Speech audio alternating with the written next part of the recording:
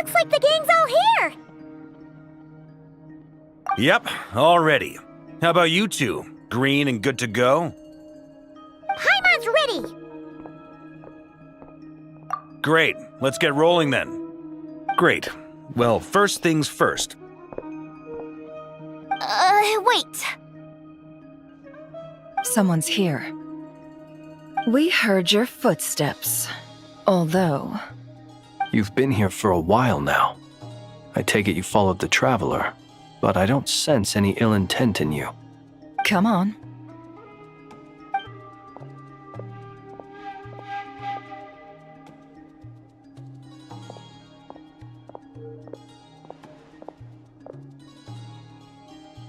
I figured it wouldn't take you long to notice me. I come bearing news from my lady, the Knave. Dottore went through the motions of returning to Snezhnaya, but it was obviously a facade. However, he has not returned to the Kuvaki Experimental Design Bureau, nor has he made an appearance in Nasha Town. Well, in that case, he'll be in his lab way up north. I always wondered why he applied for his own private pad. He was planning this all along. Tell them that Sandrone and I will go on ahead. If they still intend to pursue this matter, they should meet us at the research center in the northern tip of Notcry. Nice of Columbina's two best friends to think of us. We appreciate the heads up. Our sincere thanks to the Fatui for your aid. Lady Damselette may have left our organization, but at least some of her colleagues remain genuinely concerned for her well-being. Not to mention that the Doctor's increasingly cryptic conduct gives us great cause for alarm. We have crossed swords many times before, but it's not personal. We're just on different sides. We don't lack humanity. And so, as fellow friends of Lady Damselette, it's only right that you should be in the know about this. Arlecchino's situational awareness has saved us a lot of trouble. I'll leave the map here with you. If you do decide to head to the research center, please proceed with caution. And remember, at least while you're in Nodcry, Lady Arlecchino's subordinates are your comrades if you want them to be. This is very accommodating of you. We can't thank you enough. Just doing my duty. I shall take my leave now. If you need us, you'll find us at the Experimental Design Bureau.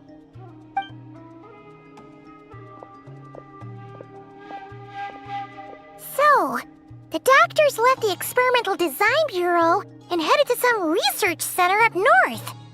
Marionette seems to think he's been planning this for a long time. But when did it start? Before he even arrived in Notcry? It seems his loyalty to the Tsaritsa is lip service at most. Behind the scenes, he may even be working against her. Whatever his motives, we know that he's decisive and incredibly ruthless. Facing him unprepared would be a recipe for disaster. At this stage, it's difficult to predict his next steps. I suggest we split into two groups. We need some people to stay behind and guard Nasha Town. Well, as much as I'd love to help, infiltrating research labs isn't really my area of expertise.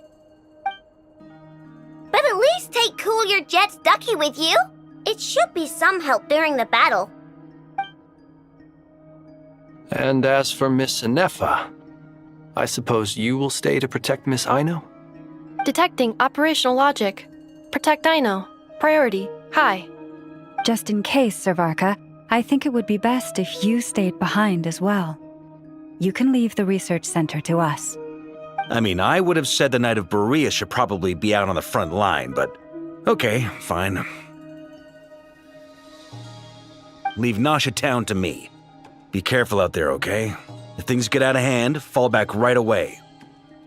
Yehoto will be on hand to assist you. In my absence, she can handle any intel gathering work. You got it, boss. You guys make sure to get back here in one piece, all right? We will.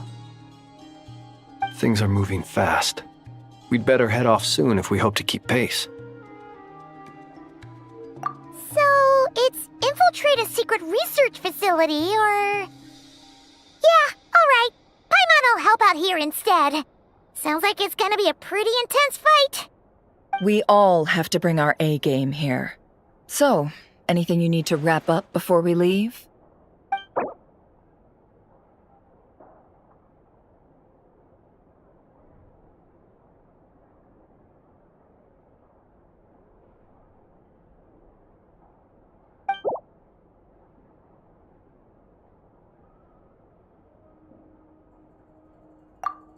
You'd better get going.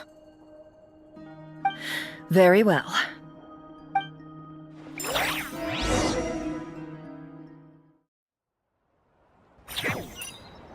All these broken machines on the ground. Someone got here before us.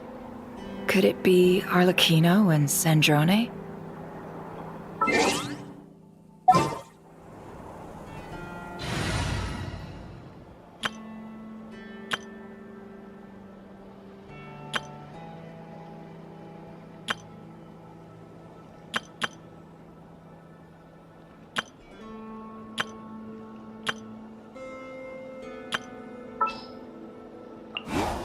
I'm never late.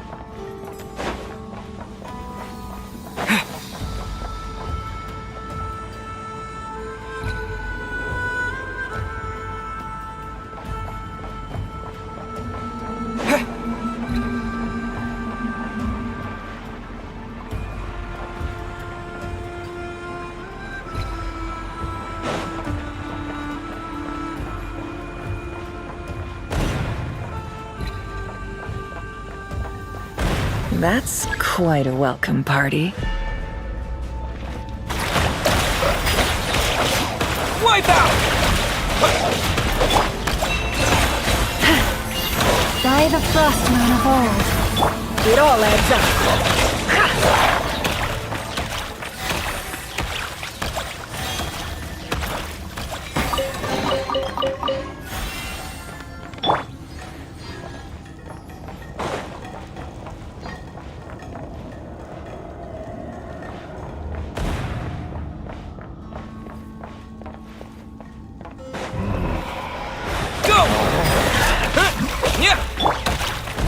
No more lies.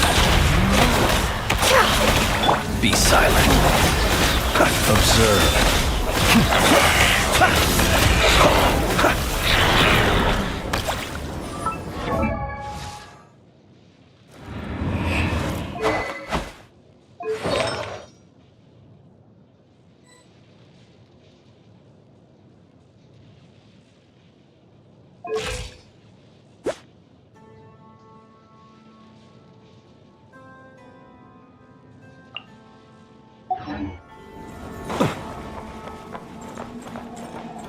Get back! I said get back! Do you hear me?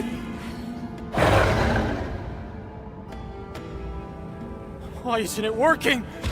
No! Don't come any closer! Don't!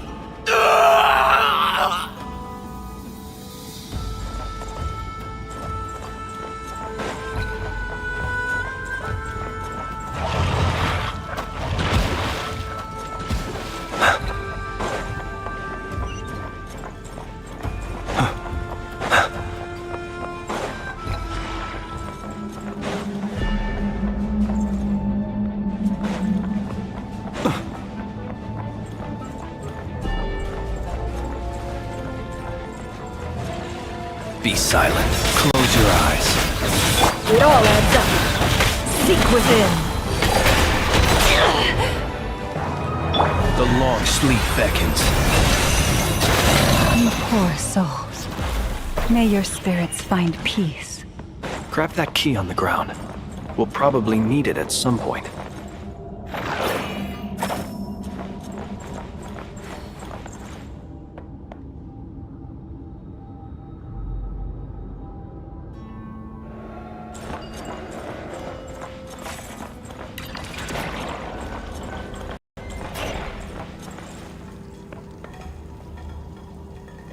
Watch out.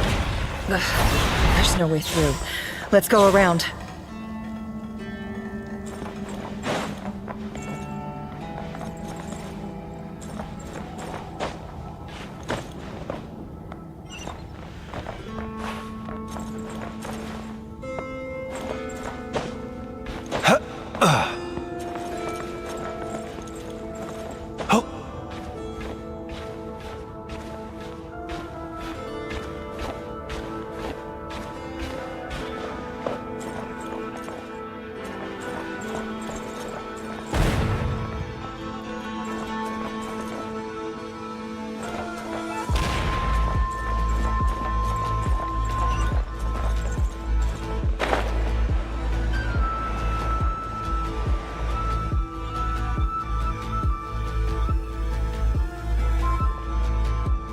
What the? Trespassers? Here? What's wrong with you people? We're looking for the doctor, and we understand he might be here. I see you're fleeing the facility. You looking to settle a score with the doctor? Good luck with that. I don't think you have many chances left. Perhaps. But you might have a chance to live if you start talking. 2 other Harbingers had the same idea as you. They're already inside. But what good is it gonna do? The doctor wouldn't do something like this unprepared. Seems to me that you're not too thrilled about being his subordinate. Also, is it just me, or do I sense monsters nearby? If you'd prefer their company to ours, that can easily be arranged. We need to know what the doctor is up to. Please, if you know anything at all, tell me. This is about more than us versus the doctor. His actions could have consequences for all of Nodcry, and perhaps even your homeland, Snezhnaya.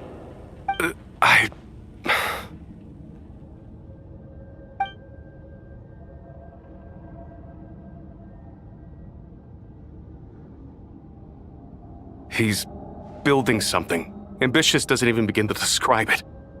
Feels like this could be the big one. God knows how long he's been planning it.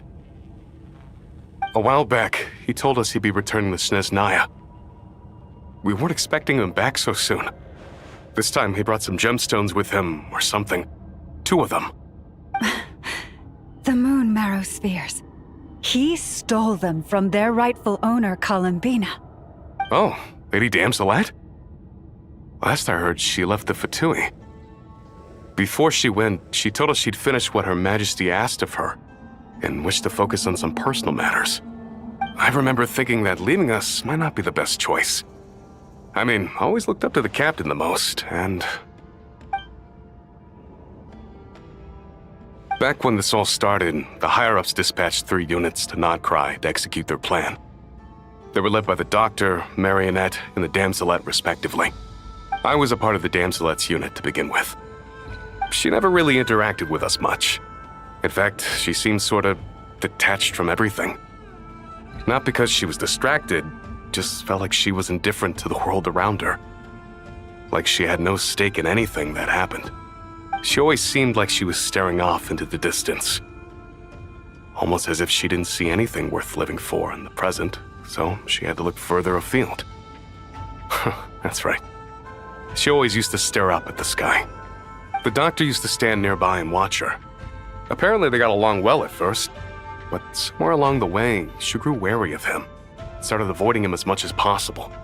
After she left, everyone in our unit merged with the Doctor's. He's similarly indifferent to the world, except when it comes to the moons. He seems to have big plans for them. Right now, obtaining the 3 moons is his #1 priority. He even said if he can only get his hands on 2 of them, he'll create a 3rd one himself. How would he create an artificial moon marrow? Maybe the knowledge he gained from the Hyperborean phantoms has something to do with it. Thank you for cooperating. We appreciate the level of detail. I get the sense that you'd serve under Columbina again if you had the chance. Would that be fair? No, she's no longer a harbinger. As a member of the Fatui, my loyalty will always belong to the Tsaritsa. I'm only telling you all this because I don't completely trust the Doctor. His actions do not align with the goals that first brought us to Nodcry. I understand. We'll do everything within our power to stop him. The Knaves unit is based at the Kuvaki Experimental Design Bureau. Maybe you can seek refuge with them. Well, now we know what's going on here. Artificial moon marrow. He's likely well on the way to completing it. Dottore's technological capabilities are far more advanced than I thought. I fear this could get ugly. Everyone, prepare yourselves.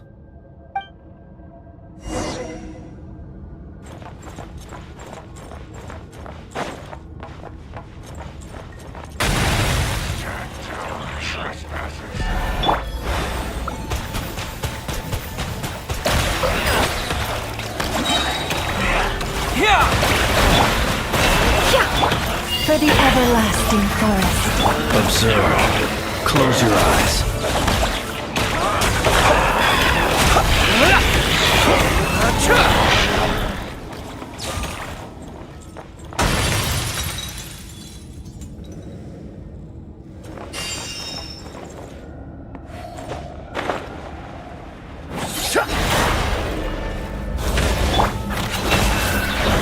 No more lies. The deception ends here. Forest, protect us. Water jet! By the frost moon of old. Beware the creatures of the night. Observe.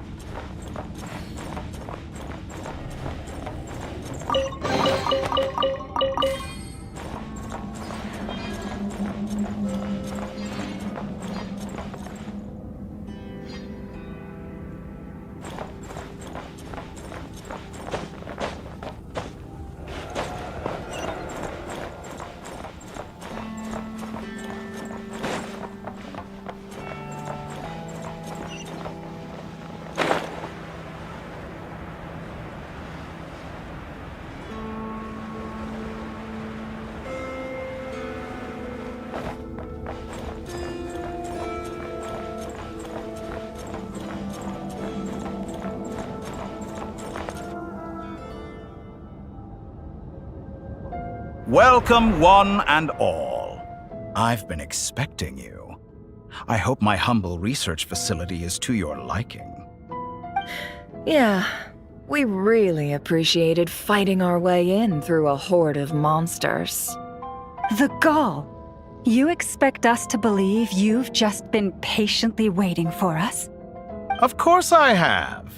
Should I be worried about something? Everything seems to be going quite smoothly so far, and you've shown up right on schedule. First Sandrone and Arlecchino, now you. Quite a surfeit of guests I've had today.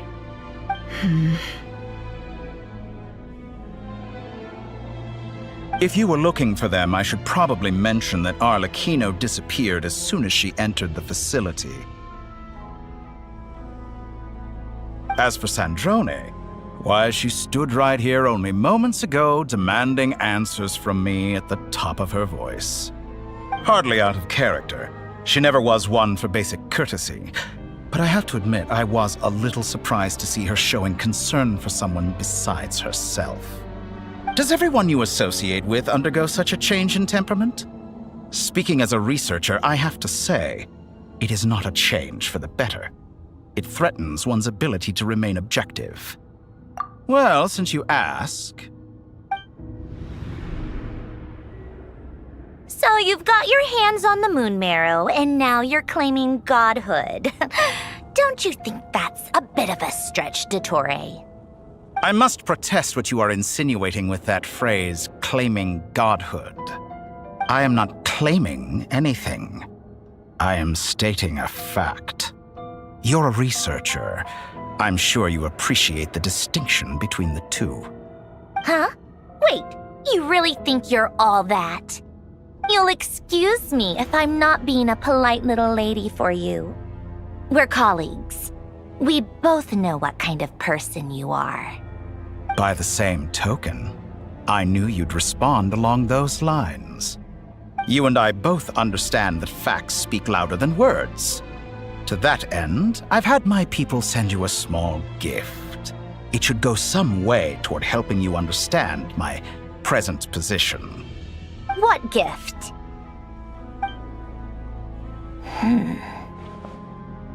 Where have all your troops gone? Who knows? Perhaps they are already marching toward a new world, following in the footsteps of an unknown god. As vulgar and arrogant as you may be, dear Sandrone, I have no intention of taking out my displeasure on your subordinates. They will enjoy equal rights to my own. You sent your people to the Experimental Design Bureau? That's the Tsaritsa's property. Yes, and I am very mindful of Her Majesty's instructions. But you know full well that they do not conflict with my present goals. In which case, all I'm doing is conducting another one of my experiments. Is there a problem with that? Now then, you have a judgment call to make. Am I simply lying to stall you? Or is it possible that every word I am saying is the truth? In which case, your subordinates really are in danger. So now you've turned on fellow Fatui soldiers. You're completely insane. I have set a new rule for myself. Each person gets one chance. Naturally, that includes you, Sandrone. If you wish to leave, I won't stop you. We are colleagues, after all. Scumbag!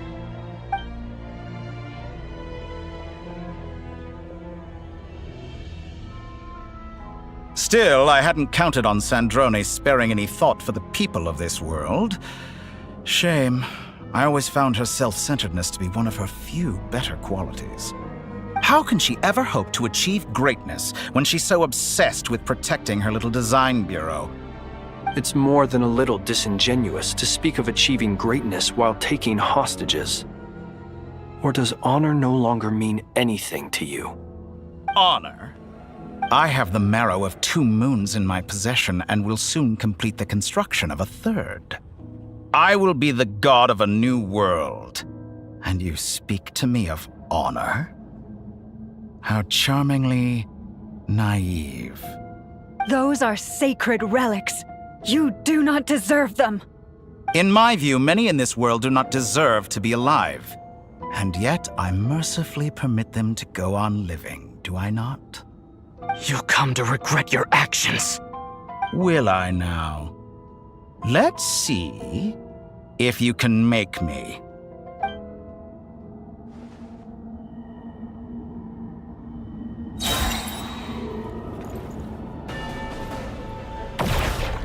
You won't feel a thing. Close your eyes. It all adds up. The mystery unravels. Leave this place. Go!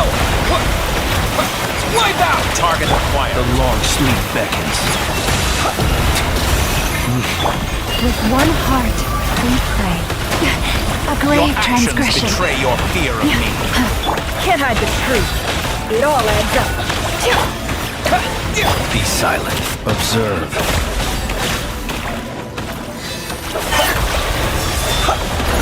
Won't feel a thing.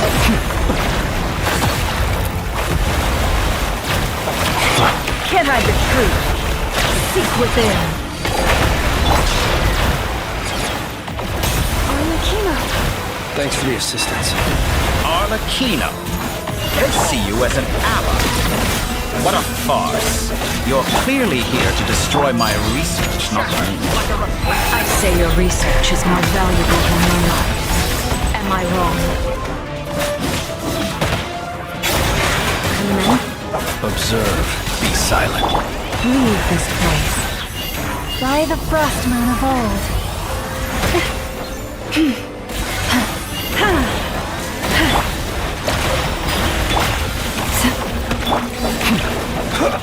Observe. Be silent. Is this all it takes to tire you? It all adds up. Laid bare.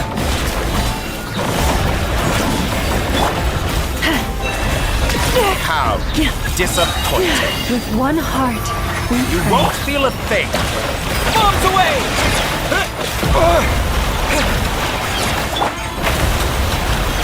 You poor lost lamb.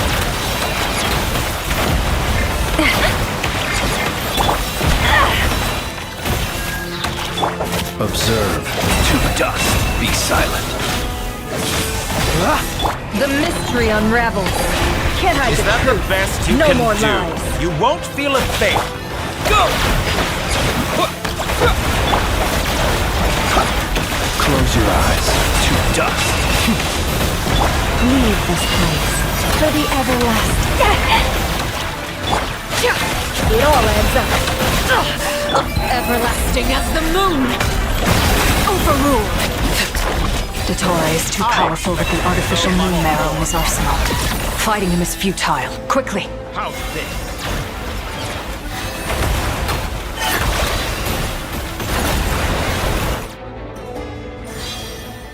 Let's go.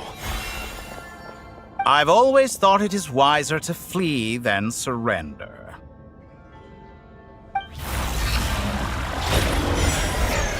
Watch out! What the? Forget about me! You should... Where's the traveler?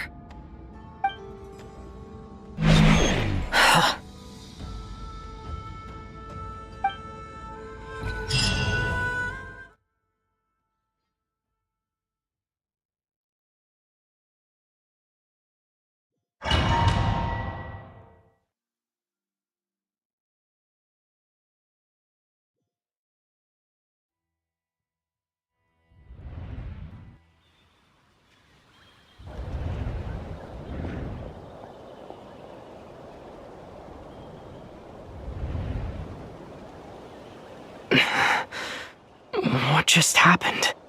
Nasha Town? How did I get here? Strange. I remember being trapped by Dottore during the battle. And now all of a sudden, I'm here. Something weird is going on.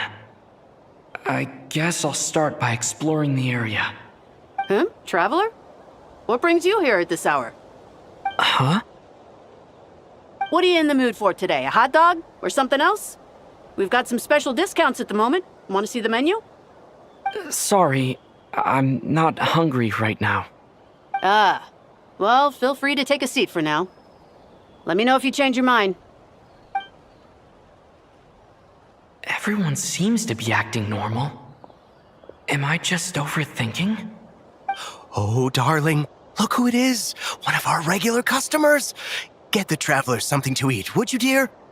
Wait, why is he talking like that? Well, I'd love to, but can't serve a customer unless they order something. Anyway, I take it your business is wrapped up? Yes, thankfully. It was a long trip, and it's left me feeling pretty exhausted. But the upshot is, I won't have to leave again for a good while. We can have some quality time to ourselves. Wait, these two are a couple? I see some kids around too. I didn't know they had a family. Hey there! I haven't seen you in ages! What's keeping you so busy? I've been looking forward to playing with you again. You forgot already? You're silly. Daddy brought you over to our house recently. We had some snacks together. What is she talking about? We've had a lot of customers over the last few days, so we've been real busy. And like my mom always says, Some people are more than just customers. They're friends. Oh, another customer's arrived. I better go see what they want. This is all wrong. I never once heard the owner of this restaurant talk about their family. It certainly isn't a family-run business. And that child? I don't recognize her at all. Could this be a false memory? Very good. I knew you had it in you. Aren't you going to try the house special? When did he show up? No. None of this is real. You don't seem to like it here. That's fine. We can change venues.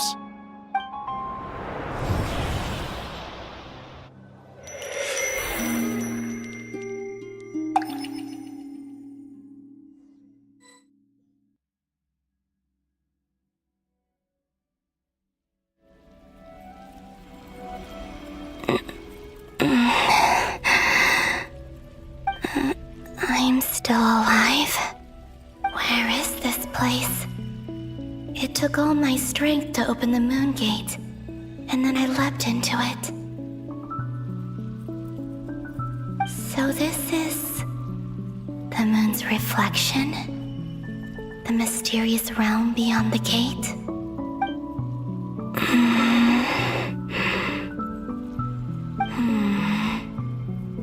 I can't sense anything. I guess I could try opening the gate once more.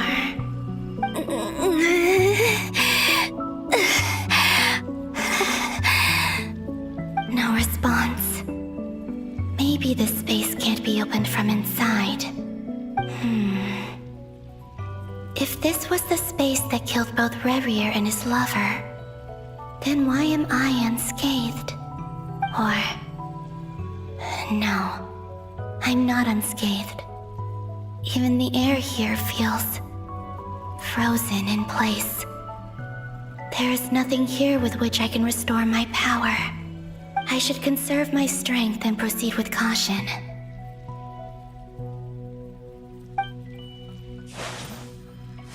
I don't believe Dotori's scheming will stop just because I escaped. If there is any chance that I can get back to the others, any chance at all, I must return.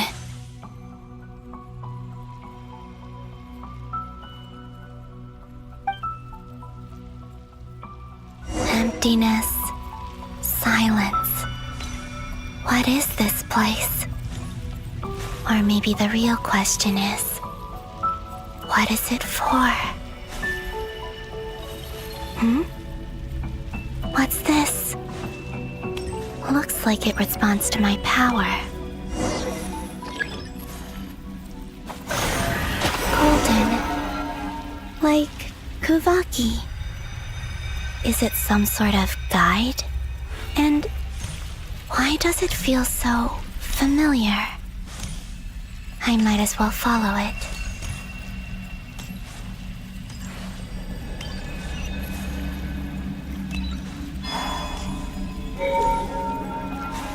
Where does this lead? Could it be the exit?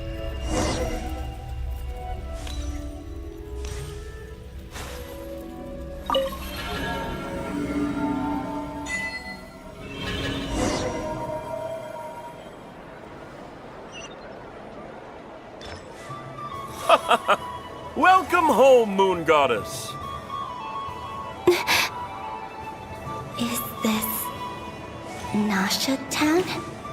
But isn't Moon Prayer Night over already?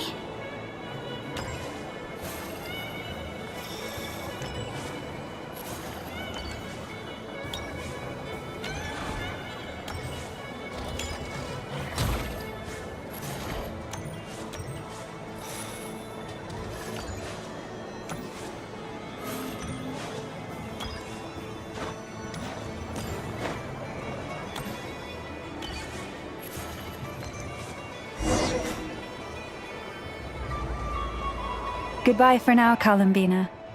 I hope you have a wonderful night. I will. Lama, a everyone else and me? Are these my memories?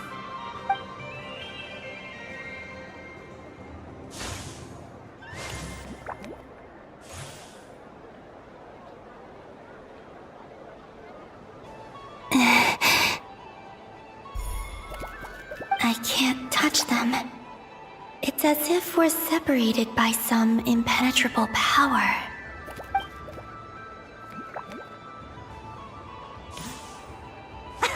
Over here! Over here!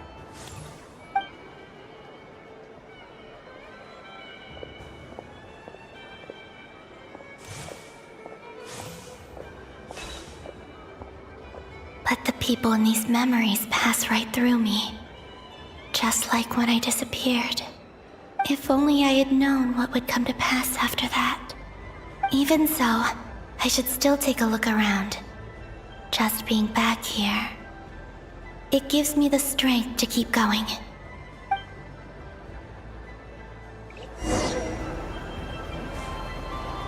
Welcome home, Moon Goddess. Oh, you're the genuine article. Alice was right. This moon prayer night was worth watching after all. Oh, yes. That was the fortune-telling stall run by Barbeloth from the Hexen Circle.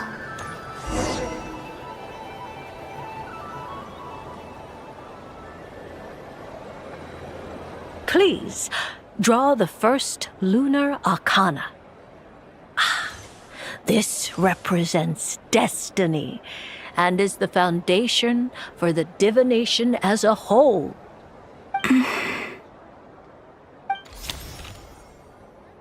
My destiny. I believe the card I drew was the moon. Now that I think about it, Barbeloth's divination was absolutely right. It's almost time to draw the last card. The one that represents the future.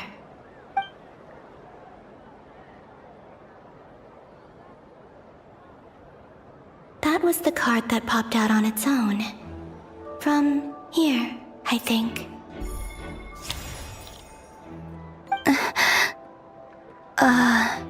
Kuvaki Pulse? What? Fascinating. I've never encountered this before in my role as a diviner. What's going on? Did that card leave the deck? Because of my influence? All I did was try to touch it, and then... Maybe this memory space is not untouchable after all. Are there weak points in the barrier? Or is it possible that there's more to this space than my memories alone? This card is death. I need to get to the bottom of this. I'll try touching something else.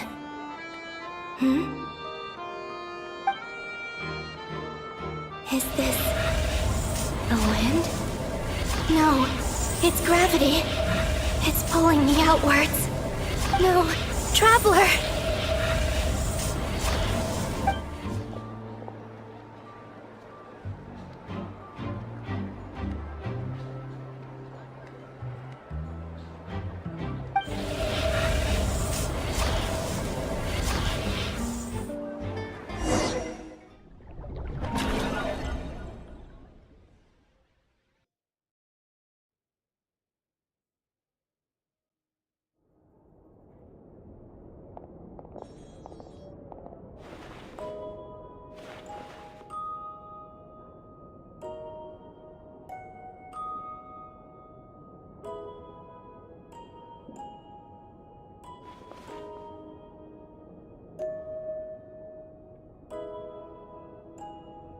Haimon, listen to me. From the bottom of our hearts, we are so sorry. We completely understand how you must feel. The Traveler is trapped, and we all feel responsible for it. Don't say that! Paimon's not a little kid! You didn't leave him behind on purpose! There was nothing you could do! But... He's all alone in there! if something happens to him? What are we gonna do then? We've barely spent any time apart since we met. Is he gonna die? We must find a way to rescue him. We were all involved in the operation where he was captured, and we do not abandon our comrades. That being said, it won't be easy. Through conversation with the others on our return, we've arrived at a basic idea of what we're up against. Dottore's lab has clearly been in operation for a lot longer than we realized. We found many monster samples stored there. In all likelihood, they were materials he used to research his latest technology. We also know that through his contact with the phantoms of Hyperborea, he gained knowledge about the moons and certain Hyperborean technologies. Using this knowledge, he then fashioned an artificial moon marrow to serve as a replacement for the frost moon beyond the sky. Unlike Columbina, Dottore is not being rejected by Tevat. And even with 2 of the 3 moon marrows, his power far exceeds all of ours combined. Once his 3rd moon marrow is complete, Dottore will have completely seized the authority of the 3 moons. Tevat's most primordial powers will then be in his grasp. Does that mean... I'm afraid so. No one could have predicted this level of insanity. Not even from Dottore. And unfortunately, his insanity is coupled with an intellect and ambition that not even his peers in the Fatui can match. This is dire. Sounds like the world is done for. The 3 moons' authority can influence the very fabric of time and space. I dare not imagine what a monster like him would do with that kind of power. The trouble's already begun, I'm afraid. On our way back, we discovered that part of Nodcry is being enveloped by an unknown energy. We cannot ascertain what is happening inside. I'm convinced this is Dottore's doing. Not that there's any way to prove it. The issue is, we have no idea what his intentions are. The only thing more frustrating than facing down evil is knowing that it will surely come, but not knowing when. The Doctor is guilty of numerous crimes at Mondstadt as well. One of our knights, well, former knights, his father was murdered by Dottore. His ideology and methodology are a danger to everything in his path, from individuals to entire nations. He does not feel guilt, even when he acts against his own people. He doesn't see them as his own people, that's why. People like him see everyone else as beneath them. Right. He views other people only in terms of how they can benefit him. That's the basis of all his social connections. Granted, he's hardly the only harbinger to pursue their own interests. We all do. And Her Majesty is gracious enough to permit it. Still, her mercy has its limits. Dottore's actions have gone beyond even what the Fatui could have imagined. Usurping divine authority to become a god. For a servant of the Tsaritsa, that goes beyond being disloyal. It's treason of the highest order. We can't expect him to heed the Tsaritsa's will once he gains the 3 moons' authority. Even we harbingers consider him the most self-interested among us. Poor Traveler. Of all the people to get caught by... We have to go save him right now! Please! We gotta find a way! Paimon, I promise you, we are with you all the way. I get how you feel. I do. But it's gonna take more than strong emotions to take down an enemy like Dottore. What we need now is more information. Right. We can't even guarantee he's still at his research center. Before we can think about mounting a rescue operation, we need to confirm the Traveler's location. I'll find a way. Paimon knows, but... She's so scared. If anything happens to the Traveler... He might be the strongest person Paimon knows, but he's still human. He feels pain and bleeds just like anyone else. Then think things through before you stick your neck out. Unless you want to lose your head. Sandrone. Miss Sandrone, you're okay? Put the stuff over there. and be gentle with it. Am I okay? As you can see, I've had to move my whole livelihood out of the Experimental Design Bureau. It's been swallowed up by Dottore's energy field. If I'd left it any longer, I probably would have gotten stuck there. Ugh, Dottore always goes a little loco when he finds a shiny new toy. Not that he'd ever admit that. But this time, he's gone full psycho.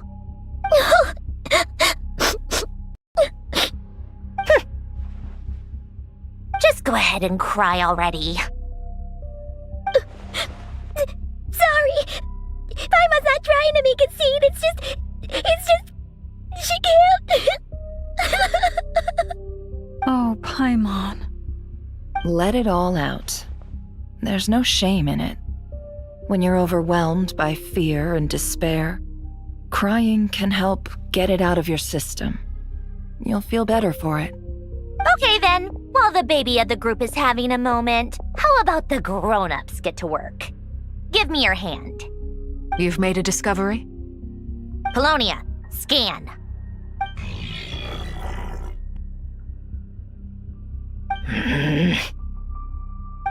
You, hand, now.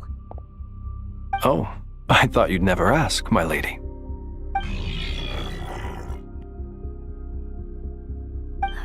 Curses! You're next, then you.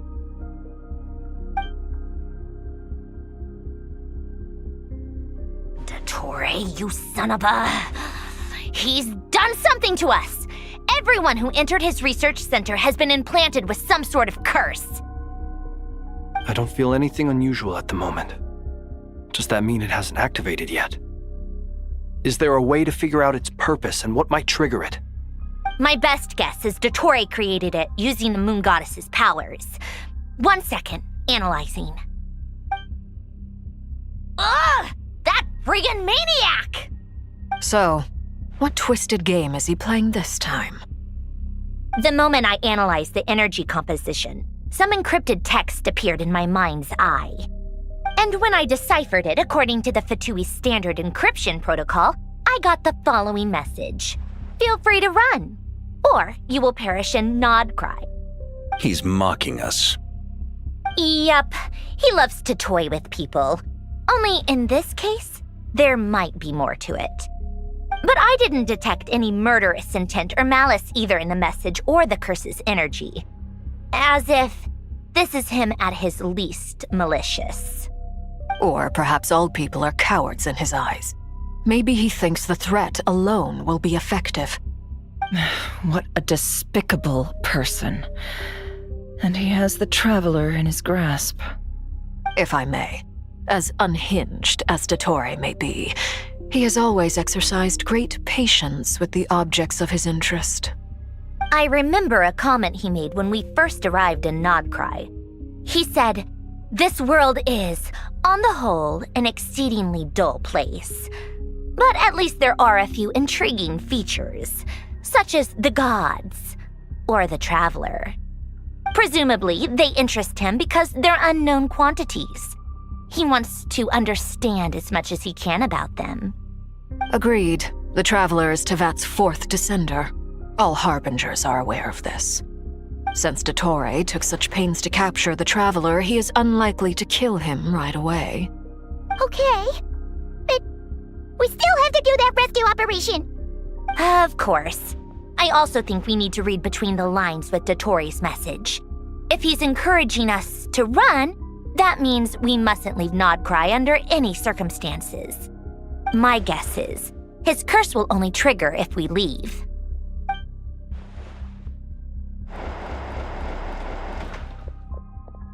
We've discovered multiple energy fields. Albedo is still attempting to analyze their structure. He told me to report back first. Each field is slowly growing, swallowing up more of the surrounding area in the process. And the pace of their expansion has increased since we first examined them. He's probably trying to swallow Nodcry whole. His nefarious ambition knows no bounds. If this continues, the whole of Tevat will be in trouble, not just Nodcry. The loss of Columbina could not have come at a worse time. Do we think she's truly gone for good? She entered the space beyond the Moon Gate, knowing what became of Rerir and Thalindus. I'm sorry, but I fear the odds aren't good. Don't be ridiculous. If I know her, she's busy finding a way back as we speak just so she can annoy me. She isn't dead. Whatever has become of her, the fact remains that we are two comrades short on the eve of a decisive battle. We need to find out the Traveler's location, but there is also other work to be done. Agreed. Whatever Dottore planning, we have to get the local populace somewhere safe. So, as well as a rescue mission, we have to organize a mass evacuation at the same time. It would be best if someone could approach leaders of neighboring nations and negotiate emergency asylum for Nodcry's inhabitants. Can anyone handle that? Snezhnaya is one option. I'll see what I can do. This would be so much easier if the Traveler was here. No! Stop thinking like that, Paimon. Paimon will join you. She's pretty well connected thanks to the Traveler. Maybe it'll come in handy. Either way, that's what the Traveler would do if he was here.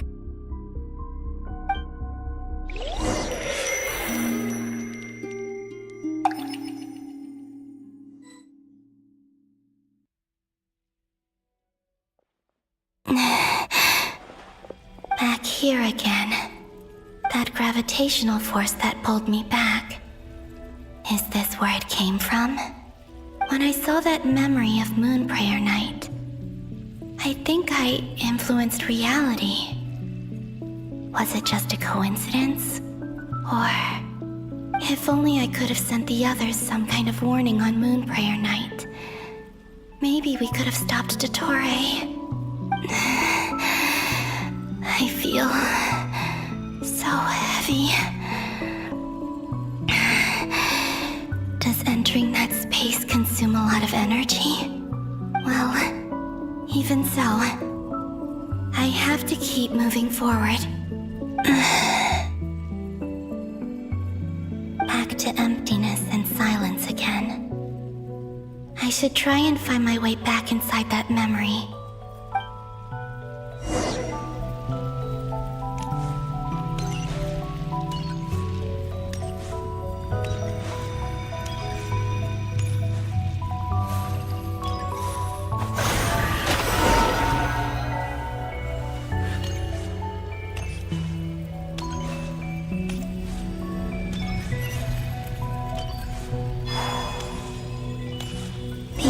From last time isn't showing up. What am I missing? Looks like I need to gather these scattered fragments.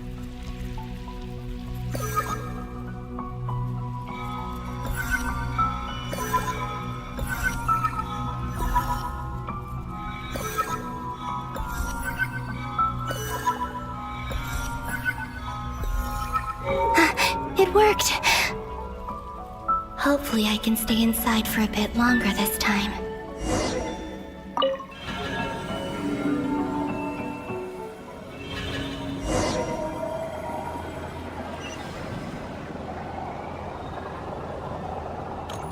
Ad Astra Abyssosk. Welcome to the Adventurers Guild.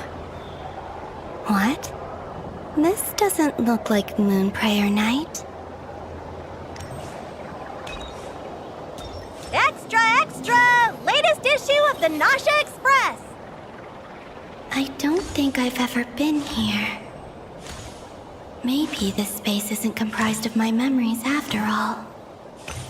There aren't any festive decorations around. Is this Nasha town after Moon Prayer Night ended? Did Dottore's plan not affect the town? Or is no one aware of what happened because he used the Three Moons' authority? Let me see if I can influence anyone else. So, what do we do next? Wait, that voice. Paimon? The most important thing right now is to find that mage. Lauma the Traveler and Mr. Varga are here too. I'd better go pay the Fatui a visit. Traveler!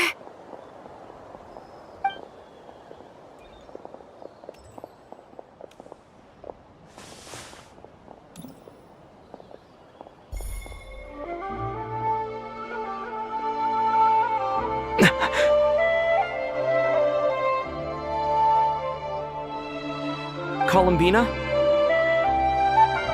I made contact. It's me, Columbina. Huh?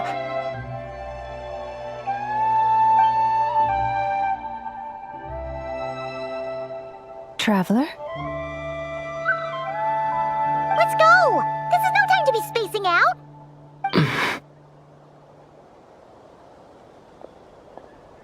Huh? Wait a moment. This has happened before. Huh? This is what happened when I disappeared. I stood right over there, thinking that no one would ever find me again. It was only when he called my name that I decided to follow them. But did he turn around because he sensed my touch just now? Is it really possible that from in here, I can change the past? If I keep following them, maybe... Huh? It's that gravity again.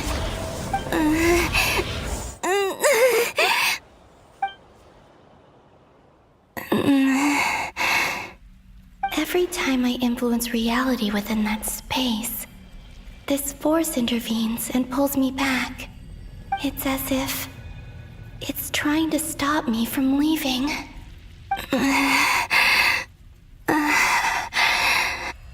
I'm getting weaker and weaker. I'll just have to try another approach next time. Come on, Columbina. Keep going. You have to tell everyone what happened.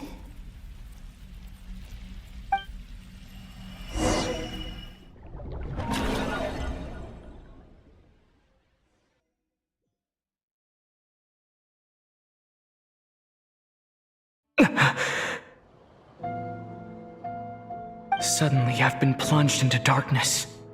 Alone. It feels strange. As if something has grabbed hold of me.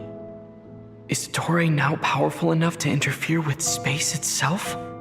Look at you, standing so still in total silence. I almost didn't recognize you. Hello there, traveler. He seems to be in a good mood. Wait, what's that behind him? Ah, so you noticed. This is the completed trilune. 2 primordial moon marrows and 1 artificial specimen. You are wary of it. Good. Maintain that reverence. You performed well in that recent battle. Brave and reckless as always. Courage is the sign of a true hero, and impulsiveness is the hallmark of those who strive to advance. I say this not to belittle you. Most creatures are far more timid by comparison. 3 moon marrows? Does that mean the artificial one is now complete too? Well spotted. What do you think? For a replica I built myself, I dare say it looks the part. Torre, are you planting illusions in my mind? I have no interest in fooling your eyes. On the contrary, I hope to show you the true essence of all that you see before you. Is this not a beautiful city? People live in peace and find joy in their work.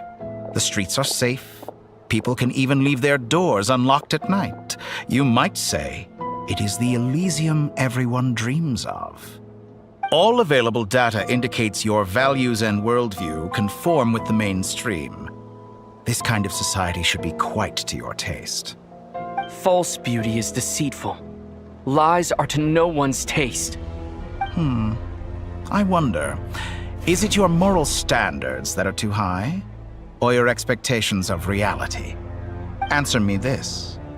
If someone existed in a sweet dream from the moment they were born, a dream in which they never once felt pain, which do you think they would consider superior? The dream or the reality? That's pure sophistry. It has nothing to do with your actions. As I suspected. You have yet to understand all of this for what it really is. What do you want from me? You sound impatient. Do you think the only reason I'm keeping you is because I want something from you? If it's not, then why haven't you killed me yet? No one can stop you if you're as powerful as a god.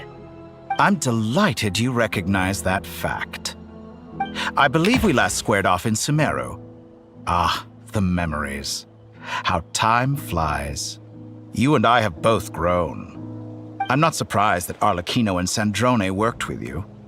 You've always a way of slowly but surely ingratiating yourself with all levels of society. People laud you as a hero, but I suspect there's more to it than that. Oh, but to be clear, I don't say that to flatter you. Do you always give your opponent an appraisal before you deal the final blow? Call it a long-time habit. I'm a researcher, and one of my duties is to give an objective assessment of my subjects. But you misunderstand. We are not opponents. Not at this moment. I just want to talk. Think back to Tartaglia, Arlecchino, Capitano, Colombina, and now even Sandrone.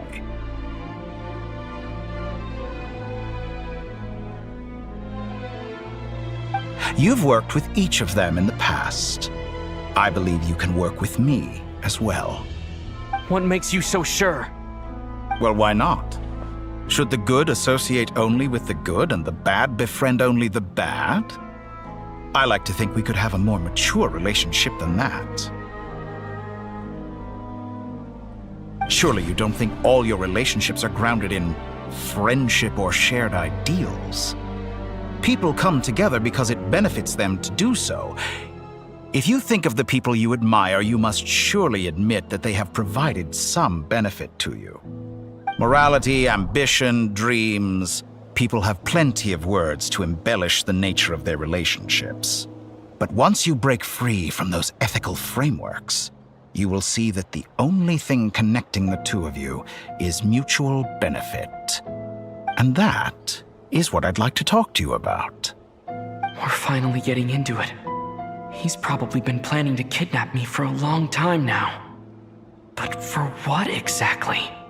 He has the authority of all three moons. I won't be able to gain the upper hand in a fight. Best if I pretend that I'm willing to negotiate for now. You say you're a god, but you also speak of mutual benefit. What could a god want that the three moons cannot provide? Excellent question. But before I answer, I would ask you the same thing. Gaining Colombina's allegiance was a rare and extraordinary feat. But the Moon Marrows are now in my hands, and I have the edge over her. For this artificial moon is not being rejected by Tevat. Her identity and lineage may have been a thing of glory in the old world, but they were also shackles that prevented her from ever integrating into Tevat. I, on the other hand, you may view me as a thief, but I have overcome that limitation. So what is it that the three moons cannot grant you? What stops you from negotiating with me to get what you want? I don't make deals with lying psychopaths. That's quite an accusation. Are you expecting me to get angry with you? Well, this is one aspect in which my personal growth has served me well. In the past, my less mature self might have been disappointed, perhaps even angry, over a small setback like this. Like when you and Lesser Lord Kusanali joined forces to oppose me, for example. But things are different now. Just as the rich do not quibble with the poor, I no longer find myself perturbed by these trivial affairs. Human relationships end with conflicts of emotions and interests. But relations between humans and gods are different. And ours is even more unique. I have ascended to the highest heights and laid claim to unprecedented horizons. And you were no ordinary person to begin with.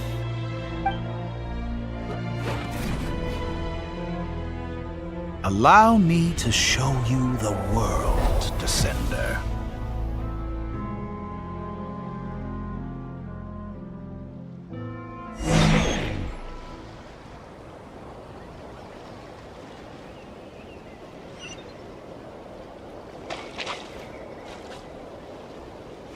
To stand, walk, jump, sit, and lie down. These are the most common of behaviors. Have you ever wondered why we were born following such laws? Who stipulated that we could not fly instead of walk?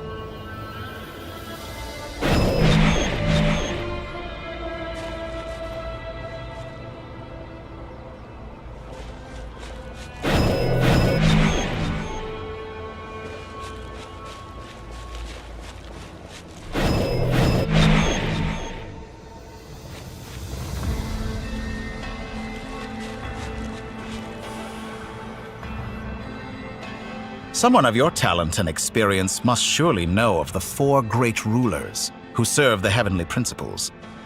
They govern life, death, time, and space. One wounded by a blade will die from blood loss or infection, and one who falls into a lake will drown in agony. The elderly wallow in solitude, and the solitary age faster. Eventually, new life is born, only to embark on the same path of suffering. These 4 divisions anchor the world and shackle those who live in it. But they themselves transcend its boundaries, squandering the power bestowed by the heavens. All who live yearn for equality, but unless the gods prostrate themselves and profess that they are mere servants of the living, equality can never exist. Who makes the rules we must live by? Who has the right to restrict us? The limits of the body can be rejected.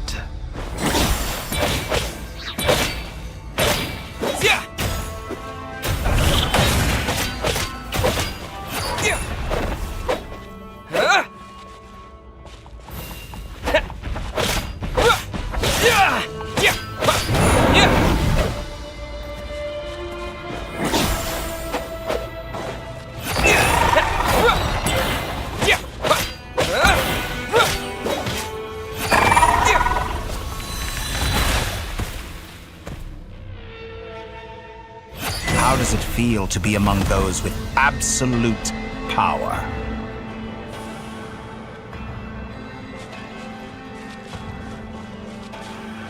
You cannot conceive the extent to which your flesh hinders your mind and spirit.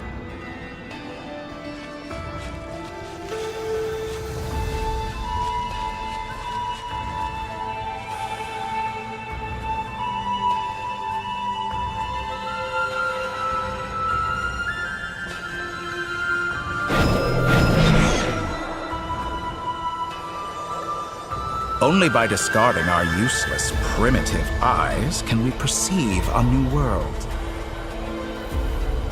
How narrow-minded we all were in the past. Why should the final answer of the world not be the power that predates those of life, death, time, and space? The power of the Trilune. Through it, I have glimpsed new experimental possibilities. Nature suppressed, authority exiled, souls controlled.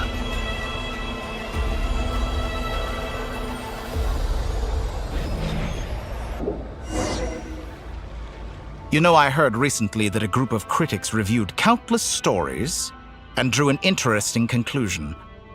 They found that it is more often than not the villains who strive tirelessly to push the boundaries of progress.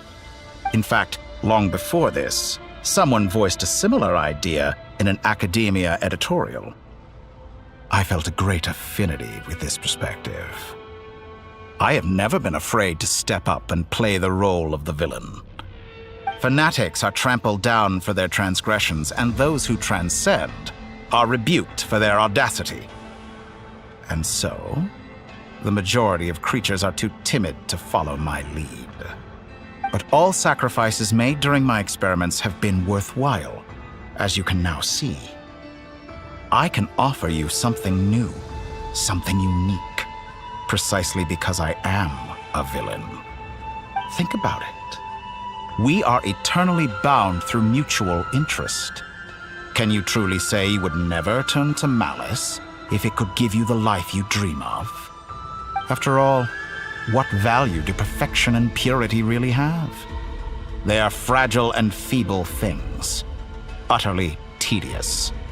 I say, better to be governed by a flawed humanity than a gnosis. The true seeker of knowledge is the villain who undergoes countless tribulations in pursuit of their goal. I'm sure many people have told you that you're different. Because I'm a descender? Exactly. Very clever. But what has that got to do with you? I do not conceal my wicked deeds, my selfish desires, or my greed. A true researcher must act as I do if they are to understand and speak of the truth. And yet, a knowledge seeker like myself will inevitably grow tired of studying Tevat beyond a point. You have traveled to all corners of the world and met many people. Along the way, there have been moments when you were misunderstood or even became a wanted criminal. And all the while, you have spent your days doing some of the most mundane jobs in the world. You fight and toil, claim minuscule rewards from my friend Pantalone, then you fight some more, winning some battles and losing others as your search goes on.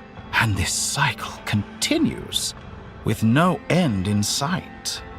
Surely you must sometimes grow weary of being stuck in this same loop day after day. We're completely different. I embrace everything that life throws at me. I am engaged in every step of my journey. How does that make us different? I too embrace what life brings, researching everything that interests me. Think of all the novel things I've managed to create, like the artificial moon marrow. Don't you see? As unique a specimen as she was, even Columbina is not irreplaceable. Take that back! She's gone because of your actions! I didn't say that to anger you. Though admittedly, I don't see what there is to be angry about. Anything Columbina could do for you, I can do better. I know what your ultimate goal is. You wish to walk the path your sister walked, and seek answers from her at the end of that journey, don't you?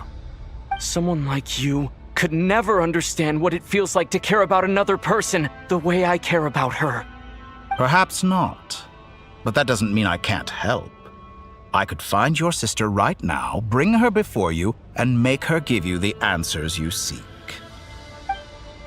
Don't be so presumptuous. You'll never begin to understand the situation between us. Oh, no. This is no presumption. I'm only offering what I know is possible with the power of the Trilune. But it seems like you would sooner continue with your journey through this world. Why? Do you truly desire this journey? Or is it simply a necessary process from which you cannot escape?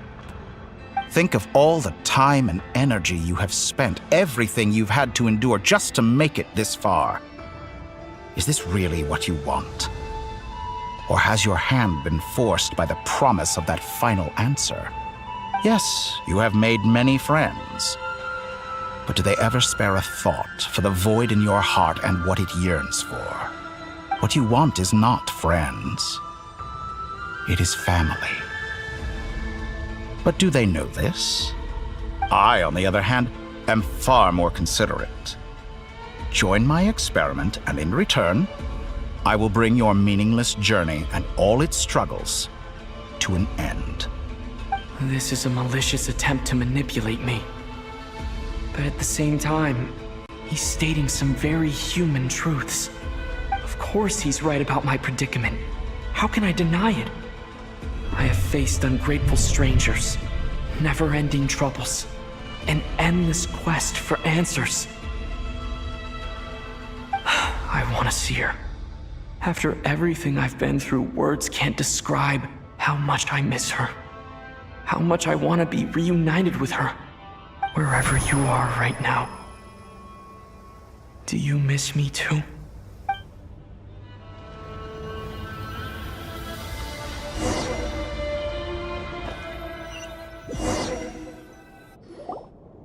All right, everyone.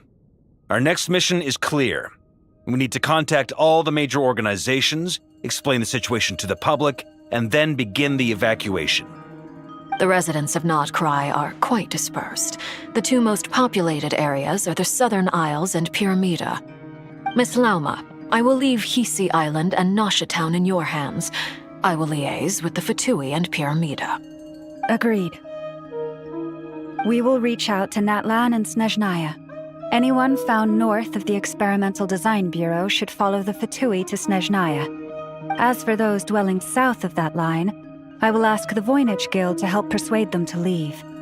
Then I, Mr. Varka, and the Frostmoon Scions will escort them to Natlan. The Voynich Guild has dealings with the Curatorium of Secrets. I will send them a letter vouching for your credibility. Yehoda, you should help Lauma. This is too big of a task for one person. My wish has come true. You're willingly lending me your most capable employee for the day.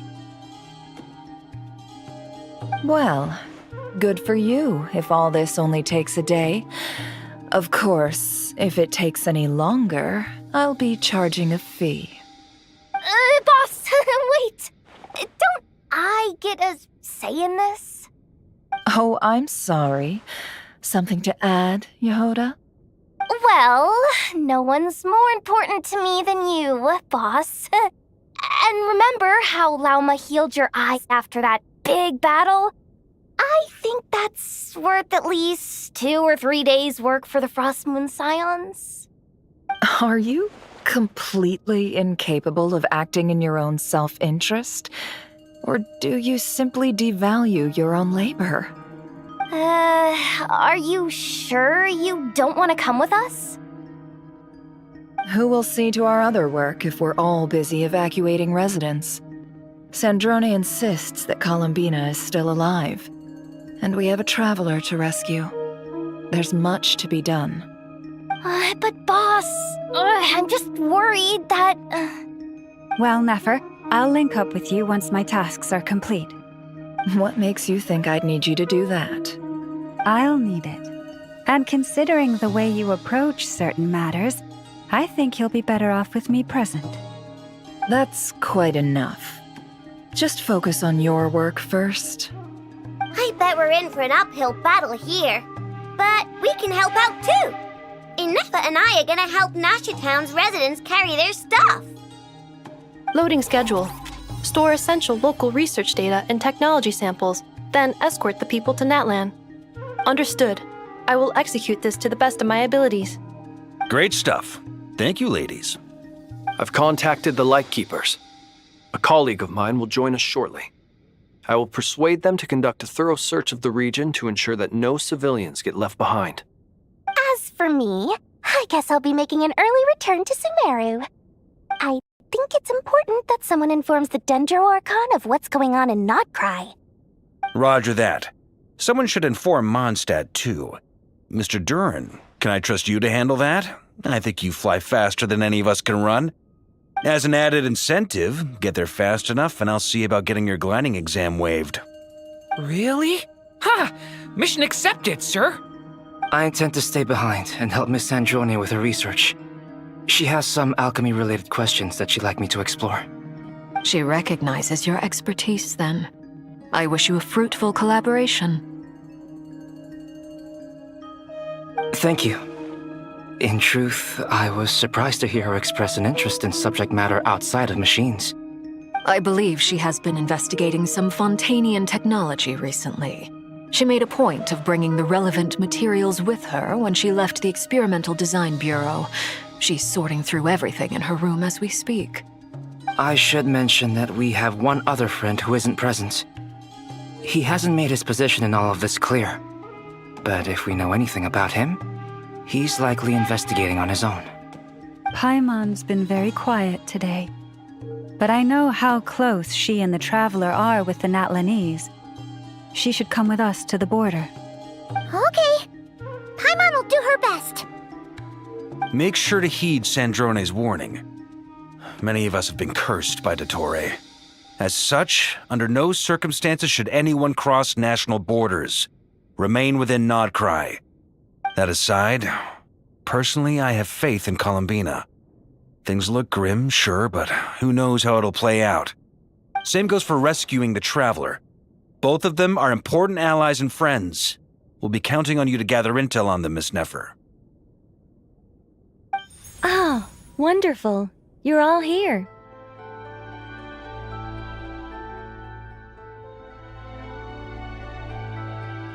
That voice again! Nicole? Whoa, that was loud! And it came out of nowhere. So mysterious. Sorry, this is the only way I can speak to you all right now. Please accept my apology. Anyway, time is short. I'll cut to the chase. We're still facing quite a catastrophe here at the world's borders. Alice has roped in every Hexenzirkel member she can get a hold of, except for me. She told me I had to come and help you all out as a matter of urgency. I quote, "You love talking, don't you? Well, now it's finally your time to shine. Take these. Make sure the whole party gets one each. You'll be in charge of making sure everyone stays connected." Huh? Is this a Dodo communication device? Scanning. Unknown device. Analyzing. Unknown device. Conclusion. Cute. Affirmative. It is cute and good. I believe that I quite like it. This is no ordinary Dodo communication device. It's my very own special modified version, specifically... sorry. I almost went off on another tangent there. Anyway, help yourselves. It will allow us to communicate over long distances within Nodcry. No more worrying about shuttling messages back and forth. What astounding technology. Am I right in assuming that it relies on your personal abilities to function, Miss Nicole? Yes, exactly. Right on cue, Albedo. I'd love to brag to you all about how it all works. But no, next time. Anyway, I'll be right with you all, serving as a communication hub. That's all from me. Head off as soon as you're ready. I'll be staying here to keep watch, and I'll be sending you my blessings.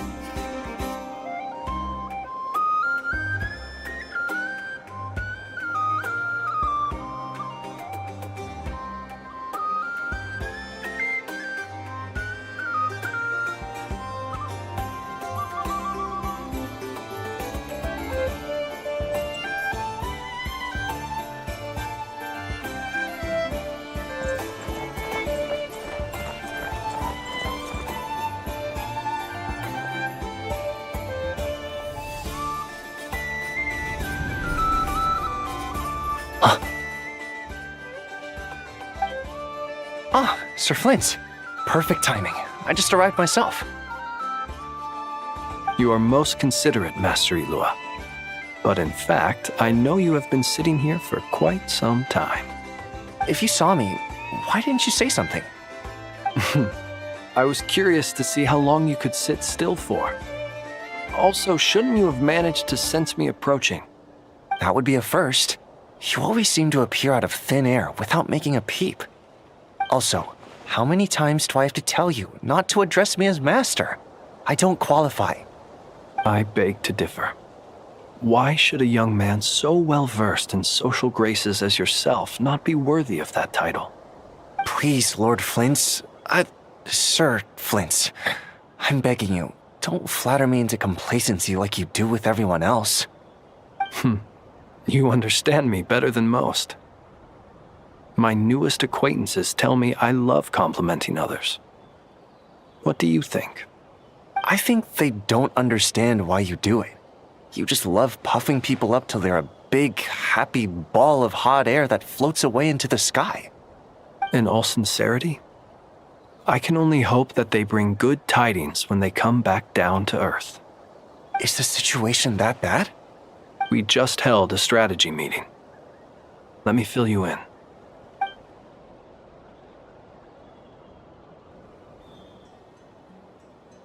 In short, we need everyone gone from Pyramida. We also need a team of Lightkeepers to scour the more remote regions of Nodcry for civilians to evacuate. I only hope we have enough personnel. We do. Old Man Nikita will definitely help, and we can recall anyone out on patrol to focus on this instead. Good. I'm sure you and the others will make short work of this. Now, don't forget, once you've completed this task, make sure you and the rest of the team evacuate to either Snezhnaya or Natlan as well. Flint? If you've got something to say, Master Lua, why not guess what I'm thinking right now? You mentioned that you have something else to deal with later. How difficult is it going to be?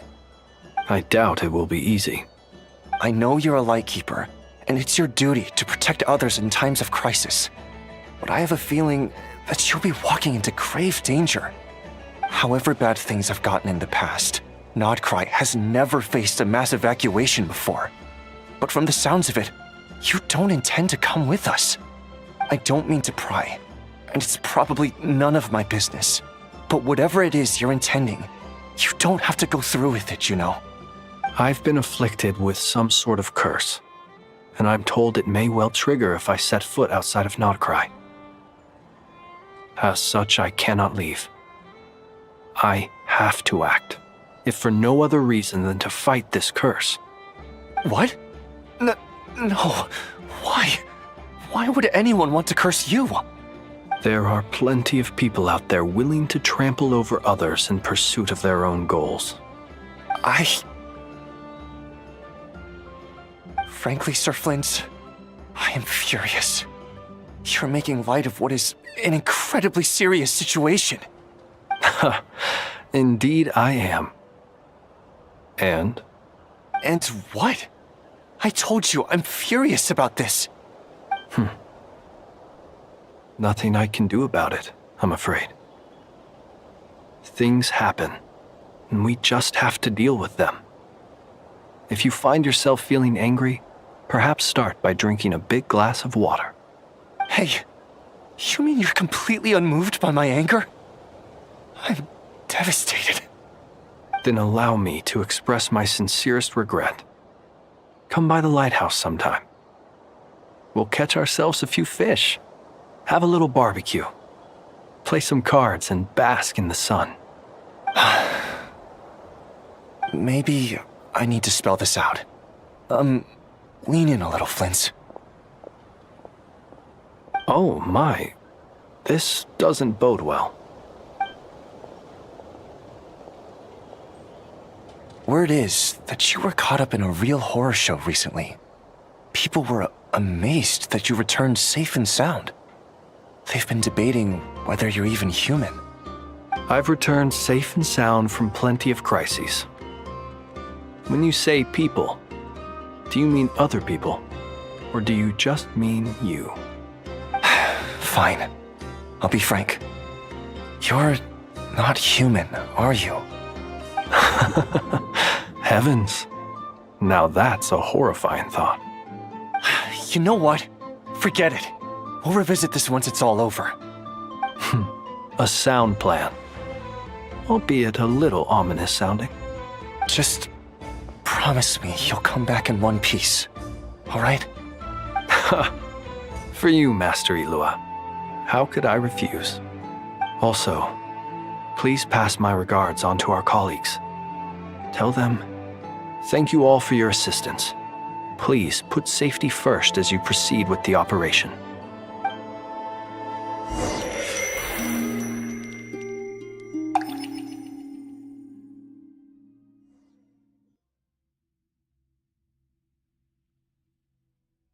I have to keep searching for a path toward reality.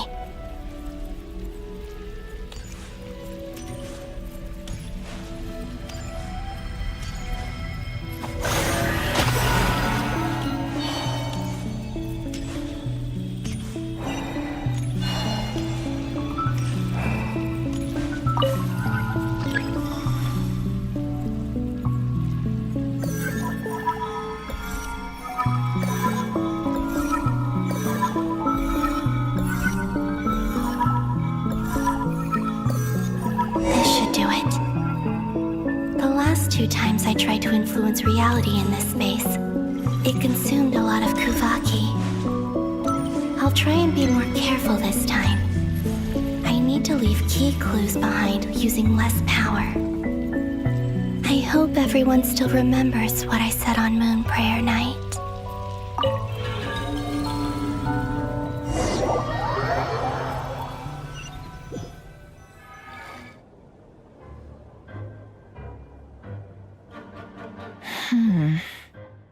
Nothing here either.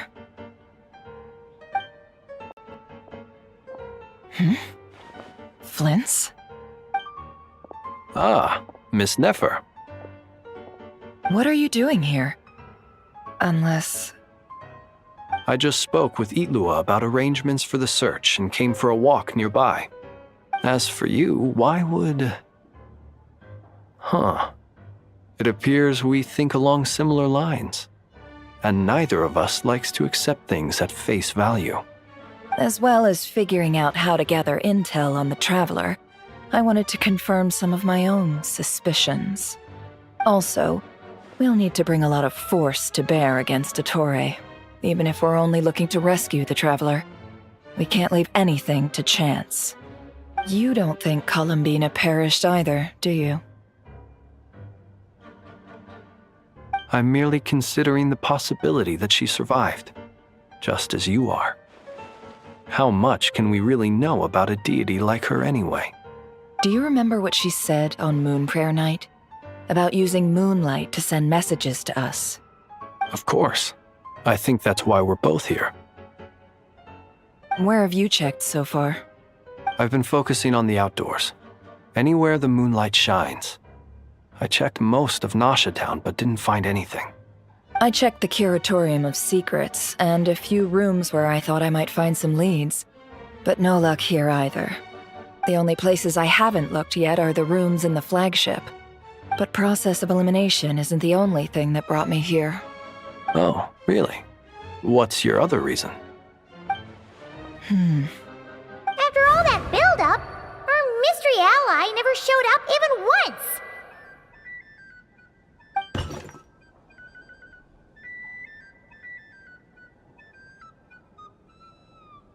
Huh? Am I imagining things?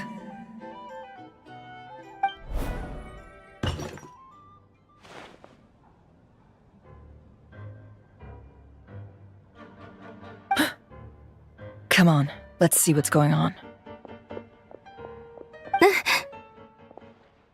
Oh no. I knocked over a vase as soon as I came in. It must have been caused by a Kuvaki fluctuation when I entered the space. Although, it seems like I'm not about to be pulled away this time. It looks like as long as I'm careful with my actions, it doesn't count as influencing reality. Anyway, is this the flagship? The traveler mentioned that's where he was staying. I only went into the lobby last time, so I've never actually been here before. How does this space work? If nothing else, I can now be sure that it is not simply memory. He mentioned where his room was. I think it's this one.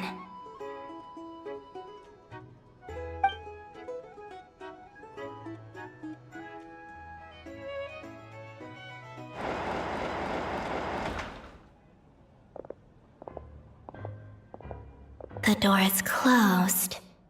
But if this is anything like when I disappeared, then maybe...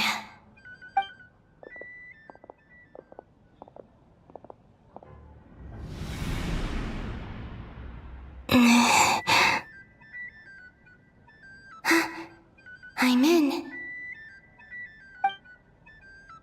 He and Paimon aren't here at the moment. I hope he's okay. I wonder what happened to him after that battle with Dottore. Best not to dwell on that for now. I need to try and leave them some clues.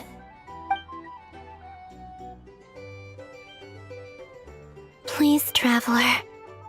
I really hope you find this.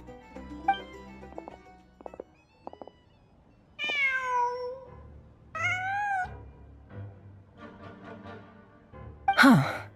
Just a cat. Nothing else here strikes me as noteworthy. Didn't you stay here for a couple of nights once? Before Rerir showed himself, yes. It's also where the Traveler and I first met. Did you notice anything unusual during your stay? I remember thinking how much noisier the flagship is at night compared to the graveyard. Other than that, no. The Traveler and Paimon were most congenial neighbors. This is where they've been staying, yes? Over here? That's right. I wouldn't usually condone breaking and entering, but we can make it up to them later. Focus now. I have to write a message on the wall using Kuvaki, just like I said on Moon Prayer Night. Simply open your windows on nights when the moon shines bright, and the moonlight will naturally flow towards the words I have written. Here goes. I'll need to carefully control my strength.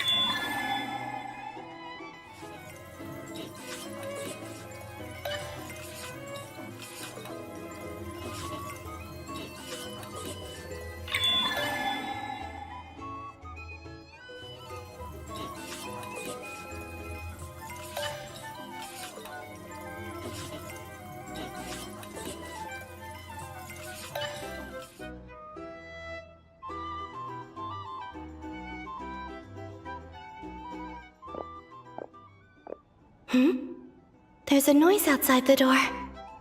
Is he back?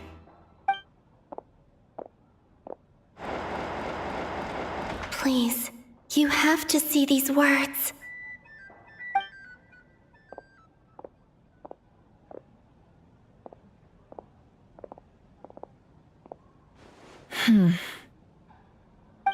Well, do you sense anything? Unfortunately, no. And this place was our last chance. Not necessarily. We've only looked in Nasha Town so far. Miss Columbina said she would leave messages at her friends' dwellings. It's still worth checking where Miss Lauma lives and where I live. Let's try and make some time to look into those then. Wait. What are you waiting for? Paimon might have overeaten slightly. What's that look for? This is a victory feast. It's normal to eat a little more than usual. The Traveler and Paimon. It's really you. But why are they talking about a victory feast? Huh. You worried Paimon sick while you were out there fighting Rare, so this is your chance to make it up to her, alright? Wait.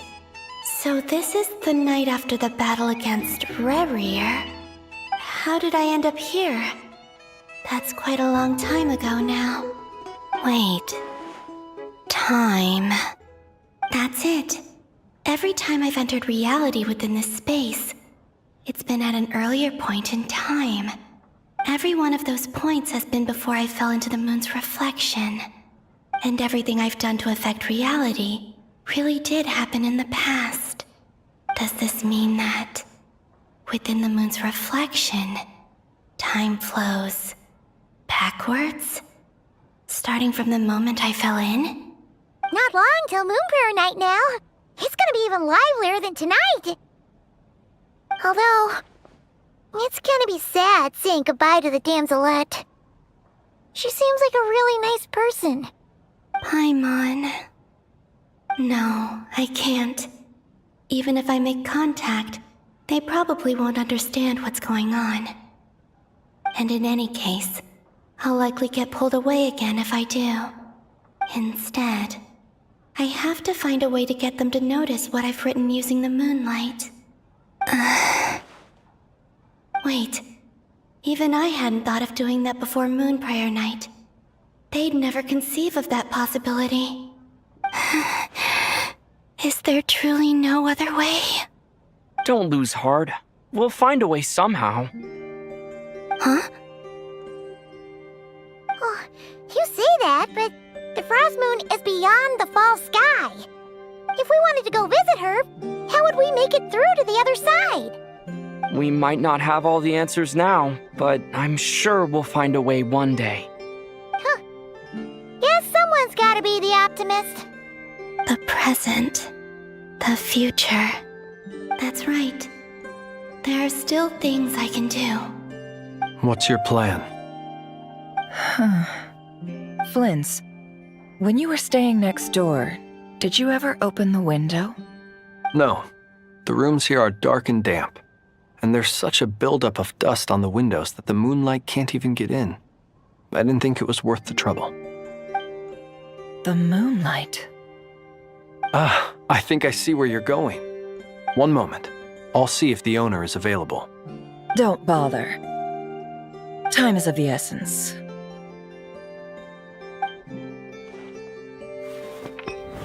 Time. Even if no one sees what I've written at this moment, maybe someone will remember what I said after Moon Prayer Night. I need to write down as much information as I can. And maybe one day...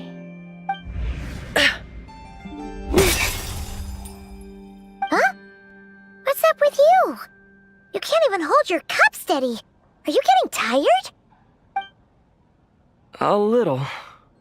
Well, you should probably hit the hay then. You've had a really tough couple of days for you.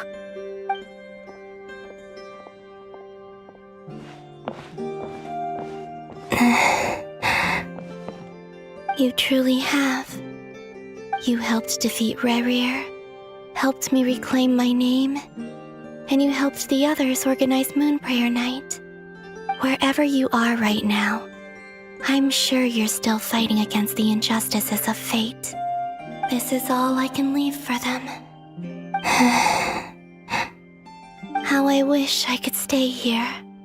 But it's time for me to go. I hope to see you again in the next time. And if the opportunity presents itself.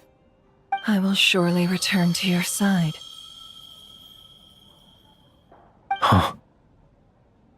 Columbina. She's alive. Not only that, but she's left us an entire wall's worth of clues. She even wrote down what would happen on Moon Prayer Night. It's just a shame we found it too late. I am here.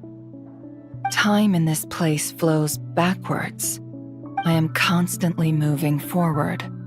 It sounds like she's found a way to influence the past using Kuvaki. But her future is our past. So, these words have been here ever since we defeated the Ray Hero Solnari. We just never discovered them. Which came first, the chicken or the egg? Do you ever mull over questions like that? Only when I'm in a good mood and at leisure. Well, I never do. Everything that has happened already belongs to the realm of fact. As a business person, and especially an intel broker, what I do is extrapolate from those facts to try and read the future. An admirable philosophy. It's a means of survival. Let's go. We have a wall's worth of clues to share with the others.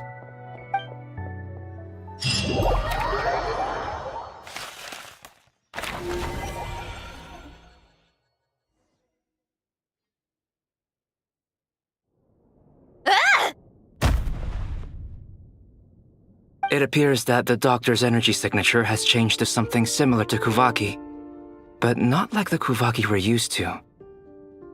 Nodcry's Kuvaki devices will only have a limited effect on it. I can see why you've chosen to place your hopes in alchemy instead. Also, I must say these books are rather profound. My subordinates just shipped them in from Fontaine. Some of them are from the Narcissenkreuz Ordo. Some are incident reports from Petrichor, and then there's a few test reports for these junk machines. Additionally, after some further scanning, I've discovered something extremely annoying. What's that? Tevat's skies contain multiple moons. A long time ago, when I did my first scan, I detected 3, just as the legends say. But when I checked again just now, I detected 4 moons. So there's one extra? Yeah. Originally, I thought that if I could still find 3 moons, that would at least mean Columbina's still alive. But then it occurred to me that apart from the frost moon, Tevat's moons are just husks. And husks surely shouldn't show up in the scan, since they're not alive. It's weird, isn't it? If we can't even distinguish between a dead and a living moon, how are we supposed to know whether a moon goddess is still alive? Or does this mean that the moon marrows are equivalent to the moons themselves? It's certainly possible. In which case, the 4th moon you detected may be Dottore's artificial creation. So he wasn't bluffing. He really built his own moon marrow. Ugh! I'm so mad right now! It's easy to get overwhelmed when you have too much on your plate. Maybe you need to relax. Perhaps try going for a walk, or simply take a few deep breaths. Nothing can calm me down at a time like this. I need more time, and I need progress.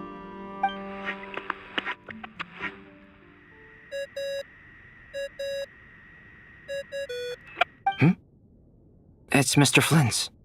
I really hate that ringing tone. Ugh. First the 4 orthants of the Narcissenkreuz, then moon marrows. Now what? Oh, sorry if we're disturbing you. Might I ask what's troubling you? What do you want? We're busy. Are you still at the Curatorium of Secrets? Yeah. Look, everyone else is still out, so there's no hurry. Plus, I'm busy, so I would appreciate if you gave me some space. Even though we have crucial intel to share? Fine, I'm listening. Do you intend to share it via the Dodo communication device? Ordinarily, I would, but this is a unique situation.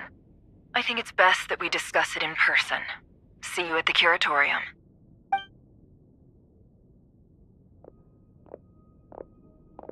All right then. So, what's the situation? The rest of the team is still out working on their missions and evacuations. but we've decided to fill you in on the most crucial information first. Sandrone, you were right. Columbina is most likely still alive.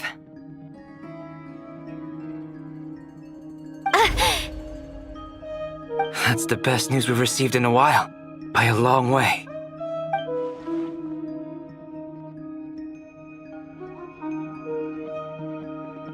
Random locations. Appearing in reverse order? Are you serious? So not dying isn't enough for the moon goddess, huh? She has to show off too. Anyway, does this mean we can deduce her condition from the moon marrows? Miss Androne, there's nothing wrong with simply admitting that you're happy to hear the good news. I'm not. And she's the least of our problems. We're facing a huge crisis. If she can't control the flow of time in there, she's just gonna keep moving backwards. Different points in time won't intersect, and she'll never find a way out. Let's say life begins with a drop of water. When did time begin? The moment this planet came into being? No, that's not right. Her final destination would be the moment at which the space she is in was created. But it doesn't seem like we can influence that space from the outside world. So how can we help her? Also, if she's alive, Rerir and Thalindus might be too. But as far as we know, neither of them have come back out. That space may not have an exit at all. I'm afraid I must concur with Miss Nefer in this. Can't exactly argue with that. Let's leave it there for now. I've taken notes on everything you said. Will it help with your research? I doubt it's gonna help with breaking Dotori's energy fields. But who knows when it might come in handy. Better to have it all written down than try to remember everything when I need it. All right, I need to get back to my research. Mr. Albedo has made a lot of suggestions that will require my undivided attention. Sure, I'll stay here. I have things to work on.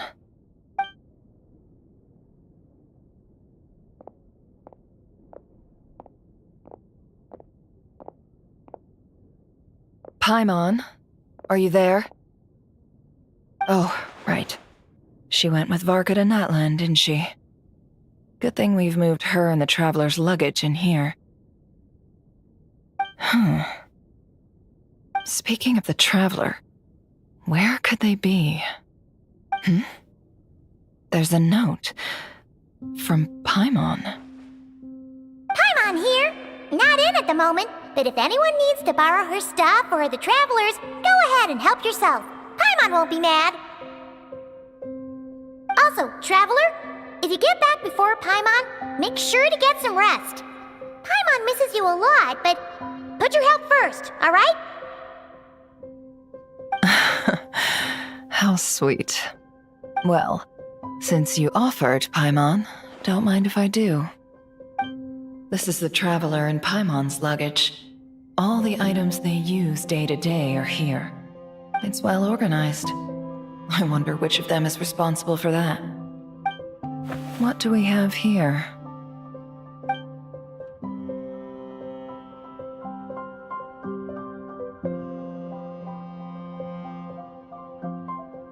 The camera captured a special moment that can only occur between people who are close to one another. You can really sense how the photographer feels about their subject. I wonder why this picture was placed outside. Is it because Paimon recently looked at it?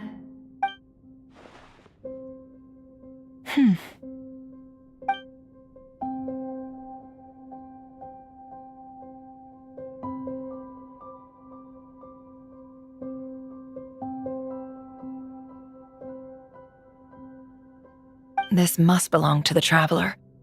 Perfect. I'll use this. Hang in there. We'll find you.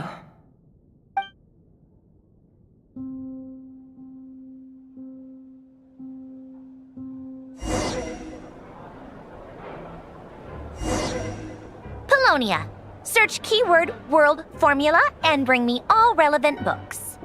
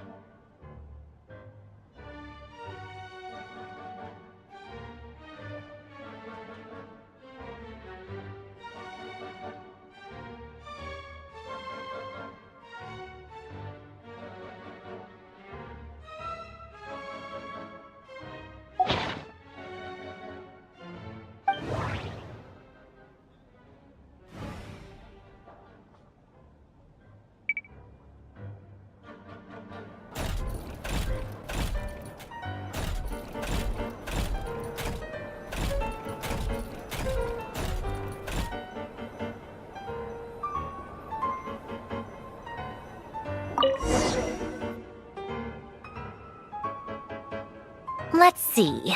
This one is Ontonki's sermon dictation concerning the apocalypse. I believe that the correct term for this is Fortuna. This was an ancient Romorian technology, a wisdom unparalleled. I never imagined that Romorian ideas would be so similar to the diagram I have named, the World Formula. This is strong evidence that human civilization should gradually shed possibilities as it continues to explore and evolve. The end of humankind may well be upon us right now.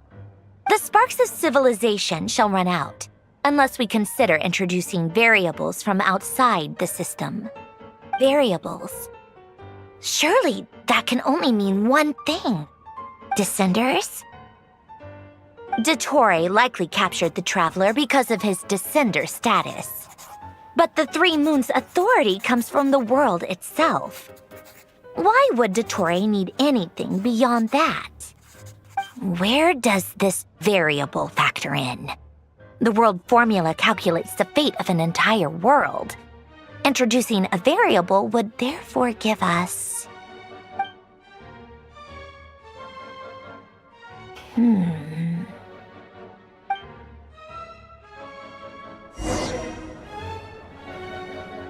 Polonia, search keyword pathway and bring me all relevant books.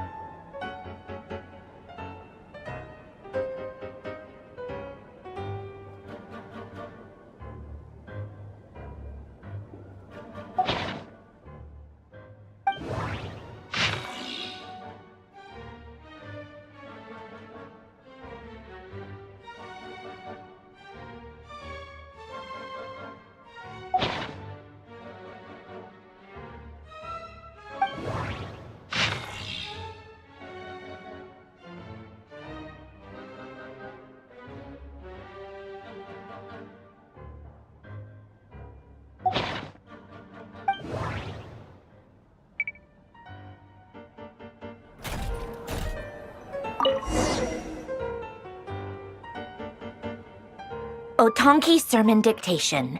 Explications on the Chemical Marriage. These titles are pretty esoteric.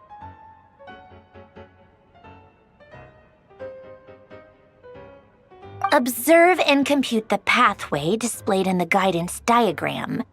Deconstructing and reversing its effects could generate potential ideas.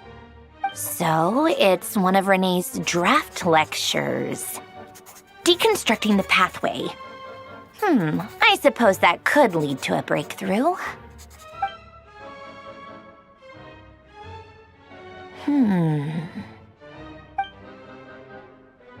Ugh, this is so long. This guy sure loves showing off his knowledge.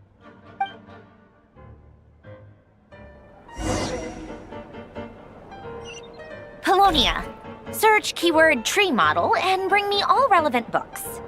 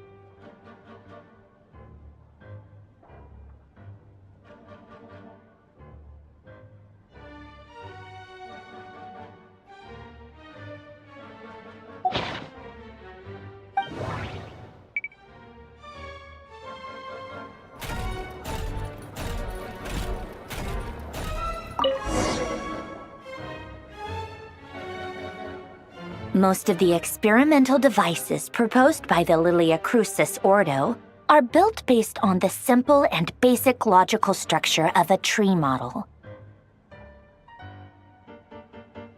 Lilia Crucis. Guess they were trying to cover up the name of the Nautitzenkreuz Ordo?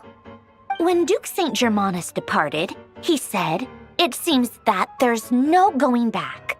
Alas, he is only a genius when it comes to machines. In all other things, he is but ordinary. Excuse me?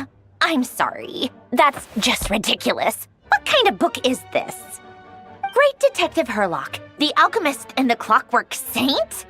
Isn't this a novel? Come on. Still, the author swears that they knew Renee well. Whatever. I guess it's not beyond the realms of possibility that Renee would say nonsense like that on occasion. Memory, wishes, souls, and persona. Frankly, this sounds more like occultism, but if Albedo vouches for it, I suppose there must be some alchemical basis to these techniques. The way Alain Guillotin saw it, the world was comprised of machines. The universe needed machines, and thus his technologies were created. That's why I was born. René, his full name was René de Petrichor, if I recall correctly. Sounds like he and the town must be intricately connected. That place was also the source of most of our information regarding Remurian civilization. Seems like some of his projects were based on their technology. The cutting of souls and storing them in vessels. These seemingly unrelated techniques underpinned René's research. Assuming that the 4 orthants correspond to alchemical categories. The chemical marriage model? Alain would have scoffed at that. He never would have let those theories or parameters anywhere near his mathematical formulas.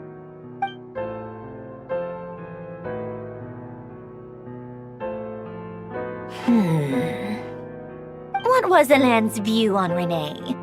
I know he mentioned the name, albeit very rarely.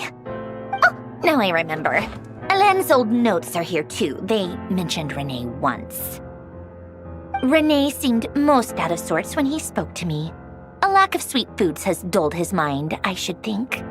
Either way, his words are not to be believed. Yep, that sounds like Alain. My subordinates actually did a half-decent job digging out all these materials.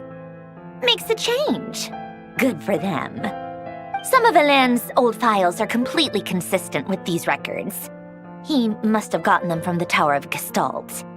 I never knew he got his hands on Renee's records that early. He may have kept them, but he never even attempted to use them. Didn't believe a word they said. Come to think of it, Renee's world formula was filled with calculations of constants. That shows he believed that the fate of the world to be predetermined. As for Alain... it's been too long. I forget what he said. What would he have said? A guy like him, fervent believer in machines, but not headstrong enough. The world can be changed. It is worth persevering. Yes, that's how he used to think at least. He created that procedure to save this world. Yet the scale of the world's fate proved too enormous. The result was beyond his ability to calculate. He died having never seen the outcome. And there I was, left behind in the ashes of his dreams. Did you really never take a close look at Renee's research? Or did you read it but deem his philosophy incompatible with your model? The very thought of trying to incorporate his ideas probably made you feel sick to the stomach. Well, don't worry, because there's a whole new category of lunatic in town. Next to Dottore, every other madman looks sane. You once asked me what I wished for. Should have asked him instead. He's the one pining for things you'd sooner die than witness.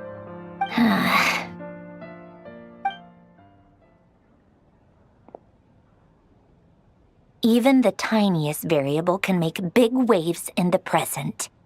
Now then, allow me to put these incompatible fragments together in your stead. First, establish and verify the existence of the Great Circle. Absolute nihil on one end, absolute reality on the other. Now, search between these two extremes.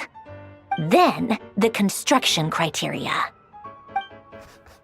Variables. The sparks of civilization shall run out unless we consider introducing variables from outside the system. Input variables. traverse the world, space-time, and civilization, then extract the essential nodes from the records to determine which variables they point to.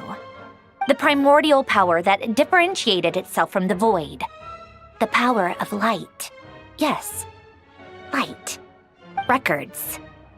Hyperborea. This is so horrendously complicated. After all that, I'm still missing a few variables. I need to think this through again. How do you think it looks, Polonia?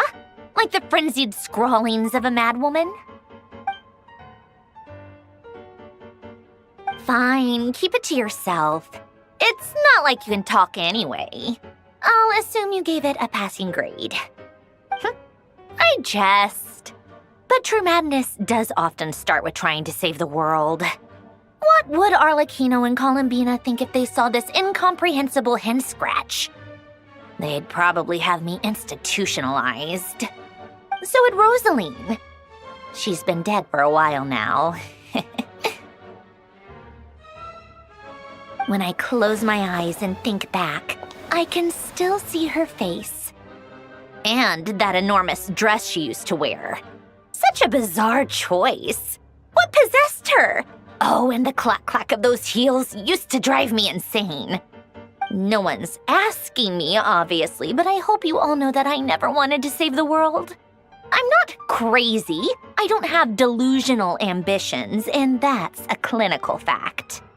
The world needs a solution, but I don't need the world's validation. It's the world begging me for answers, not the other way around.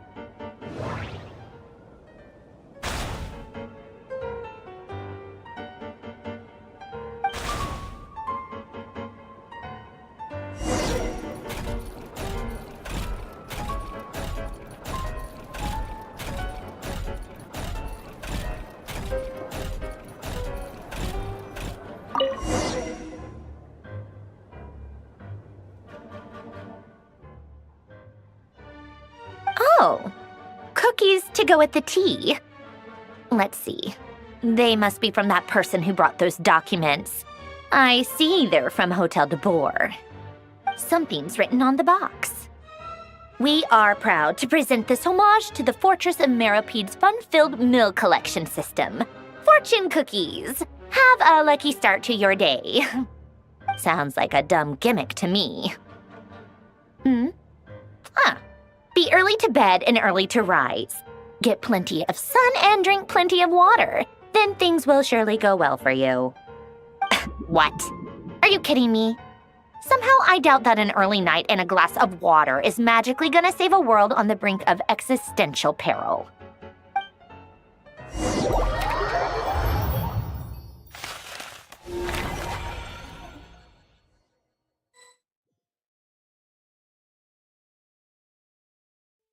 Lady Arlecchino, word has reached us that Lady Marionette's troops are all in position. They are ready to act as soon as the order is given.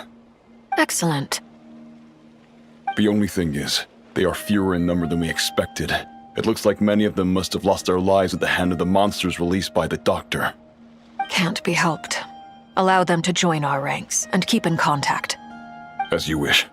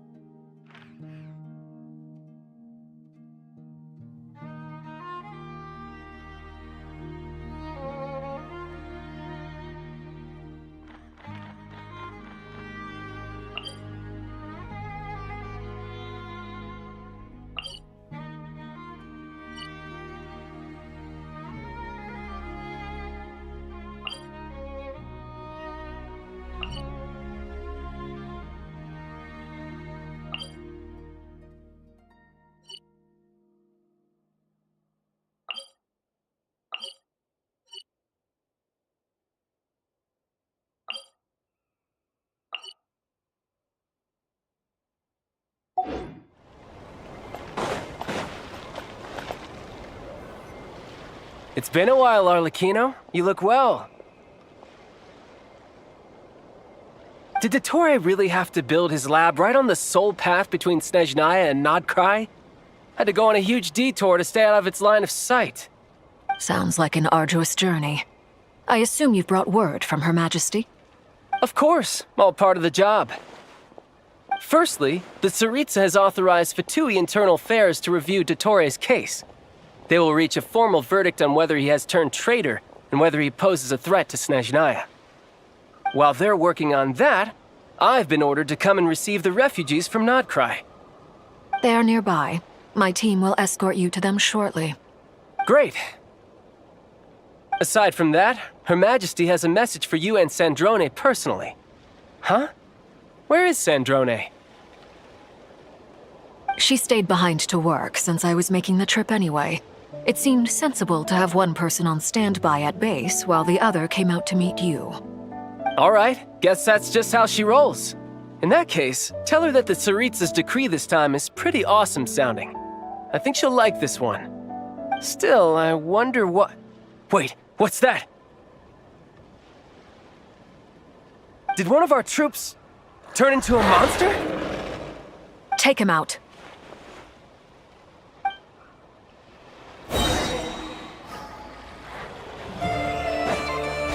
Laid bare. Witness my rise. Shouldn't let your guard down. Overruled. You've gotten stronger, Arlecchino. Nice. Stop that right now. I appreciate the praise, but I am not fighting you today. I knew it.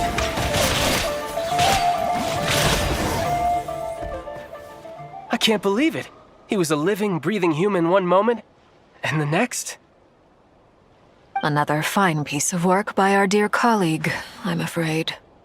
What in the world has been going on in Nodkrai? A lot. But long story short, Dottore stole 2 moon marrows that should have belonged to Columbina, then built a 3rd moon marrow of his own to concentrate the Trilunar Authority in his hands. What? What do you mean he built a moon marrow? People build roads and houses, not moon marrows. What's his next DIY project? He's gonna build a god? You could stand to be less surprised. We are harbingers. The work we are engaged in makes the creation of gods seem mundane by comparison. I tell everyone who asks that you once crossed swords with Rex Lapis while serving as a key supporter for Rosaline's plan. But right now, you're acting like a common adventurer. Thanks for speaking up for me. Those 2 really took me for a ride back then. Then again, surely no common adventurer would manage to get tangled up with them the way I did. That's gotta count in my favor, right? It almost sounds like you wish to repeat the experience. I might have to lower my opinion of you. No. I'll stop talking. Please, go on. Dottore is currently still experimenting with his newfound power in ways that continue to corrode the outside world. As for the human mutation, I believe this is simply a consequence of his experiments, and not a strategic move. That radiant beast was once a subordinate of Sandrone's. I suspect he was only allowed to live so that he could become an experimental subject. Also, those of us who fought Dottore have been afflicted with a curse. As such, I cannot leave Nodkrai. This is so much worse than I thought. No wonder Her Majesty's decree is so extreme. While these exceptional circumstances persist, the Harbingers are hereby authorized to use unilateral executive powers. Should Dottore pose a threat, Arlecchino and Sandrone are permitted to eliminate him. My thanks to Her Majesty.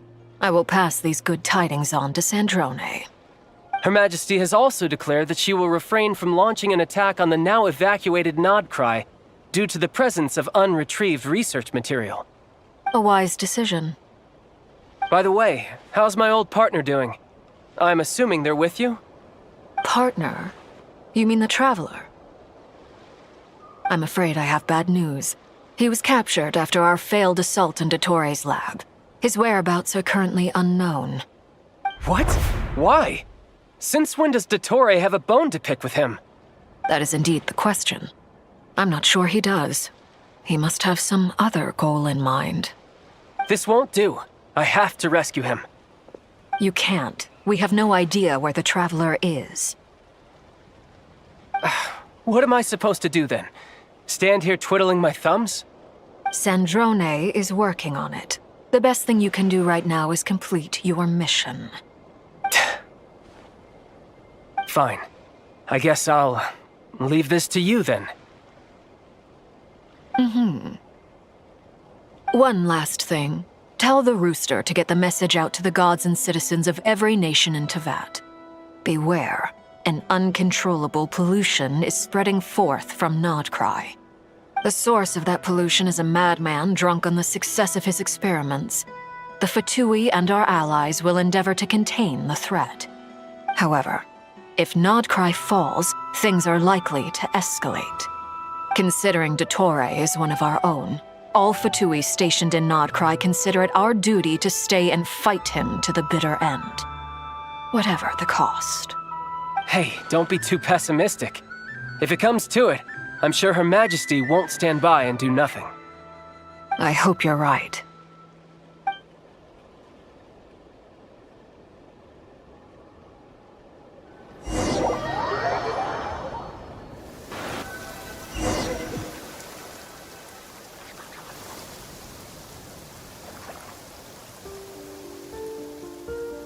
You're right on time. Thanks. Hey, do you think I'll get that gliding exam exemption? I made sure I was on my best behavior in Mondstadt. I landed well outside the city and walked in through the gates. I'll help you apply, don't worry. For now, let's see what we have here. What are the doctor's energy fields even made from? The usual attract and repel principles that govern Kuvaki don't seem to apply to them. They are very mysterious, but ultimately, they appear to be comprised of energies from the three realms. Thanks to research by Master in the Hexen Circle, we know that Tevat's 7 elements are derived from the more primordial power of the Light Realm, which is antagonistic with the power of the Void Realm. Since you have the power of the Dragon Durin within you, I'm sure you can already tell that this energy field contains no abyssal energy. That's true. It's not abyssal energy. It's something pure, wild, and untamed. I've been thinking about something. Do you still remember the device that Dory supplied from the Academia when you and Miss Columbina fought Rarier? That was one of the most marvelous feats of ingenuity I've ever seen. The design, the craftsmanship, the material selection. I couldn't fault any of it. Not to mention the operating principles. Surely the most ingenious feature of all. Dory didn't go into detail on how it functions, but I have a working theory. The clue was that Miss Columbina was somehow able to use the pyro energy that you provided, despite the fact that, as a moon goddess, she should only be able to use Light Realm energy in principle. Now, all elemental energy is, of course, derived from Light Realm energy to begin with. Hence, I suspect that the device works by restoring elemental energy to its original state. This presumes a theoretical model of the 7 elements akin to that of light refracted through a prism. Perhaps it is no mere analogy. Maybe there is indeed a prism in this model. I almost wonder if the idea for the device was conceived based on direct observations of said prism. It would explain how such an ironclad design concept was achieved. It is at once a masterwork of engineering and a groundbreaking application of the Academia's latest elemental theories. I suspect only Lesser Lord Kusanali herself could have devised such an ambitious technology. But back to the energy field before us. If this is pure Light Realm energy, its relation to elemental energy is one of integration versus division. Or you could say that the former contains the latter. Could this mean that elemental energy can dilute the power of the Light Realm? Should we give it a try? We should.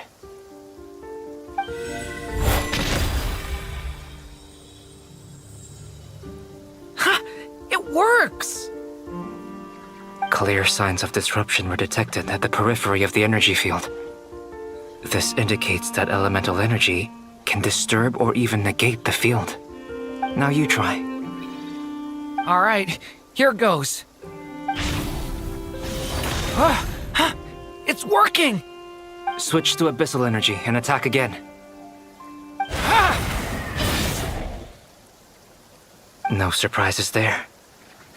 Abyssal power drains the energy field to a significantly greater extent. I now feel confident in asserting that the energy field is indeed pure light realm energy, and that elemental energy can dilute it. But the energy field is huge. How much elemental energy will it take to neutralize it? We don't have to neutralize it completely. We can try other approaches. That's all for theory. Would you like to continue watching? So you knew I was here. Huh? When did you get here? A while ago.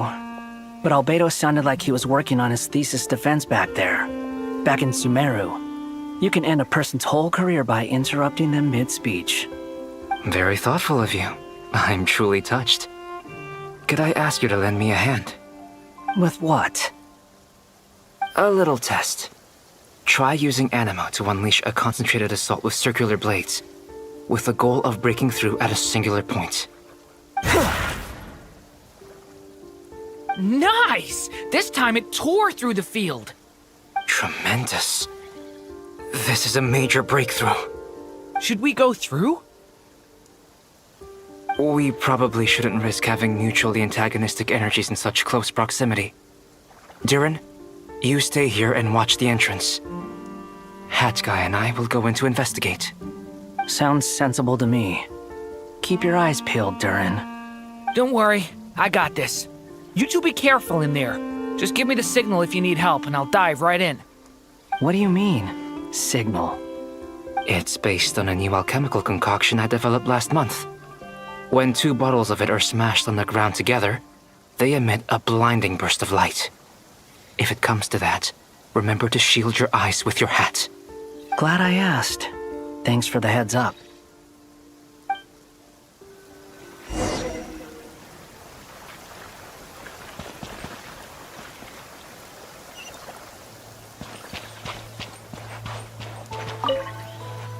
Like I thought.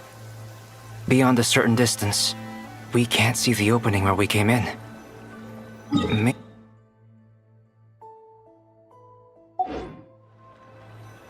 Sounds like Dottore's style to me. Not much has changed. Things are basically the same here as they were before the energy field. They have no heartbeat and they're not breathing. We can only assume they're dead. But there are no visible wounds. Also, there's an animal squatting next to each body. It's watching us. That's not an animal's gaze. What are you trying to tell us? Doesn't seem eager to talk.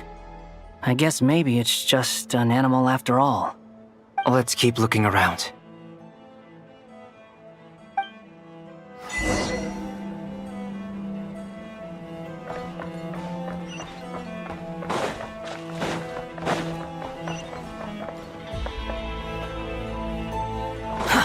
Too slow.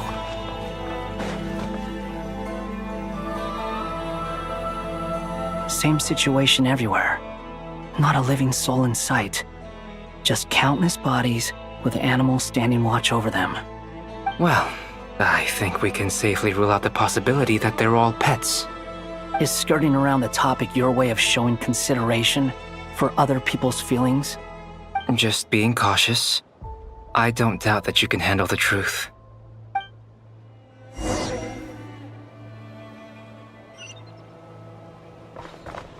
Quit following me.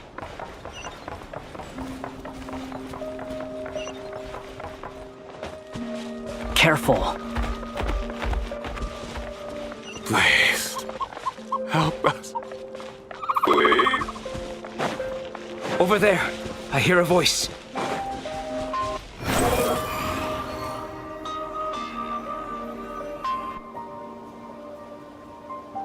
Please. Help us.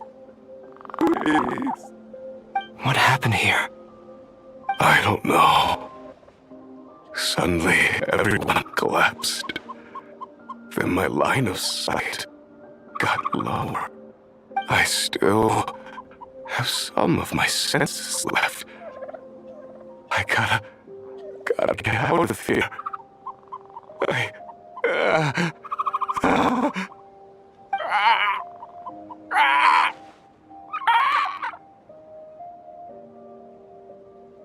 It looks like there's a huge experiment going on inside this energy field. Maybe each energy field is its own giant experiment. Vile. He's swapping human minds with those of animals. Even without the other circumstances, this would be an extremely radical experiment. Those people may have lost their sense of selves, but they are not fully animals either. If they were, they would have left. But instead, their instincts are driving them to remain by their dead bodies. We should go. No sense in sticking around here longer than we need to. Agreed.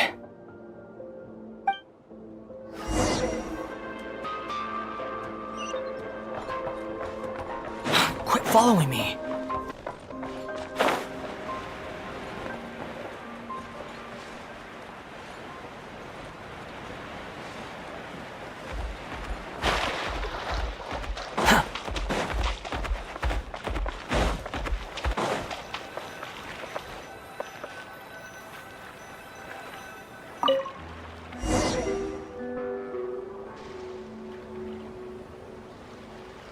You're back! Everything okay? We saw some things that take a strong stomach. Otherwise, we're fine. We should share our findings with the others.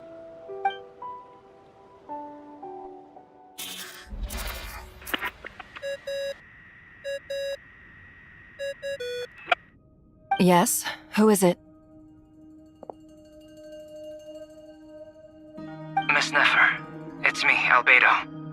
We found a way to break through the energy fields. With enough control, it's possible to tear them open using elemental energy. Also, we managed to take a look inside.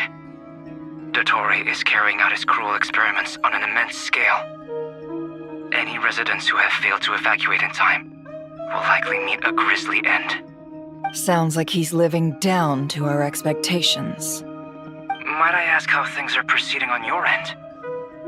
I'm just about to get started. I'll be in touch once I have a result. Understood. Stay safe. I will.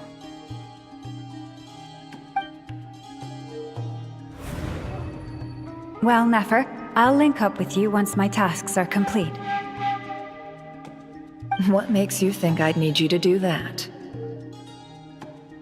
I'll need it. And considering the way you approach certain matters, I think you'll be better off with me present.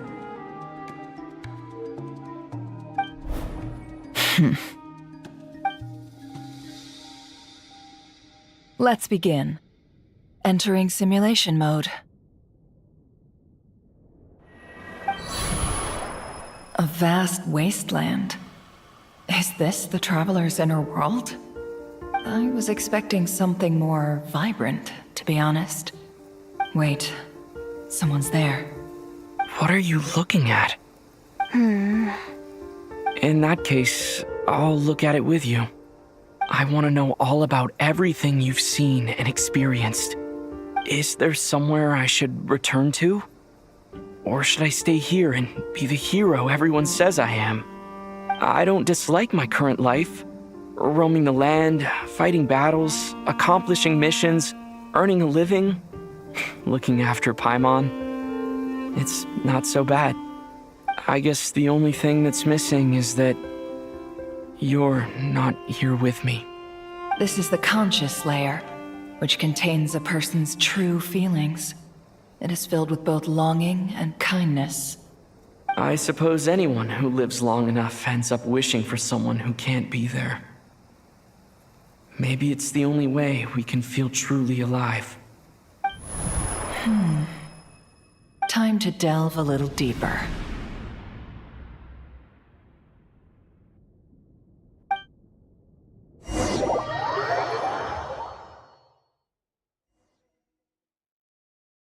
Nasha Town is hardly the optimal choice for a place to live, but it has character and a reasonable population density. What are you trying to say? Oh, don't be nervous. I was just thinking where might make a good starting point for your journey. Perhaps I should send you further afield. Conria, perhaps. Conria ceased to exist long ago. Once again, you fail to understand the possibilities that the Tri-Lune creates. Anything that has existed in the past, I can now recreate. You simply do not wish to see that happen. That might be because you miss your sibling and fear getting answers that you are not ready to learn. But this is not for me to judge. If we are to collaborate, we need to maintain an amicable relationship. In a moment, you will be able to... Oh no. What are you...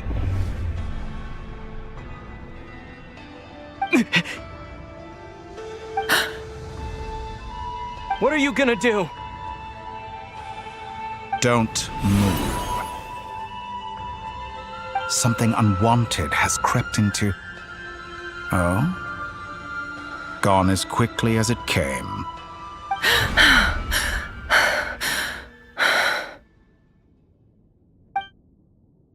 Did you save me?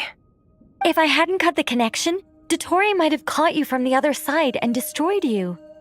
This was a good idea, but once is plenty. You were exceptionally brave. Excellent work. Thanks, but now's not the time for that.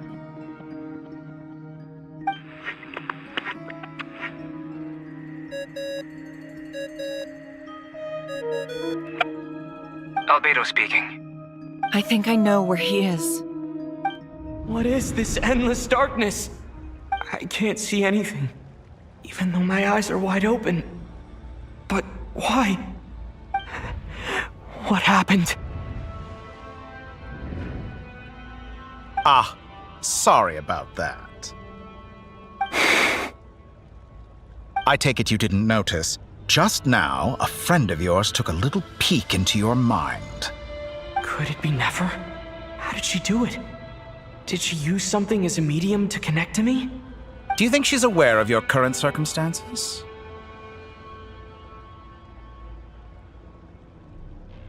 Oh dear. Have I stunned you into silence? I only wanted to slow down your time a little so I could stop your intruder in her tracks. It would have been nice to capture the spy. I must say, I'm finding the ability to adjust the flow of time rather intriguing. The moment you closed your eyes, time seemed to grow impossibly viscous, didn't it? A whole month passed before you opened your eyes again, but only for you. No one else was affected. I dare say this is something only a god can achieve. Point taken. You've proven once again that you have god-tier powers. Oh, you misunderstand. This wasn't about proving a point. I was testing things out. I find I learn best by doing, and I have to admit, time is not the easiest dimension to control. I only wanted to make you sleep for a short while, but it ended up lasting a whole month. Clearly some finesse is required to wield the authority over time as I wish. I hope you're not angry with me. It was only a month's discrepancy, nothing too serious.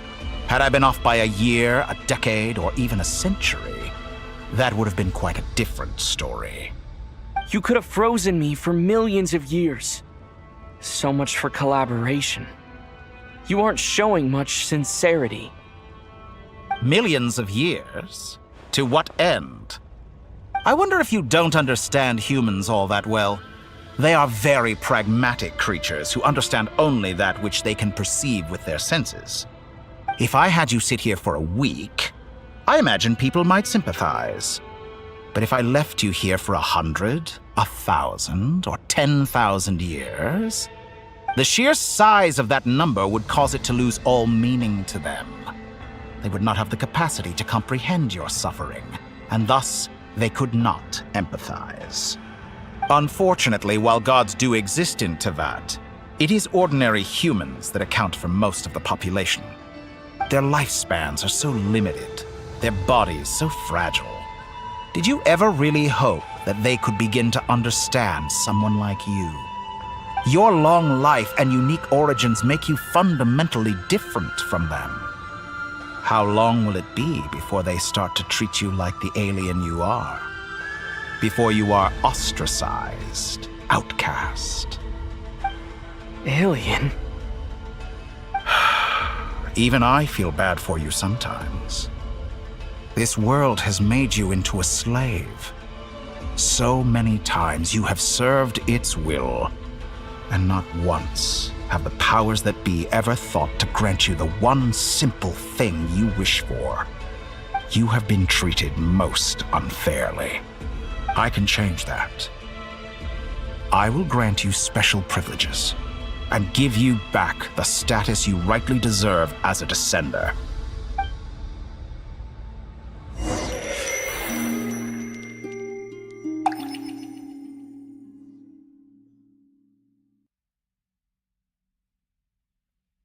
I've entered the past 3 times at this point, but I still have so many questions.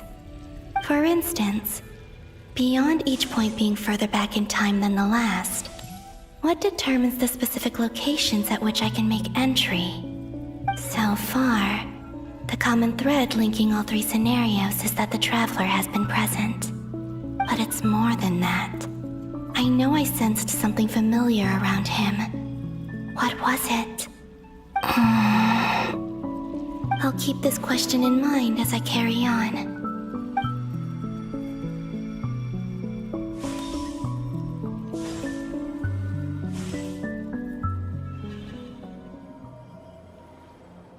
Humans, you never change. Always trying to use powers you neither comprehend nor control. This looks like Star Sand Shoal. Was this before Rerir regained his physical form?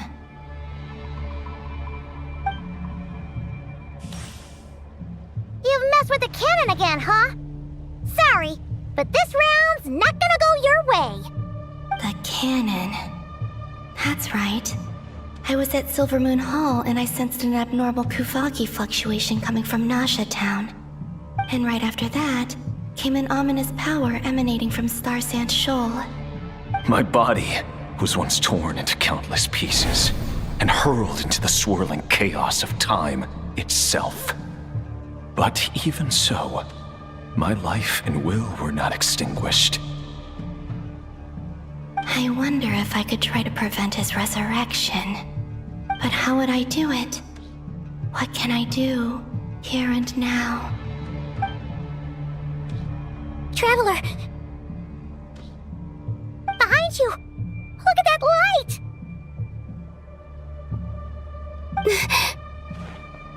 No, I won't make it in time.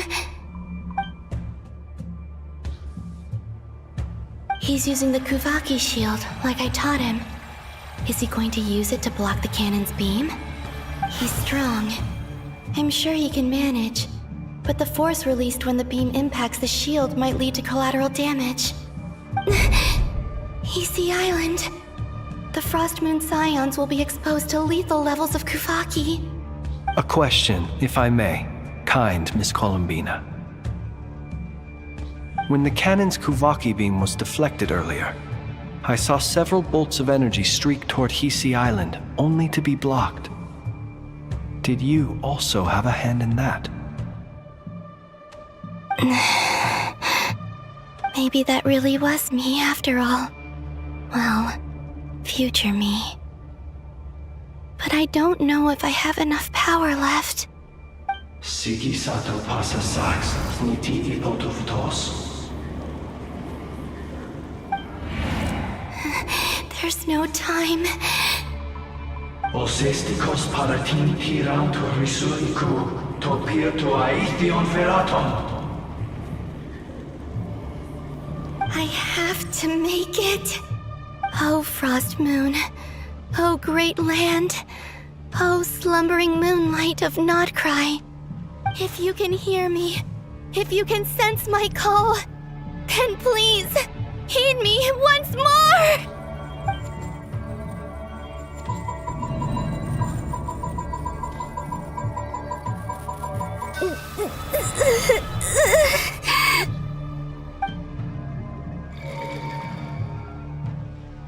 Did it work?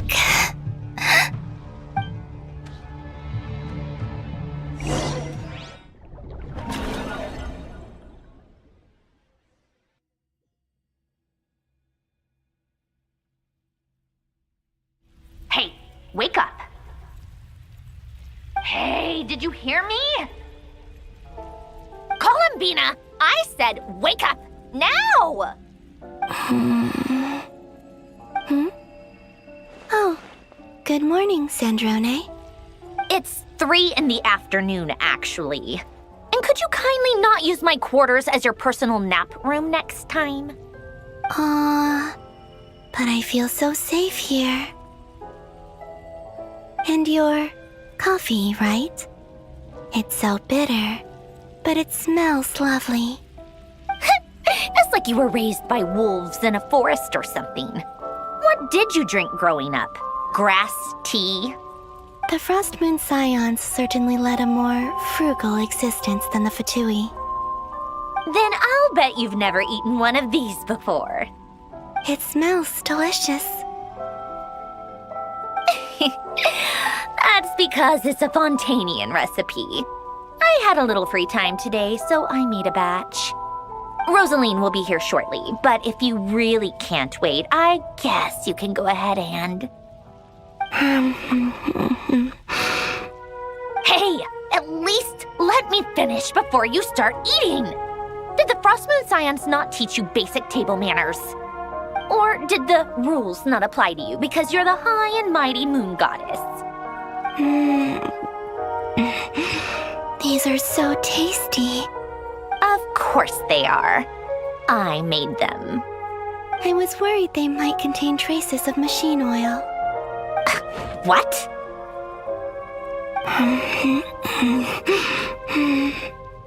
You know, there's something I've always wanted to ask you.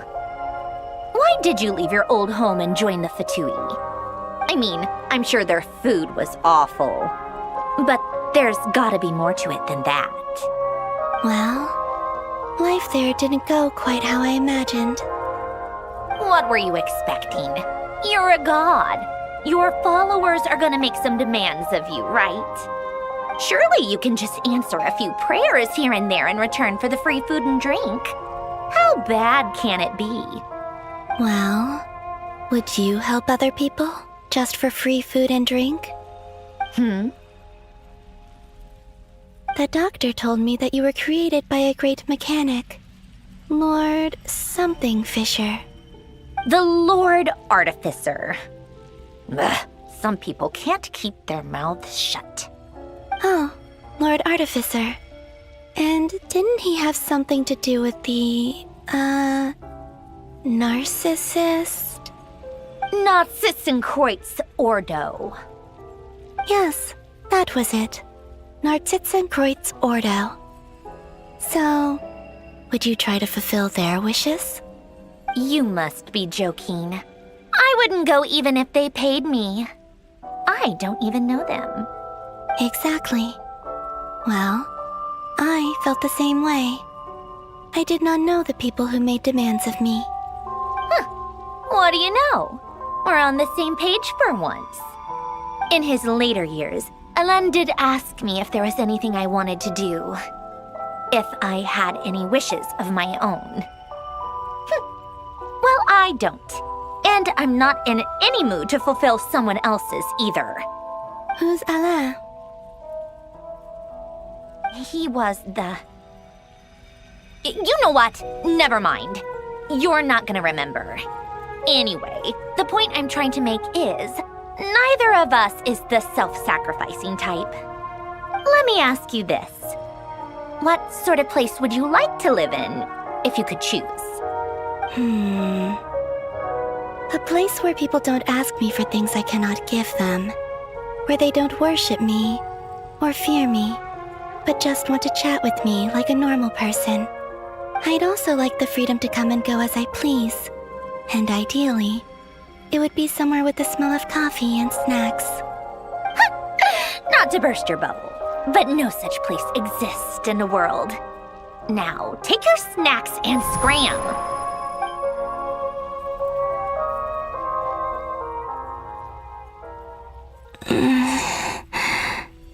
Did I pass out? Of course. I'm back here again. I dreamed of events from my past. Sandrone. Traveler. I miss you all so much. Back there. I guess I managed to harness all the Kuvaki energy on Hisi Island. But how did I do it? Time is flowing backwards here, and I can use that familiar power to enter the world of the past. That mystery ally everyone talked about. It was me all along.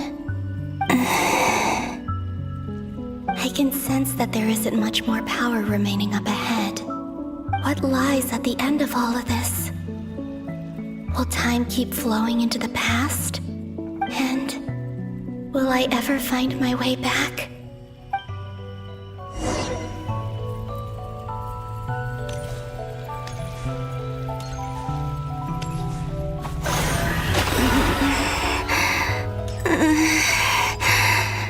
It's getting harder and harder to use my power.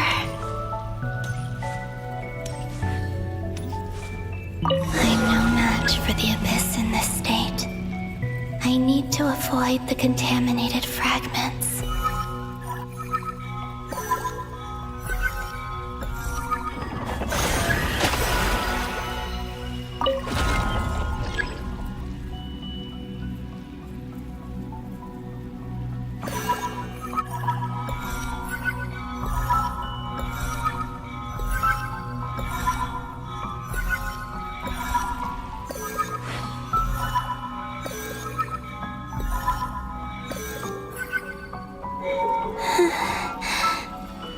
Time to go. I wonder where I'll find myself this time.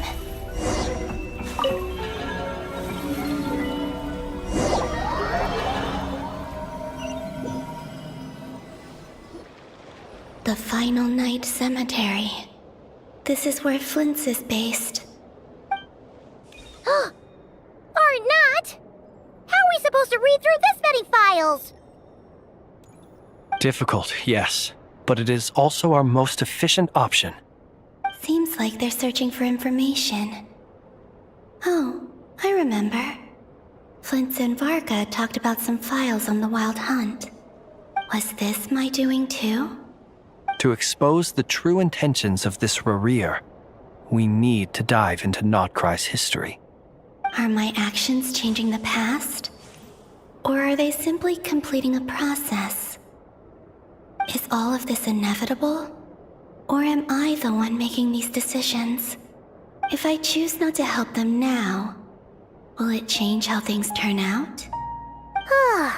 Hope we don't land on our heads then. They're my friends. I can't not help them.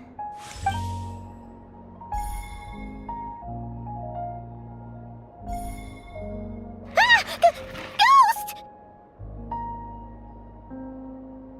And the other one was... here. Hey! Another file's moving!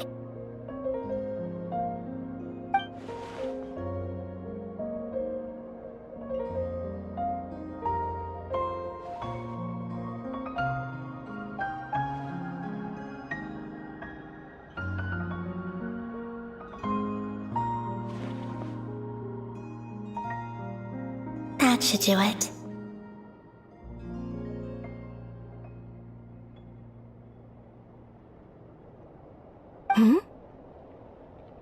Luanatar?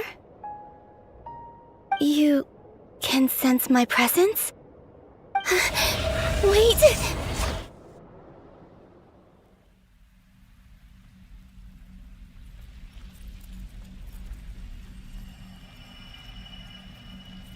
Luanatar, So she's that familiar presence I've been sensing all along.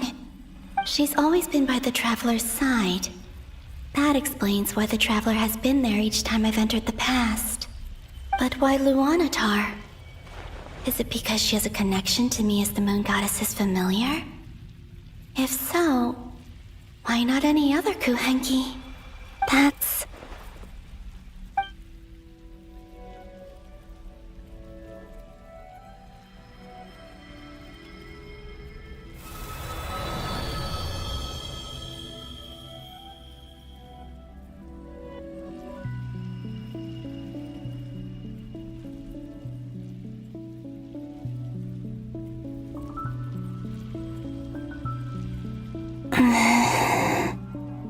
I cannot sense any power up ahead. Just a void, stretching out into infinity. This is likely my final chance to enter the past. It's now or never. I have to find a way back.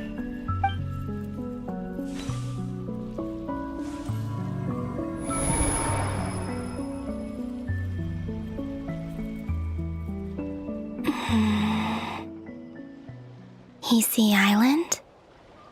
How far back in time is this? Where's Luanatar? I can't sense her presence this time. Oh, seeing Anafa and Aino reunited like that sure was heartwarming. Traveler, Paimon. No, stay calm. I don't have much power left to change things. I don't even have that much time left here. Think, Columbina. How do I find a way back? A way back... to where? Do I go back to Moon Prayer Night? Or to the future that followed? And if I return in my current state, what will become of me then? Dottoro's actions that day proved that he'd been planning that for a long time. He had already seized the power of 2 moon marrows before capturing me. Even if I managed to get back, how can I fight against him when he wields the Tri-Lune Authority? I can't. If I go back like this, I'll be playing right into his hands. I have to find some way of rivaling the power he has usurped. Wait. Time flowing backwards. The Tri-Lune Authority. Does that mean... I think I know what the final destination of this lunar reflection might be. I know what I must do. Speaking of homes, we must already be close to where the Frost Moon Scions live. The vibe here feels different, just like the scenery. But how do I communicate my plan to my friends? Should I write it down here? No. Someone else will see it. I need something with a close connection to me. Something I can use as a medium to tell them what's happened to me in here. Now it makes sense.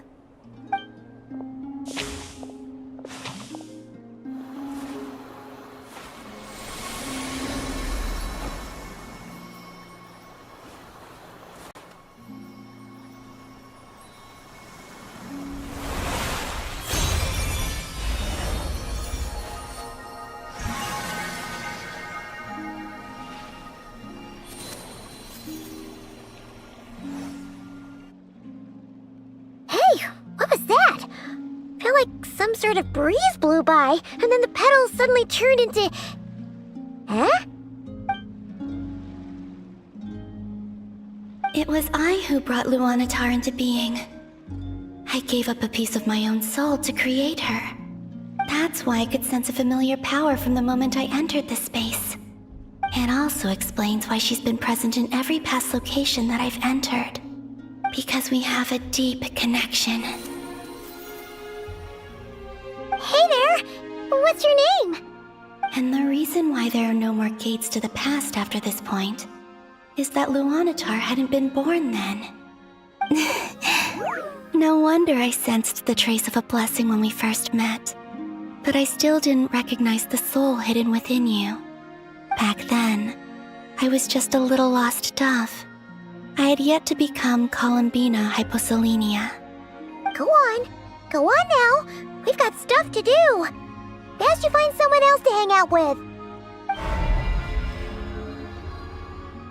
Hey, you scared it off. I'll be counting on you. Remember to stay by the traveler's side, guide him, and help him in my stead. Oh, and bring him to the garden where the moon prayer blossoms grow. There's a little lost dove there who will need his help.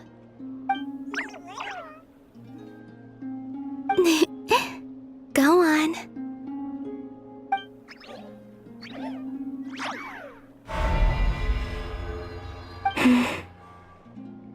You too. Go and live your story. As for mine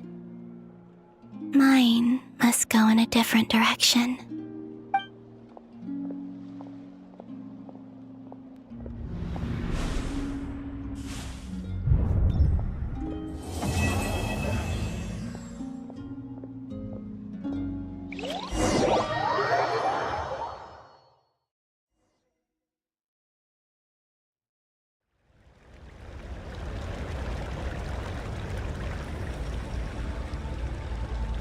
How would you like to experience the thrill of never being held accountable for your actions? You could crush people like ants without consequence, or tear off their heads or limbs as you please. Believe me, such a life is but one small step away. What point is he trying to make? Freedom? But the freedom to kill? To do evil and get away with it? Why would you offer me that? The creation of a world is the ultimate scientific experiment. I have taken my research to the highest level, where I shall be not just a god, but also a servant to many sacred spirits. I shall heed the truth and perform holy deeds. A god's laboratory is the perfect playground, but it needs the right occupant to explore its full potential. Mortals are found everywhere one looks. Not so with Descenders. I'd prefer my first guest to be a distinguished individual such as yourself.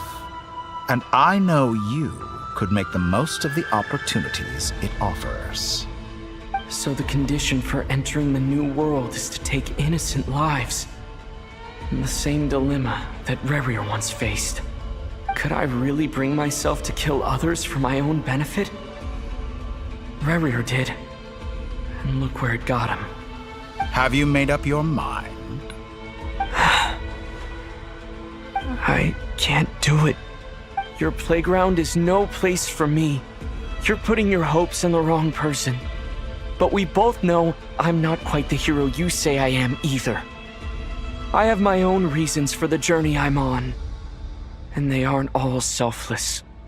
You've grown a lot since we last met.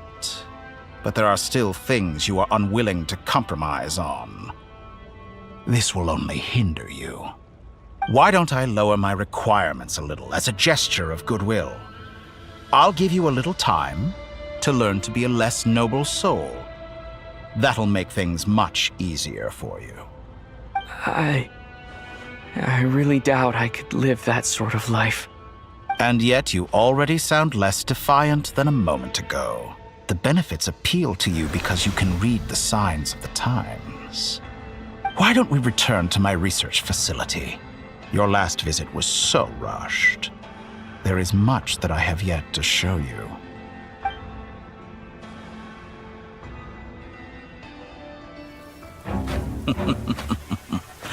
Now to that question, Heroes don't attack from behind. Guess I'm no hero. This is most disappointing.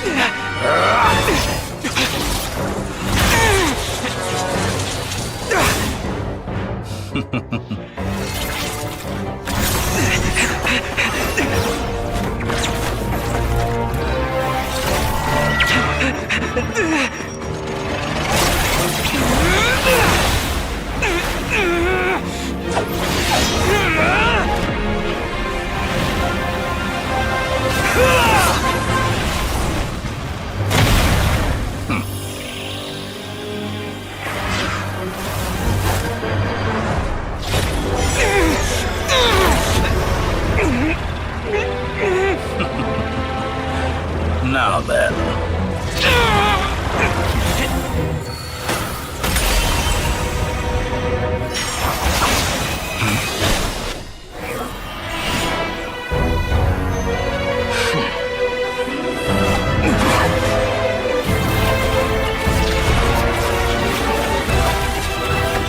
A new face. Interesting.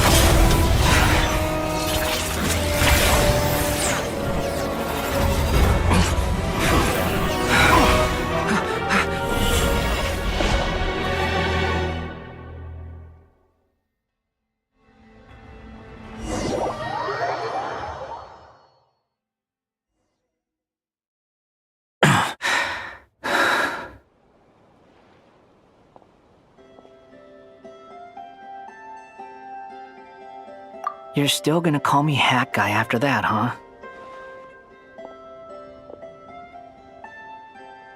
I didn't see anyone else in there who needed saving.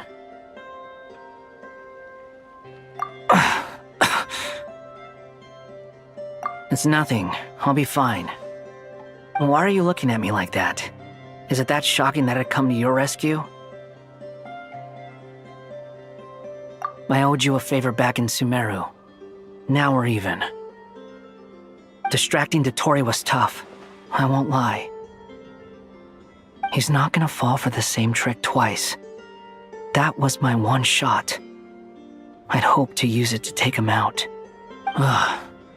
I never wanted to obliterate someone more than I do right now.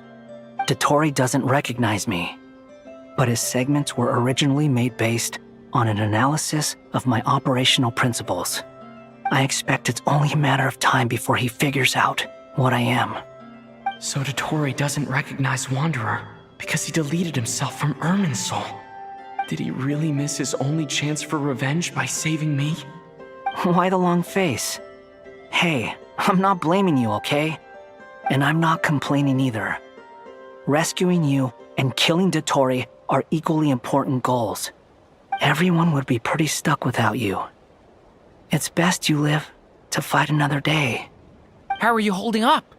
Are you all right? Hat Guy said to put safety first, so we agreed to run as far away as we could after leaving the energy field and only meet up once it was safe. You don't look injured. It seems that Dotori didn't do anything to you. All right. Rescue operation complete. Let's head back. There's a lot more work to be done before this is over.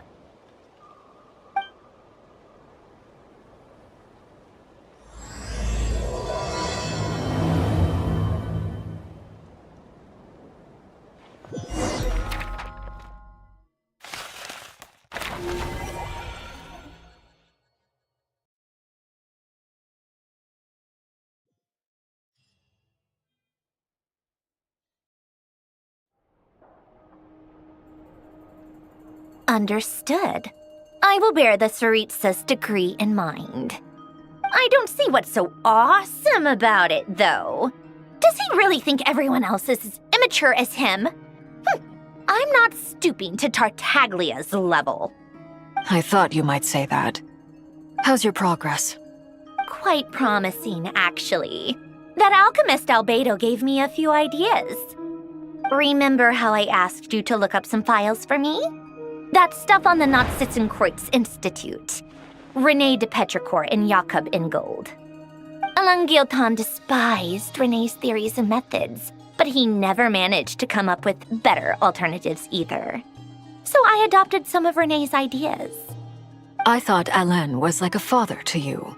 He and René were mortal enemies, were they not? And what would you say if Linny and his friends one day learned something useful from someone you utterly detested? I would applaud them for it.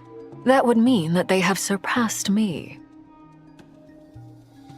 For all we know, Alain Guillotin might have thought the same thing. Not that it matters, though. He's dead, and I'm alive. So it's my call to make. Once you die, it doesn't matter how great you were in life. Only the living get to decide what happens next. Hey, come on out. They're back. Huh?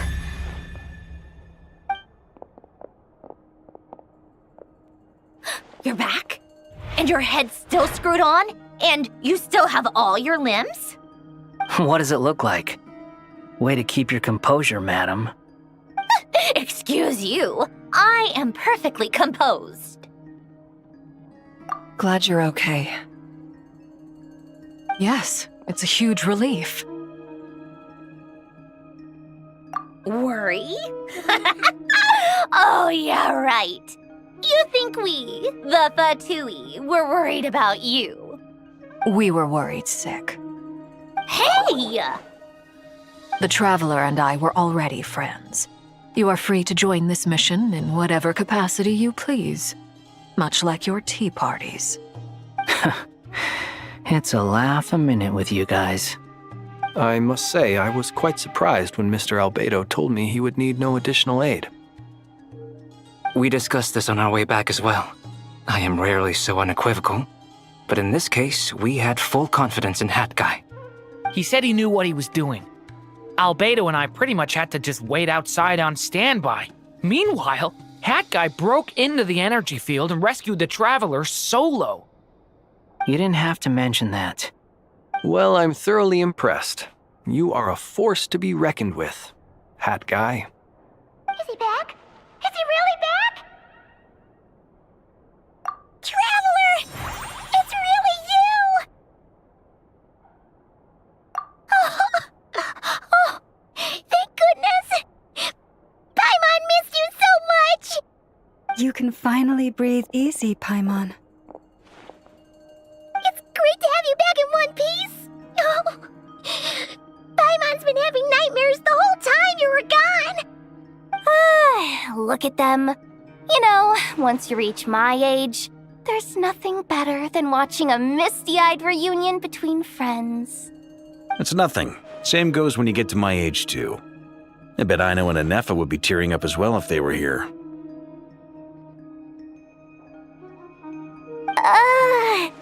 Varka, I'm not sure Anefa can cry.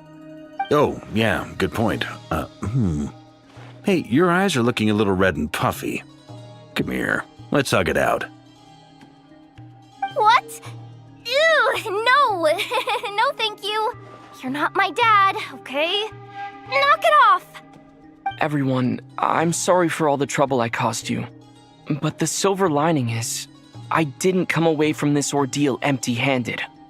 While I was being held captive, I learned a lot about Dottoro's current capabilities, and what he plans to do with them. Allow me to explain.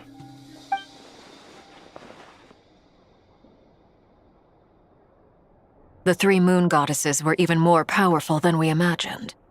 No wonder Dottore believes himself to be equal to the gods, maybe even superior.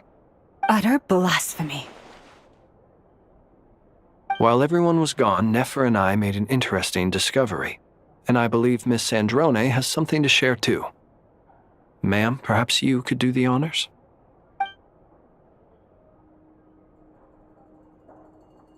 Called it. Getting rid of a pesky troublemaker like her is like trying to clean up after a crumbly cake. It always comes back to haunt you. Our next step is to find a way to bring her back. A place where time flows backwards, with no destination in sight. Surely it must have been created for a specific purpose. But I fear the answers are buried deep into Vat's history, held by great powers beyond our reach. It sounds like she's on a specific path through time, just traveling in the opposite direction to us. The question is, where does that path lead? Or will it keep going to infinity? We considered that question as well. Strictly speaking, time is not infinite. Indeed not. Every road has an end. Nicole! You sure loved quietly sneaking in mid-conversation. I do, in fact. It's something I've always done at our mages' tea parties. Quiet, mysterious, and persuasive. You wonder what lies at the end of her road. Well, Just as the world has a beginning and an end, so too does time. And so, the end of the road is the moment that Tevat was born. But where Miss Columbina will end up along this road, that depends on where this particular river of reverse time began.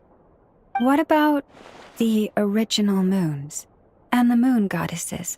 Do they have a beginning too? All things do. In the beginning, no moons adorned the sky. It was the Dragon King Nibelung who raised the 3 moons into the heavens, and thus were the moon goddesses born. They were shadows of the planet, born to wield Nibelung's authority and oversee the world on his behalf. They were extensions of his will, manifestations of his majesty. But then one day, they disappeared just as suddenly as they had once been brought into being. Nobody knew where they had gone.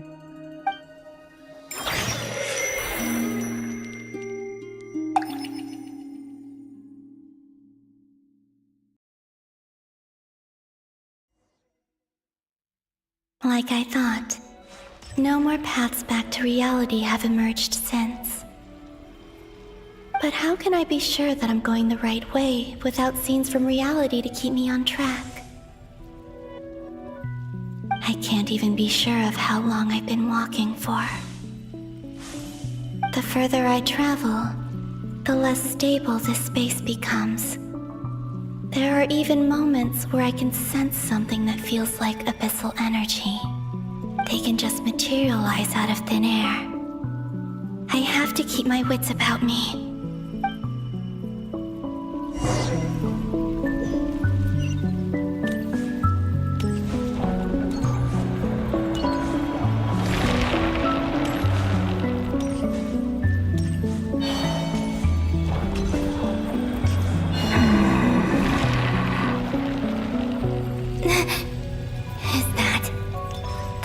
Here of Solnari?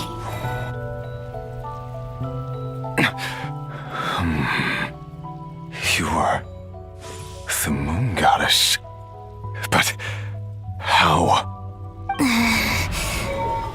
Please, there's no need. I'm not interested in fighting anymore. I find that a little difficult to believe. Yeah. Honestly, so do I. The way you used my own power against me was... It was a brilliant strategy. And then, in the final moment before I was thrown into this space, I got to see an old friend. Mr. Dainsleif. Right. It was so long ago now. But we were friends once. When I first got here, I was filled with hatred, remorse, and rage. How I cursed and devoured. I tore everything here apart. I was consumed by the desire to leave this place and have my vengeance. But to no avail. This is a place with no exit. This is the second time I've entered this space. Though I have no memory of the first. I was torn to shreds the moment I entered. But this time I survived. It must be partly because of this new body. And partly because of all the Kuvaki I absorbed in Nodcry. Are you the source of the abyssal power in here? Not all of it. Some is from when I first arrived here and tried to destroy everything. But there was already a degree of abyssal power here before I entered. And like a venomous snake baking in the merciless sun, it tried to slither into my shadow. Tried to? So, you rejected it? Yes. Because after that, the world suddenly became silent for a moment. What do you mean? The voices in my head, they were gone. And then, I saw her. Her? Thelindis. My former lover. never mentioned that she saw a memory of Tholindis leaping into the moon's reflection. More precisely, I saw her afterimage. I'm sure the real her is long gone. She was just an ordinary Conrian. She couldn't have survived here for very long. Anyway, why have you come here? Didn't you know it was a dead end? If I hadn't escaped through the moon gate, my friends would have been in far greater danger. Oh, I see. Because of your power. The power of a moon goddess. What? You'd like to know how I know, wouldn't you? The one who resurrected me said so. I could hear a deep lust for power in his voice. Do you mean... Dottore? Dottore. So that's what he's called. He'd been collecting fragments of my body for a long time, all so that he could resurrect me at the moment of his choosing. I had no interest in his research. But being as corroded by the abyss as I was, we were aligned as far as hunting the moons and recovering my strength were concerned. So that's why the Wild Hunt suddenly became so active in Nodcry. When I left the Fatui in my weakened state, Dottore must have felt that his time had come. Moon Goddess, could I ask a favor of you? What? I know this is a lot to ask, especially from someone who tried to kill you. If you refuse, I won't fight it. But this is the only thing I desire now. Nothing else matters. What do you want? I'd like you to take a message to Tholindis for me. Tholindis? But... Yes, she's dead. But like I said, I saw her afterimage. I can sense that some part of her soul remains here. Far, far ahead. Why don't you go and speak to her yourself? I can't. I don't know why, but I can't move freely in this space as you can. All I can see is a glimpse of her, walking away. Just like the moment when I last saw her in life. In return, I will clear these abyssal obstacles for you. No, not in return. I'll clear them for you, whether you want to help me or not. It feels like something I ought to do. Why? Yeah. Why, indeed. I've been asking myself that question a lot recently. Why did I do the things I did? I'm tired of it all. Tired of the person I became. People used me. And then I turned around and started using others. I hurt a lot of people. I think I grew tired of it long ago. But I wouldn't admit it to myself. And ultimately, that's how I ended up here. What do you wish to tell her? All of it. My past. My mistakes. Everything that happened after we were separated. Is it okay if I give her the abridged version? Yeah, I'm sure there's plenty you can skip over. Just tell her the important parts. Whatever you think that means. Like the part where you relentlessly tried to kill us? It's up to you. Love demands honesty. But my relationship with Tholindis was built on lies. We hid too much from each other. But after living my whole life in the shadows, I don't want to hide anything anymore. I will do my best.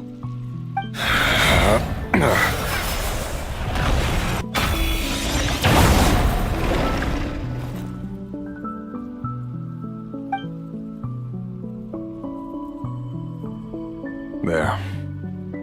The Abyss will no longer stand in your way. Even though Mr. Dainsliff felt he had to fight you, I think he still regarded you as a friend. Dane? He said that you betrayed him, but he also felt great remorse at never having understood what you were truly going through. Why tell me this? Because if he'd known that someone could take a message to you, I believe that's what he would have said. Thank you. It means a lot. I know this will sound strange coming from me, but don't die, Moon Goddess. I can tell that you're determined to get out of here.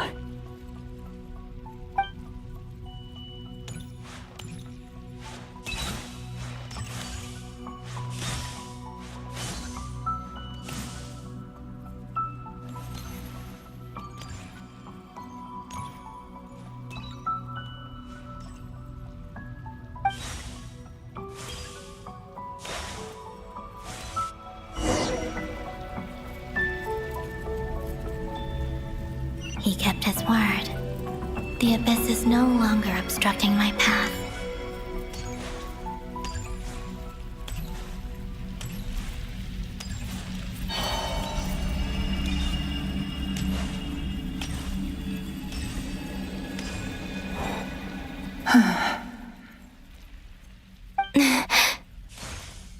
Is that the Lindis? She wasn't far off at all. And yet, they can never meet. Hello, Miss Delindis. Who are you? How do you know my name? I've never seen anyone else here before. You can call me Columbina. I promised Rerir that I'd bring a message to you. Rerir? My Rerir? Is he well? He's doing better than he was. Better than he was, huh? Sounds like he's had a pretty rough time. Others have had a rough time on his account too. In many cases, their time ran out because of him. And I'm not just talking about the children of the Crimson Moon. So, things got worse before they got better. Could you tell me what happened, Miss Columbina? Are you sure you wish to know? Yes. This is my opportunity to learn the truth. No matter how hard it is to hear, I have to know. I admire your courage. However, time is short. I cannot stay here for long.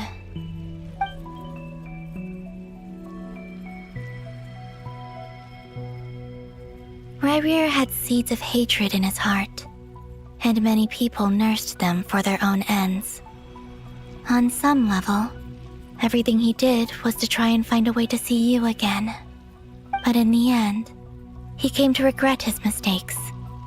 He wanted to apologize for hiding his past from you.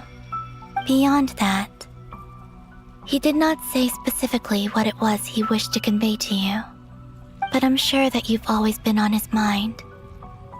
You are what has kept him going over all these years.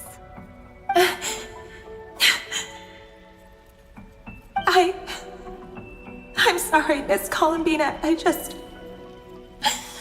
is so upsetting. I'm not sure how to put my feelings into words. It's all right. I understand. Well, that's everything from me. So, I guess I'll be... Oh, wait. One moment. Time flows backwards here. The road ahead only leads further and further into the past. I know. I intend to reach the end of that road. Without a moon marrow, without the 3 moons' power, you won't make it far. Wait, unless... Are Are you one of the moon goddesses? You could say that. I see. I often think to myself, if life is like a train ride, why haven't I reached the terminus?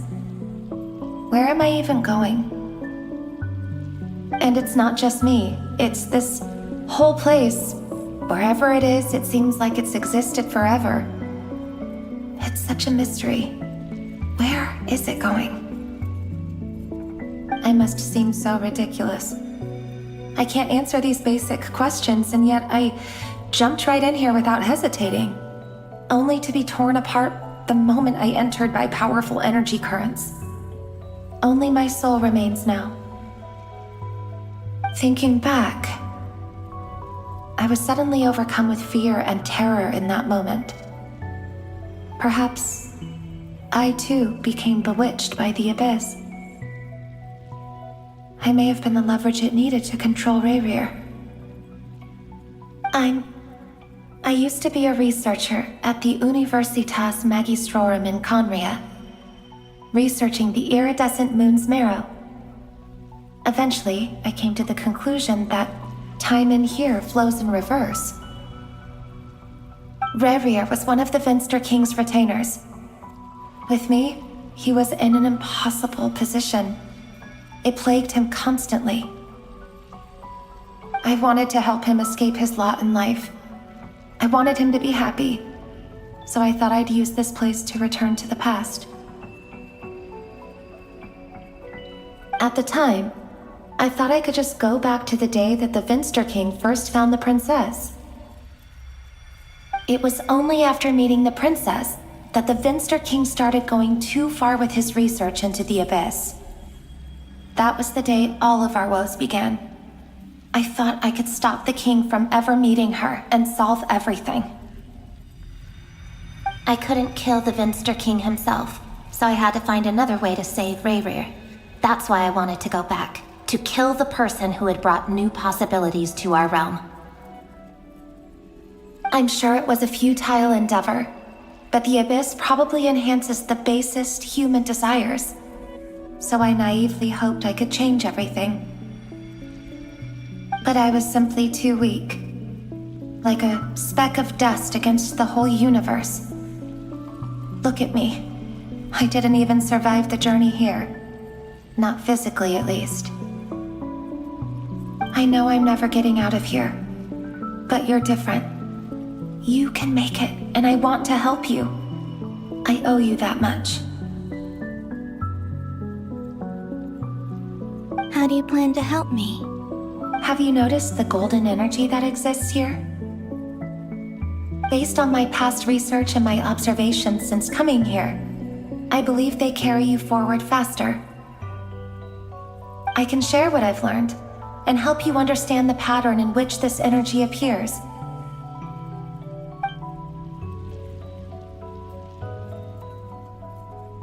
I think you just might... Now, I know you will be able to change the past. Also, I've been speculating about where this phase ends.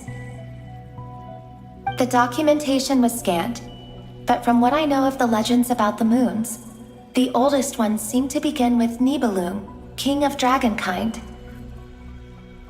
I have no way of verifying any of it by this point, but if it's true, you might be able to reach that era if you keep walking. Understood. Thank you, Miss Thelindis. I'm the one who should be thanking you. If you hadn't entered this realm of everlasting death, what use would my deductions be? Thanks to you, they have some meaning. About Rayrir, I'm so sorry. For everything. It wasn't your fault. That's not true. Because we both feared bringing trouble upon each other, neither of us ever told the truth. And that dishonesty sealed our fates. But enough about that. I wish you a safe journey, Miss Columbina.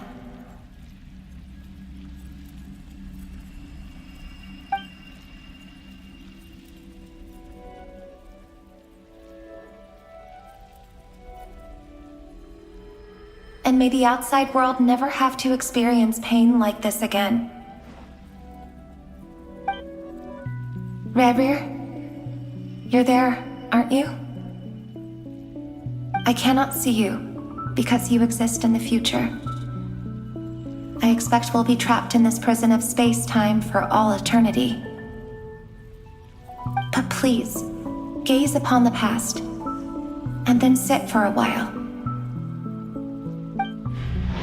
Let's find a place to sit down together, just like we did when we first met.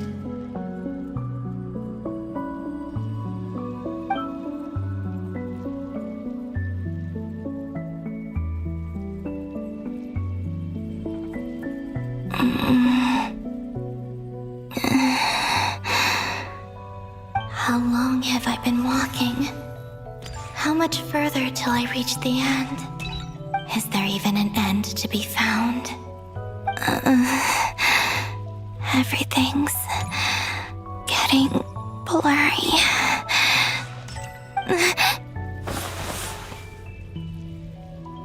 Huh? Are you all right, little sister?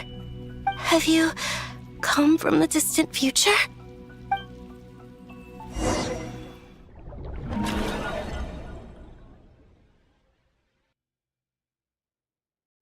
So, how exactly did the moons just disappear? Shouldn't it be a little harder to get rid of major creations like moons? The world is a vast and ancient place. On a certain scale, all life lasts for but a fleeting moment. Miss Nicole explained that the moon goddesses likely perished in the War of Funerary Flame. The moons themselves were also destroyed at that time, save for the Frost Moon, from which a new moon goddess was later born. Am I missing something then? 'Cause the stories say that the moon goddesses were born on the moon, but doesn't Columbina say she was born in Nodcry? Huh, you're right! Why do their birthplaces differ? What's the difference between the two generations of moon goddesses? Also, remember what Sandrone said? Her scans detected 4 moons. In other words, 4 moon marrows. Technically, the result of the scan means that 4 moon marrows were detected and positively identified as moons in that moment. In other words, this piece of information alone isn't enough for us to know how Miss Columbina is doing right now. Yep, we have no way of staying up to date on whether she's dead or alive. She's on her own for now. But at least she's trying her best to get back to us. Yeah, she's a tough cookie, and a sore loser too. We have to trust that she'll find a way, because we really need her power. As much as it pains me to say it, we've got no chance of beating Dottore in a straight-up fight. He's much too powerful. It wouldn't even be close. That maniac is going to devour everything in his path until he reaches us. We need to find someone or something that can stop him before he does anything worse. I'll be frank. Our only hope of defeating this false god is with a real moon goddess on our side. I'm not just saying this because Columbina's a friend and I want her back safe and sound. It's just the truth. And I know that even she was no match for him when he attacked, but I don't have a better solution. We're not giving up on saving her, whether she can defeat Dottore or not. Right. Don't worry, Miss Sandrone. We're all aligned on saving Columbina. No one's trying to argue that we can only justify saving our friend because it will help save the world. This is about multitasking. We want to save both. So, she's more than just a moon goddess to you guys? Absolutely. Duh! She's part of the gang! And you are too, you know. Yes, I know. You don't need to labor the point. I knew that the moment I came running over with my documents that I was part of the in-group. I mean, if Arlecchino can fit in, I certainly can. Anyway, as for how we get Columbina back, I've been working on it constantly. But I think I'm still lacking certain information about the moon. I'd probably get there if I could continue my calculations, but the problem is, I've run out of computing power. Computing power? You mean you need more energy? No, the issue isn't energy, it's processing power. There's so much data to get through that the whole process has just ground to a halt. That's a tricky problem. René de Petrichor of the Nazissenkreuz Ordo once foretold the fate of the world. But I don't know how he did it. My guess is that he used the primordial sea's power. However, that won't work for me. His methodology was vastly different from my own. What's worse, they're incompatible. And, to top it all off, we can't even leave Nodcry. Ugh, this is so annoying. If I'd known we'd run into a bottleneck like this. Well, no, the design bureau's a bust as well. Curse that Dottore! Couldn't have made this harder for me if he tried. Oh, what do we do then? How about we grab a bite to eat and take a break? Maybe something will come to mind after you've cleared your head. You don't get it, do you? I'm trying to calculate the fate of an entire world here. And I need accurate results, not big prophecies. Where the heck am I gonna find the computing power for that? Ahem. Anyway, time to shelve the discussion on technical difficulties. Being a killjoy isn't very ladylike, after all. Either way, we've done what we can. Rest well, everyone. Remember to let us know if anything new comes up. Hat guy? Is he hinting that we should talk outside? Let's go somewhere a little more private.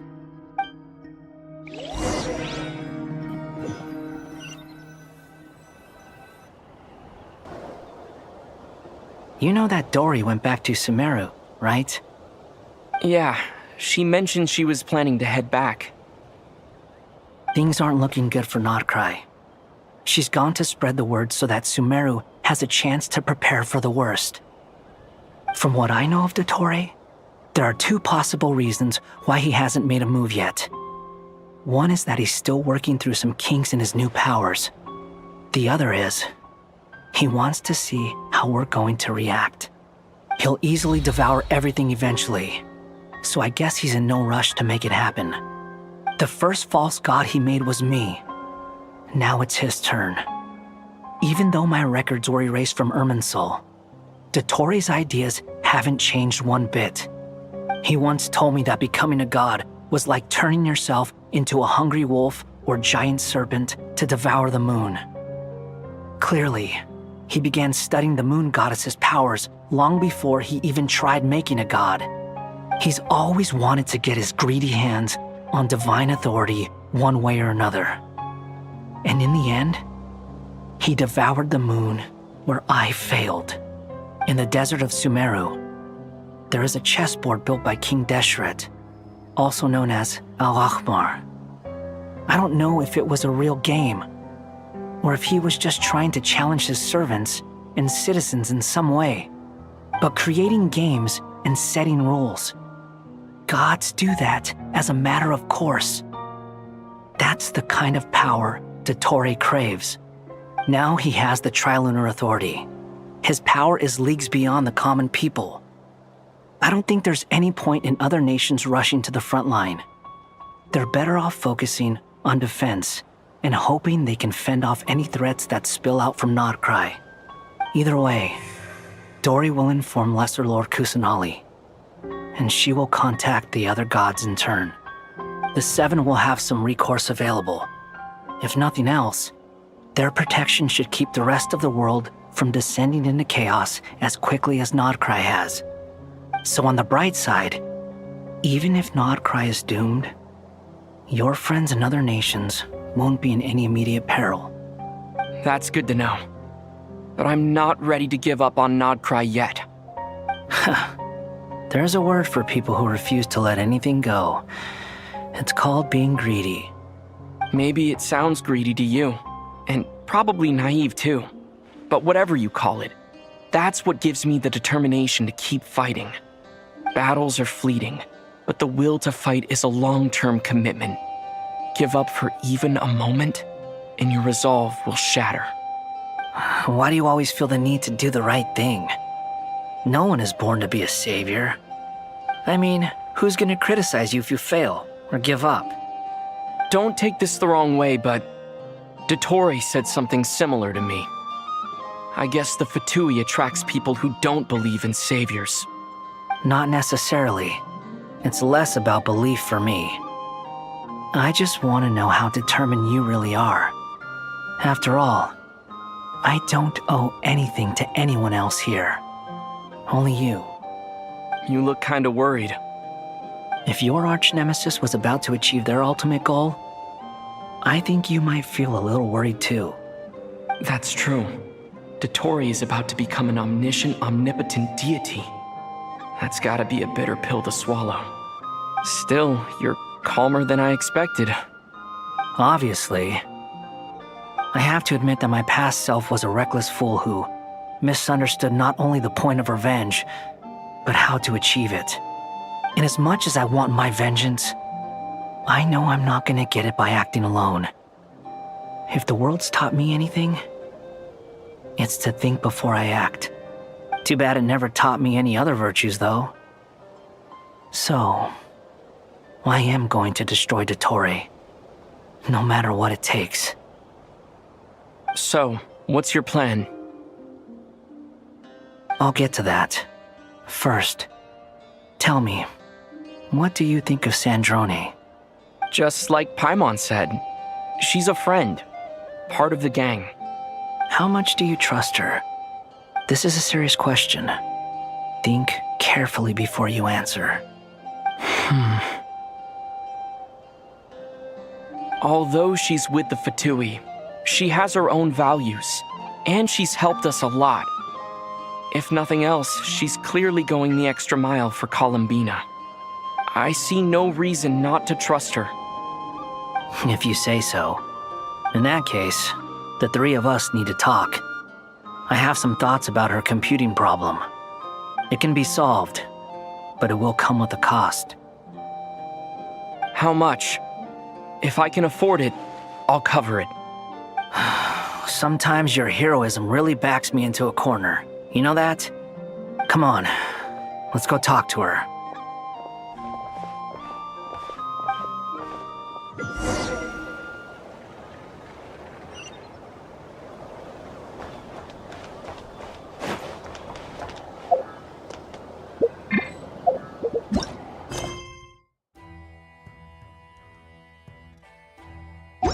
Light of the blazing sun!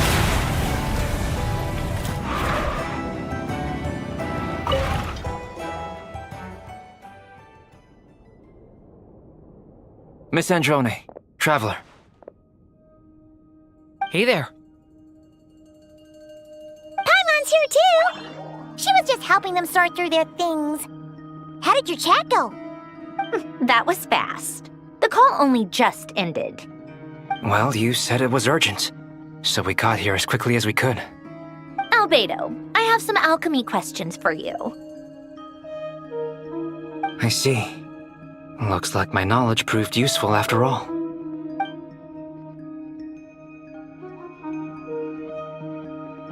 If I might ask, what is the end goal for the modified formula you'll be using? I needed to predict the future of the entire world. But I've run into some teething issues since trying to implement Renee's theory of the four Orthants. I see. I'll have a look at it. Still, computing power is the real issue here. How do you plan to solve it? About that, it's been sorted. Oh, with the Traveler's help? Actually, you're not wrong. He found the person with the solution. Was it Hat Guy? Yeah, it was him. Wow! Go Hat Guy! Seems like all that time studying at the academia is paying off big time. But where is he? Wasn't he the one who asked Albedo and I to come here? Come with me.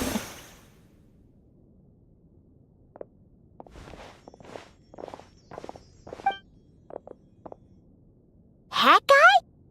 What's happened to him? Hat Guy, can you hear us? No response. I guess he's in hibernation. Hat Guy mentioned that he was a puppet. It seems that his functions are currently shut down. I presume this has something to do with the solution to your computing problem. That's right. He and the Traveler came to see me. Wait, what? You have a solution? Would you calm down? Why do you always react so hysterically to everything? Excuse me? How would you know? You shouldn't be so quick to judge complete strangers. It's very bad manners. Oh, please. It doesn't take that long to figure out that you have a temper. Where does a mere student get that kind of confidence? I've actually published more papers than you. Not that status counts for much. Even Paimon's applied for academia admission. Huh? Are you serious? See? This is why I can't be bothered to explain myself. She recognizes no one's skills but her own. Okay, fine. I'll hear you out. So, tell me, how do you propose to solve my computing power problem? This world itself is constantly processing all kinds of information. If it's the world's future you're trying to calculate, you need a processing device that's designed to cope with that volume. Easier said than done. Only Irminsul can handle that kind of... Wait, is that what you're suggesting? But surely we can't just plug my formula directly into the ley lines. You should be able to tell that I'm not human, right? Yeah, I noticed. The technology, though, seems pretty ancient. Very different from Fontaine's. It's a completely different system. Conrian, to be precise. I'm what they would have called a puppet. Puppets need an energy source and processing power. The artisans who built them sought out the materials most suited for that purpose. You? Do you mean... The Traveler and I have talked it over. He's willing to vouch for you. So, I'll allow you to borrow my core for your calculations. It was built using wood from a silver white tree, which makes it a small part of Irminsul. Conrian technology and Irminsul wood. Who in the world could have built you? Are you sure about this? A puppet without its core will cease functioning completely. And if it's left in that state for too long, it might not recover. You could die if you do this. You do realize that, don't you? I can put two and two together, yes. No need to rub it in. I won't lie to you. This has never been done before. I cannot guarantee your safety. Doesn't matter. I'm prepared for the worst. Did you two actually talk this through? Is he... Are we really considering this? Yes, we discussed it. The bottom line is, he trusts me, and I trust you. Let's give it a shot, shall we? Honestly, I have no clue where this kid even came from. But for whatever reason, he lent me his core to use in my formula. I'm very close to finishing my calculations now, and the core is currently in use. So I'm sorry, but I can only show you a sketch right now. This is what the core looks like. A silver white branch. It certainly matches the legends told about Irminsul. Is Hat Guy gonna be okay? okay, right? Right? In theory, he should be fine. As long as we put his core back in time. Beyond that, all I can say is that I'll try my best to avoid risks and make sure the core doesn't sustain any damage. I think I know why you called us here now. Someone needs to watch over his body and make sure it's protected until the process completes. Correct. He said that the only ones he trusts here are you two, and the Traveler. And the Traveler will have other work to do. He will have our undivided attention. Aw, head guy. On a more positive note, things are progressing steadily on my end. I'll call everyone in for a meeting once the results are out.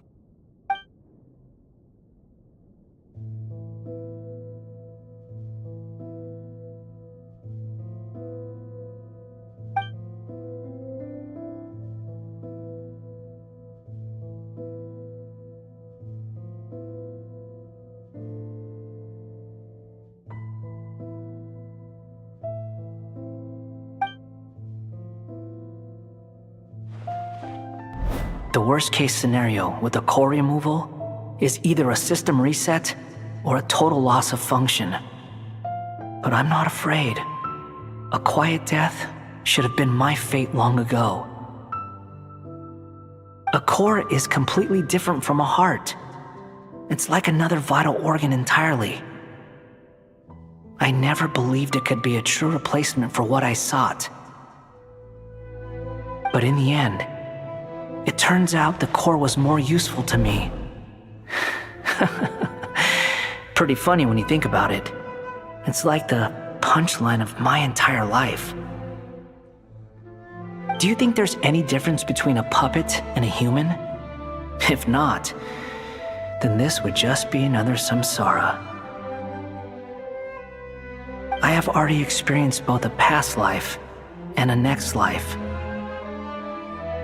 Part of me wonders whether I'm only capable of making this decision because I've become a real human. What's with that expression? Isn't this a good thing? Sandrone will succeed, won't she? She has to. She will. We all have to persevere until this is over. That's right. And I'll protect you all until a moment of victory arrives.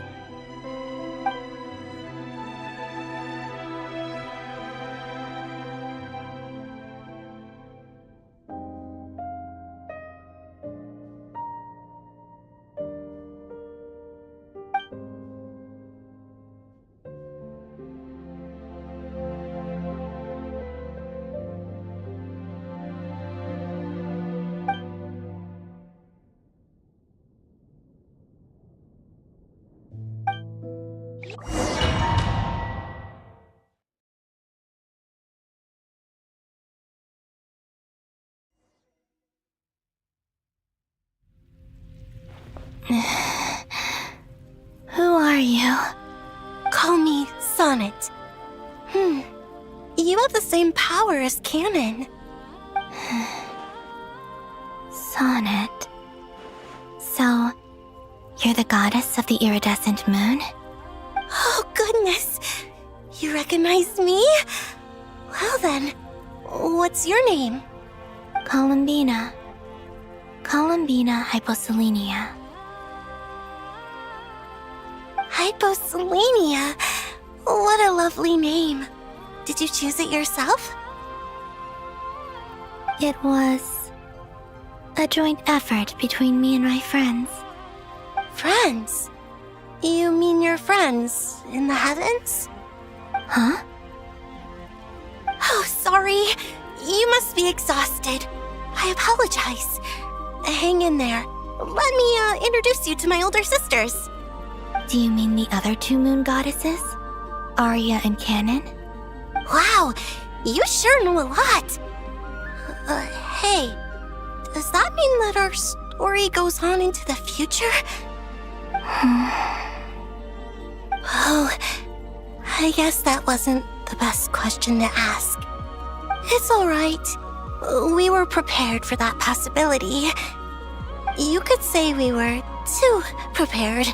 I can't even remember how long my sisters and I have been here by this point. When did you get here? How long has it been? I can't say for sure, but it feels like it's been forever. I see. Are you feeling all right? You look a little unwell. I can hold out a while longer.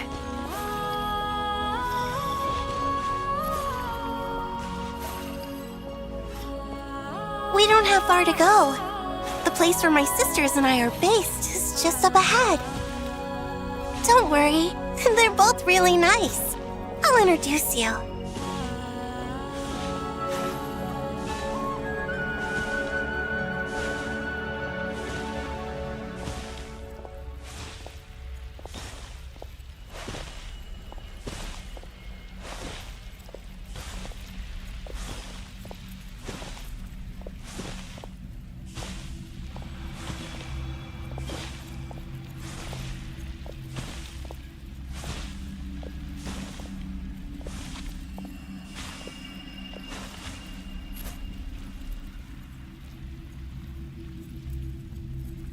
Sisters! I'm back!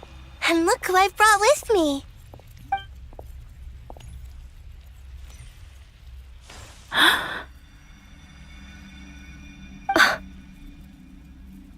It's our lovely little sister, born in the far future. The pleasure is all mine.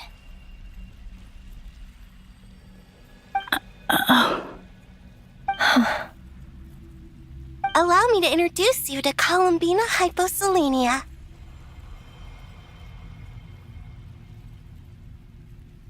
This is Arya, the goddess of the eternal moon. And this is Canon, goddess of the frost moon. Canon, don't you think Hyposelenia's power is similar to yours? Hello, Columbina. I apologize for our startled reaction just now. And please, forgive our little sister if she's been annoying you. She tends to talk a lot. It's fine. You seem shy. Don't worry, Columbina Hyposelenia. No one can hurt you here. Could you tell me where here is? Please. I must know.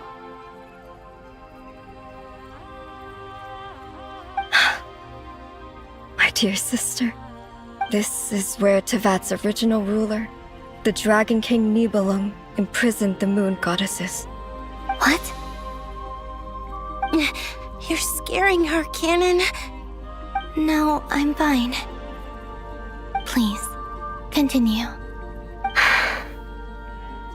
Nibelung, our original master, created us in the distant past to maintain Tevat. But he left this world and traveled into the dark universe beyond, to explore worlds vaster still. Day and night, we fulfilled our duty in the heavens, until the day that the first descender arrived. The great ruler of the firmament. The heavenly principles. Is that what later generations call them? I see. But we did not reject them at first, nor did they seem to harbor ill intent towards this world. We coexisted in peace. They were like a guest in our home. Slowly, however, we came to realize that our guest had a growing desire to change and dominate the world. And you didn't stop it? No. There was an order to the rules they set up that Nibelung never taught us. We wanted to know if this order would bode good or ill for Tevat.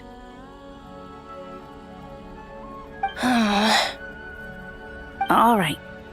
Canon and I wanted to know. Sonnet was against it from the outset. Later, we discovered that this great ruler of the firmament bore an almost paranoid hostility toward the desire of certain life forms to seek power. Or perhaps they feared them.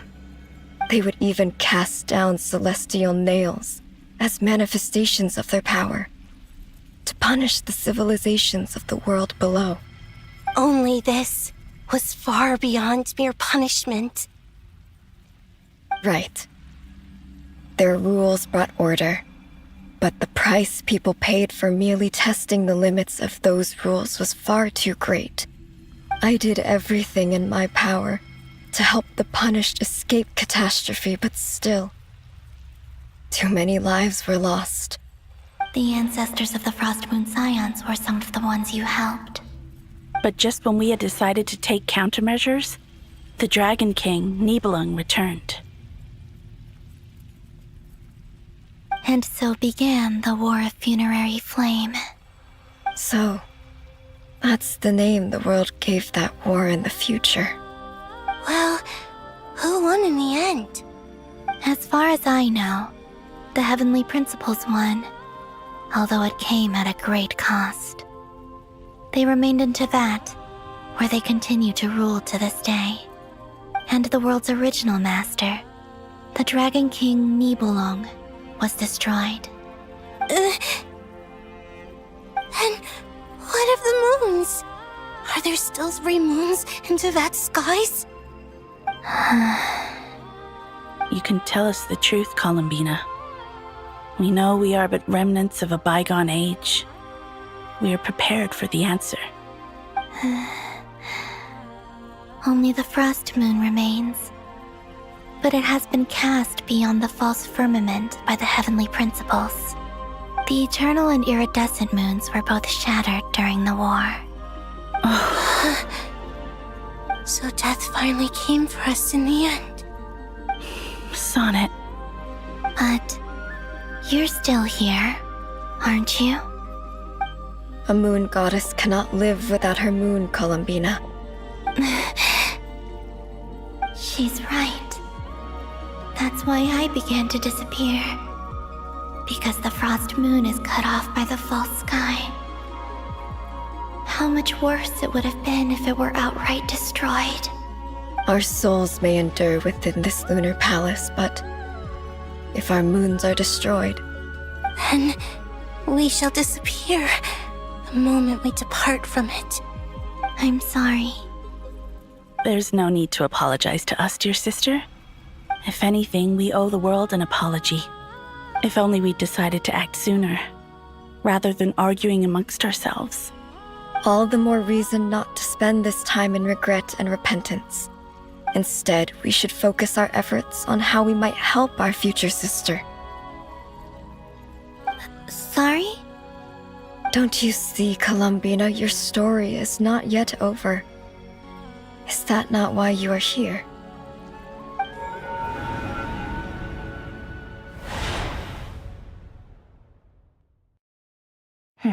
It's done. Initiate numerological array. Continue running primary process. Calculate the world's fate through extrapolation. And identify nodes of potential change. Secondary process, scan for moons. Still 4. The number of moon marrows hasn't changed. Wait, let me think. Is it possible that there's something I've been misunderstanding about the moons all along? Variables. Variables in the world. I know where potential variables within the world come from. So what about the moons? Are there any variables there? Like their life or death, for instance. What if being alive or dead makes no difference to a moon? But that's so strange. Even immortal gods can die. Why would the moons alone be? Wait! I've got it! If alive or dead is considered a variable, we might have had this wrong the whole time.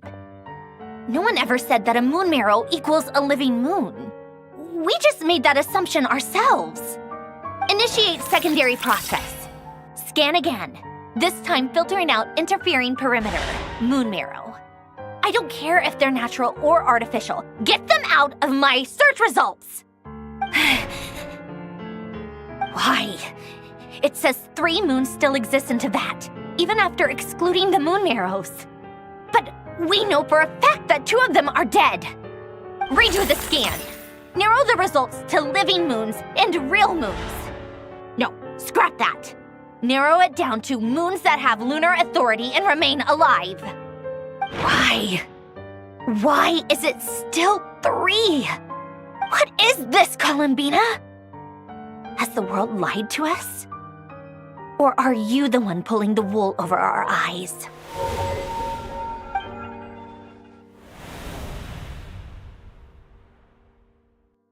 So, you think that the moon's reflection might be where Nibelung imprisoned the 3 moon sisters? Yes, it would explain a lot, such as why that space would respond to a moon goddess's power, opening the moon gate at her command. It would also explain why Miss Columbina has been unable to leave, and why time flows in reverse there. In the messages she sent, Columbina promised us she'd find a way to return, but we have no way of knowing how, when, or where this might happen. The fact that she still has yet to reappear in this world indicates that returning from that place is no easy feat. We cannot afford to simply wait for her. So you're saying, if she could return by her own power alone, she would have done so long ago? Yes, she certainly wouldn't leave it to this late stage when it's so touch and go. I've been giving this some thought, and I've come to believe that Luanatar might be an anchor that she left behind, as a sort of future waypoint. This could also explain why Luanatar is always by the traveler's side. Sounds like a plausible theory. If that's the case, there must be some criteria we need to fulfill to allow Columbina to return to the present. The question is, what could they be?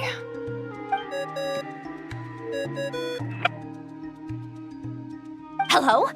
Listen up! This is extremely important!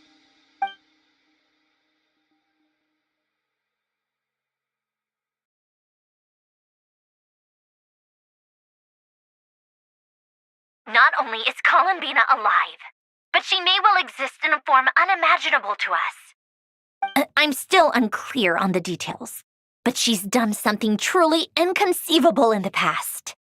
And the clue to what she's done lies in the moon and Tevat sky. Truly amazing.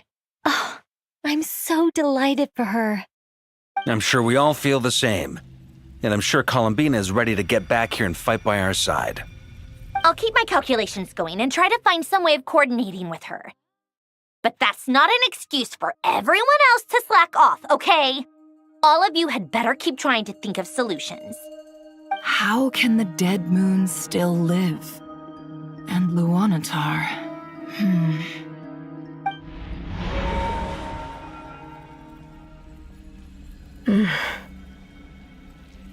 It's hard to believe that's what will happen in the distant future. Our authority is linked to the most fundamental rules of Tevat. I suppose it's no wonder that many would covet that power. I didn't realize that when you said friends, you meant people who live down in Tevat. That's so lovely. I always wanted to go down there and have some fun. Have you ever tried leaving this prison? Of course. Between us, we've tried everything. But no matter where we go, this space will eventually bring us back here. It's like the center of a whirlpool. Everything ultimately converges here, at the moment when Nibelung imprisoned us. In that case, have you tried using any of those pathways that connect this space to the real world? Sorry? What are those? They're passages through which you can make small-scale changes to reality by using Kuvaki. Or am I the only one who can use those passages? Because part of my soul remains in reality. Kuvaki. What is that? You don't know? It's a unique kind of elemental energy found only in Nodkrai, the land from which the moons arose. Oh. Well, it's true that the moons first rose up from the part of that you say is called Not Cry. But there is no difference in the elemental energy between there and anywhere else. What?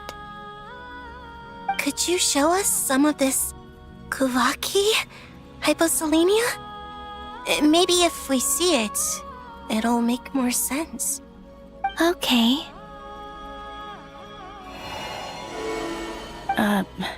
Isn't that just your power?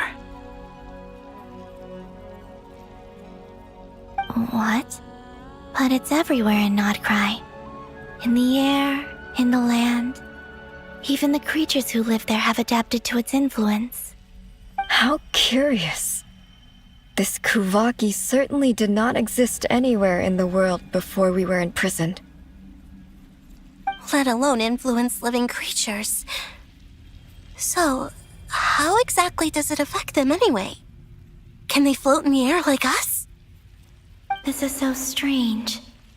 Why would their reality differ so much from mine? Columbina, you're looking for more than just a way out of here, aren't you? Yes. If I am to help my friends, I will need trilunar authority on par with that of our foe. You mean... you'll need our power? This sounds extremely risky. The Three Moons' powers are not mutually compatible. Concentrating them into one goddess will be a very painful process. And if anything goes wrong, it could tear you to pieces. I know. But I'm willing to take that risk. Even so, let's say we successfully transfer our authority to you. How will you take it outside this prison? Niblin constructed this realm specifically to prevent us from using our powers to interfere in his war. No moon goddess can leave this place alive. What if I don't leave alive?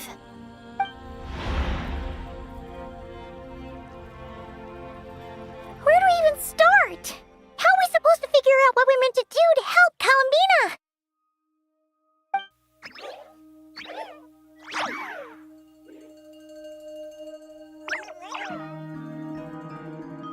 Columbina? What do you need from us? If she really got to the beginning of time in there, how do you think she'd leave us a message?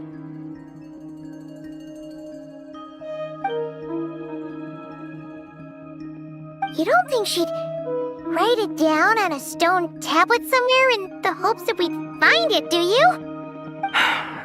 Seems unlikely. Columbina may not talk a lot, but she thinks deeply about issues like this. Let's review what we know. This is the Columbina who fought alongside us against the Rahir of Solnari, and with whom we celebrated Moon Prayer Night. She knows our personalities, our ways of doing things, even our unique strengths and abilities.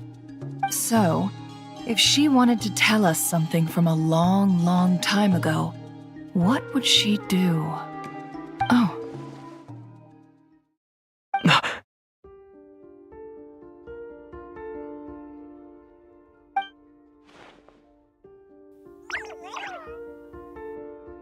Traveler, you once said that those golden ripples also appeared when Luanatar was born. What if Columbina left Luanatar here, not just as an anchor to the real world, but for some other purpose?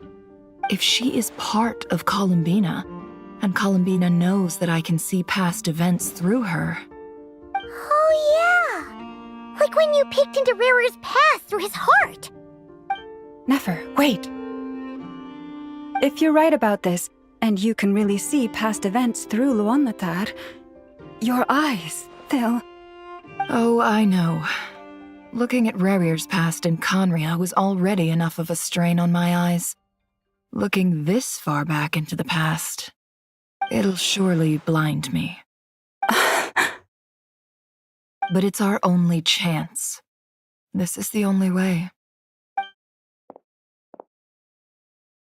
Boss. We spoke about this once, a long time ago. Do you remember what I said, Yehoda? The day I lose my sight, the Curatorium of Secrets will be yours to run. But... What's wrong? I'd be overjoyed if I were you. This day's come a lot earlier than either of us expected. I need to know you'll honor our agreement, Yehoda.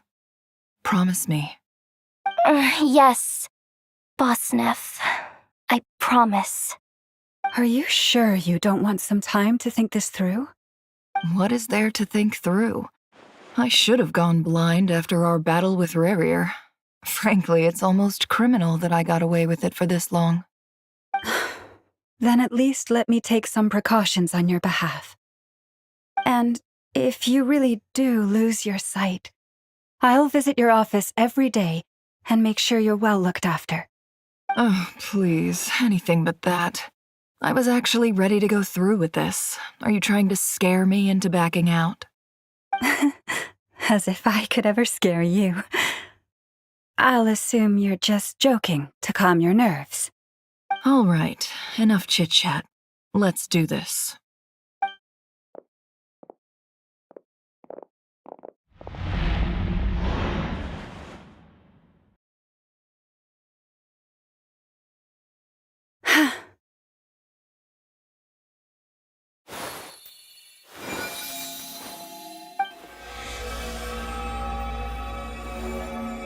All done. Good. Now give me some space.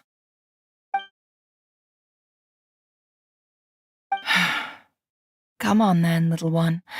Show me what happened in the past.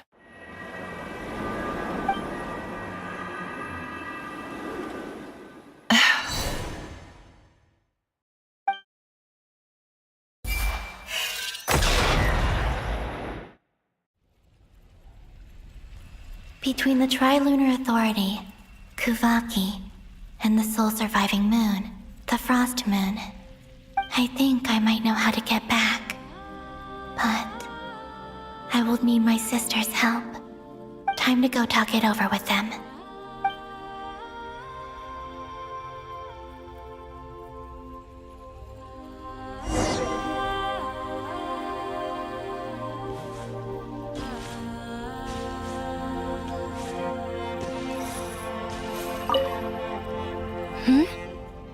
Have you decided what to do?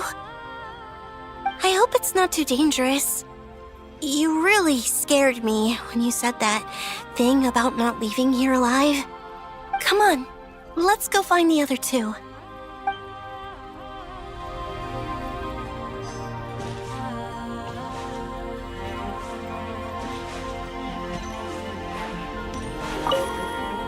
It seems you have reached a decision.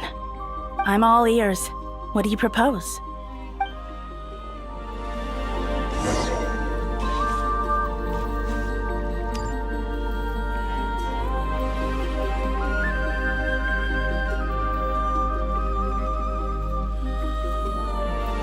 Have you figured it out, Columbina?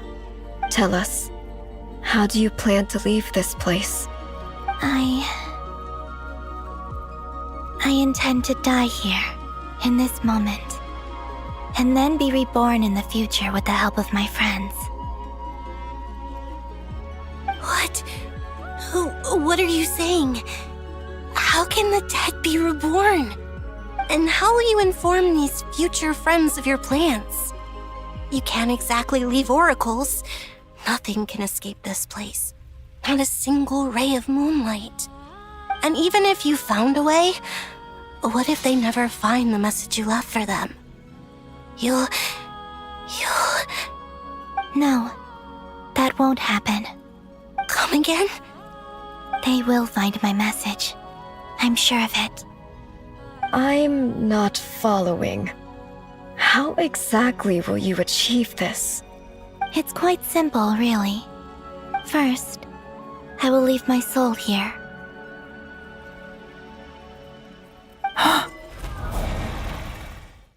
I see it. Your soul? You mean you're a divinity? Yes. I once left a portion of my soul in the future. One so small that this prison barely noticed anything. In this very moment, she can resonate with my soul across time. When the time comes, I believe that she can serve as an anchor to pull my soul from here back to the future reality. Just as gravity connects the world to the moon. Exactly. In the future, where I came from, the moon has been cast beyond the false sky, but I can still feel that it is there. In a similar way, I can feel a connection to the soul fragment I left behind even now. My friends can use it to detect my presence. But how do you just leave your soul here? Is that even possible? On my way here, I met an ordinary mortal who entered this place long before I did. Her body is long gone, but her soul remains. And before that, I encountered an old enemy whose entire soul survives here intact, while the power that once corrupted his body has faded away. So, perhaps this space is specifically designed to imprison divinity and authority, but not the physical body. Still, even if your body can escape, would it not just be a lifeless husk without the soul inside? Wait, is that what you meant when you said you wouldn't leave alive? Yes. I shall turn my body into moonlight and pour it over Nodcry. That power shall protect the land and quietly blend into it, awaiting my soul's return in the future. However, I cannot do this on my strength alone. I would need your help to do this, so I'm humbly asking for your assistance. Oh, dear sister, you need not be so formal. As I said before, we are but remnants of a bygone age. You, on the other hand, were born alone in that distant future, and you have walked a long and lonesome road since then. How could I bear to let your story end here in this dungeon? Don't forget, we are your sisters, your family.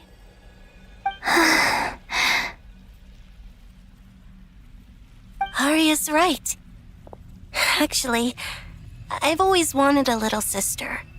Can you imagine how it's been for me? Getting nagged by two older sisters all the time. Now, I finally get to be the big sis. And not just that, but I get to help you return to your world, too. How could I say no to that? Sonnet. Canon?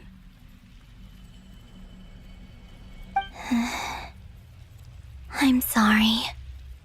I know this is a bold request. The Frost Moon is rightfully yours, and it remains intact. Oh, no, please, don't misunderstand me, Columbina. I was just thinking back on the years that the three of us once spent together. You cannot imagine how happy I am to hear of the future world you describe. The Frost Moon Scions, your lovely, kindly friends. For the three of us, whose purpose in life was to maintain the peace in Teyvat. It is a great relief to know that the people of this world live in such an abundant future. If your plan can save them and save Nodcry, I will gladly give you all that I can. Besides, the three of us have been together since the day we were born. I could never abandon them to live on alone without them. Canon. Still, I do have one question I would like to ask you before we proceed. Certainly. What is it? Why do you cover your eyes?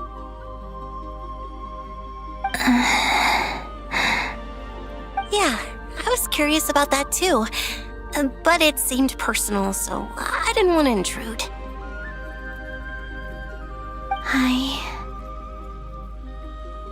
There was a time when I refused to look upon the world.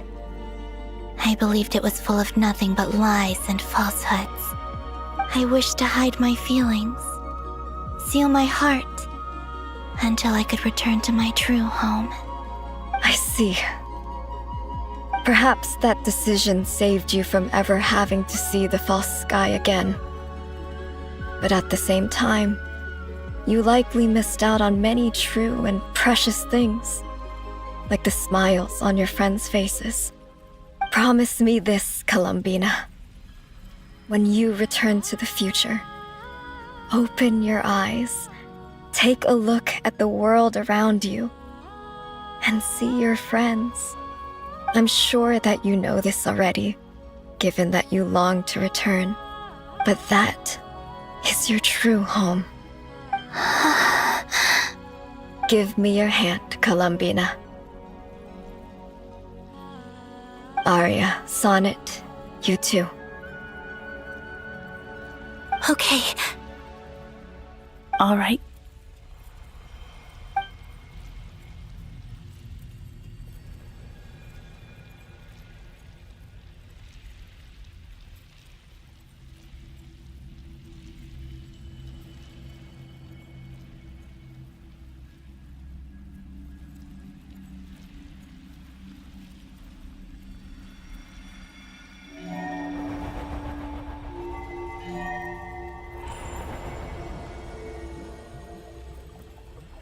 We once were the songs sung for eternity, but now it is you who must continue to sing.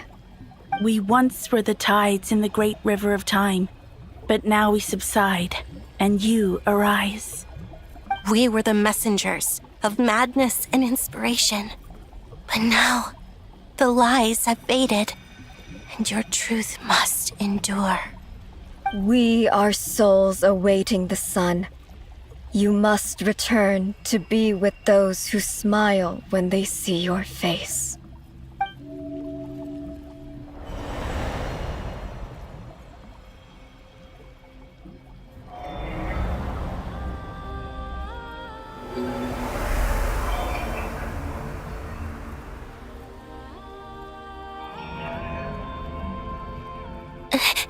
Is it done? Yes. We have transferred the authority over all 3 moons to Columbina Hyposelenia. From this moment on, she is the Tri-Lune Goddess, the one and only moon goddess of this world.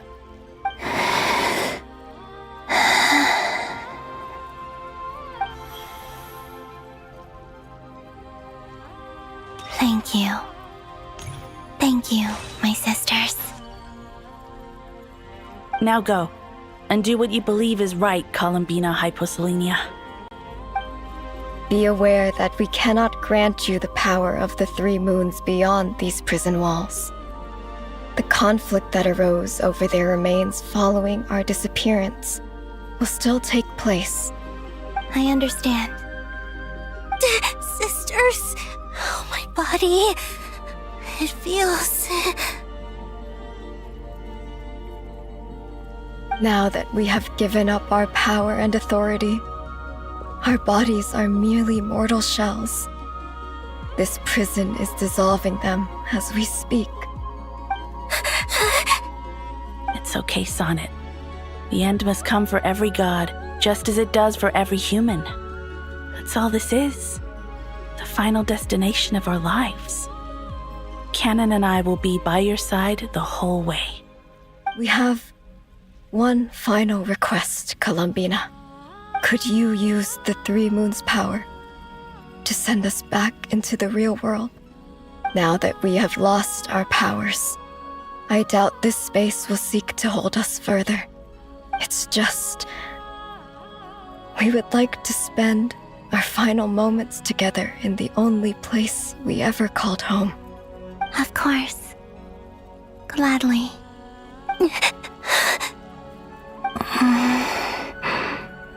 Sonnet? Yes? Don't... I wish I could tell her not to give in to the abyss. Not to be afraid. But is this that really what I should say at this moment? Don't forget, I'm so glad to have a big sister like you.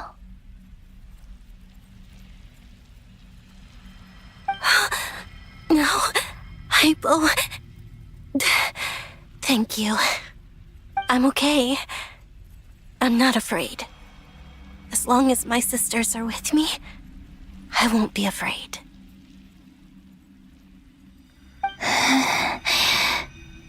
It looks like this is goodbye, sisters.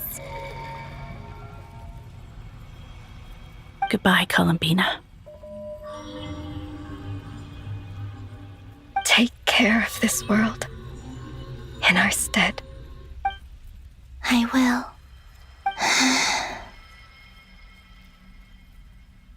And now, it's time for me to bid farewell to my body, too. May it become the moonlight that keeps Nodcry company through the long years ahead. So this is why Nodcry was not always home to Kuvaki.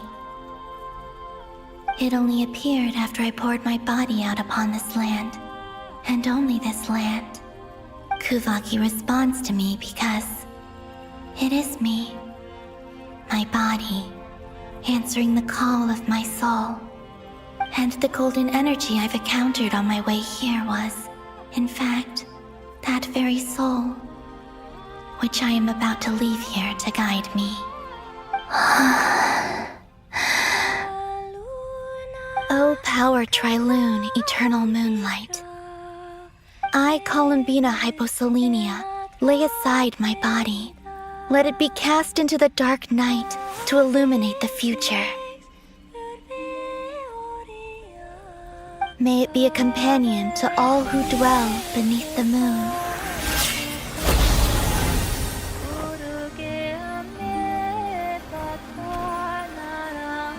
Until the time comes for me to return home.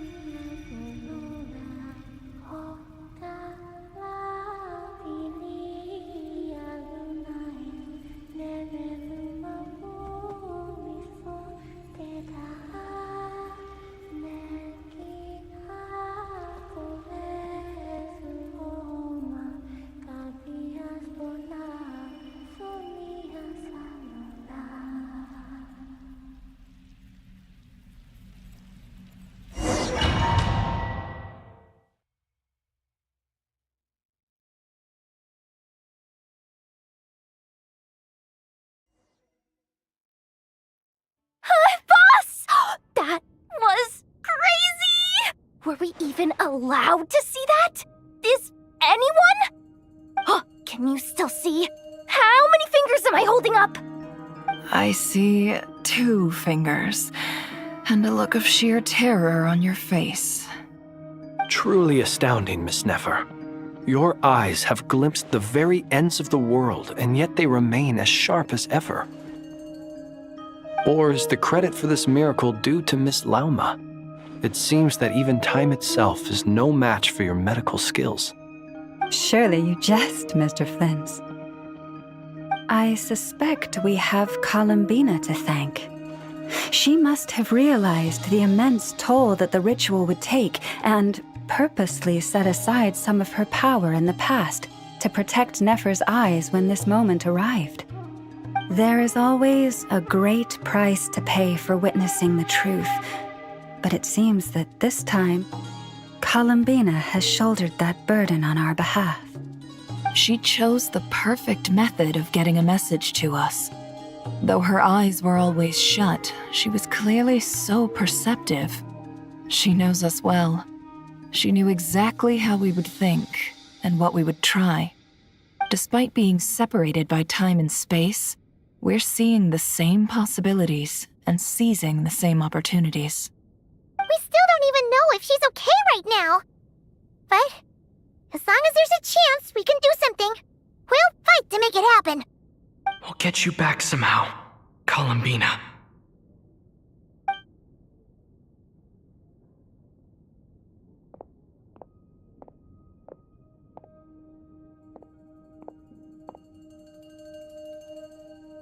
Well, based on the information we now have, let's figure out our next moves. Thanks to these gentlemen, we have a much clearer picture of the situation with Dottore. The civilian population has been moved to safety, so we no longer need to hold back. Miss Androne, how are the calculations going?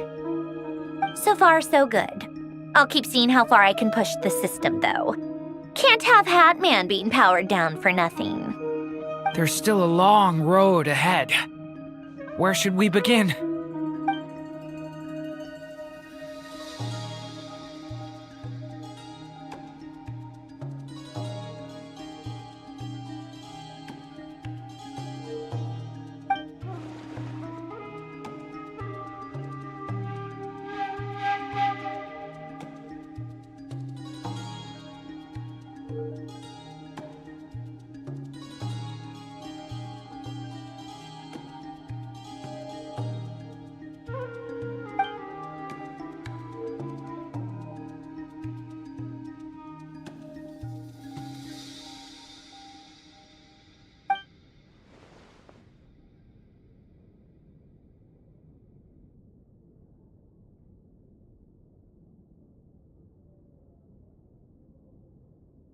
Our plan is clear.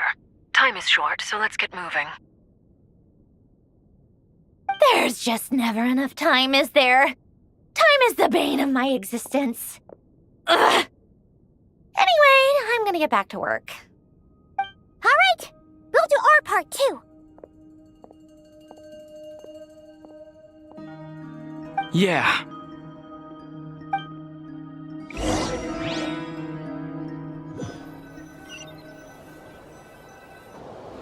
Albedo's theory says that elemental energy can dilute the light realm's power, but I'm no expert in building elemental defenses. Sounds like something out of the advanced elemental theory section of the library. Whew.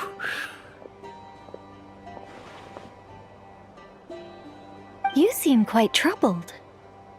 Well, yeah. I mean, who doesn't get a little flustered when they're completely out of their depth? You were the very picture of confidence back when you approached the Hexen Circle. Yeah, I could have been faking it through that whole meeting for all you know. Who's to say I'm not just a ball of nerves in a charming and gregarious package? Oh gosh, really? I'm so sorry, I had no idea.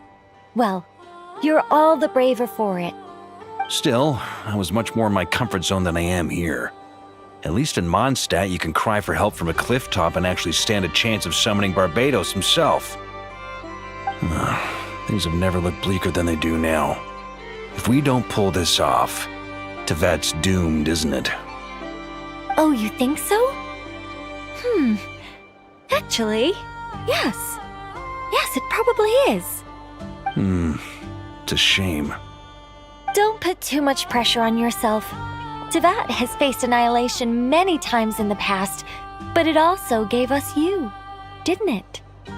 Hey, don't give me that. It's not like I'm anyone special. I disagree. Every human born in this world is special. We angels have always believed that. In that case, this humble human being has a big favor to ask of you. I thought you might say that. I'm sure Alice, in her great wisdom, sent you here precisely to help us in this difficult time, yes? Well, that has less to do with her wisdom and more to do with my power. Of course, of course. Well, the thing is, these elemental defenses we're about to build, I don't think it's a question of if they'll fail, but when.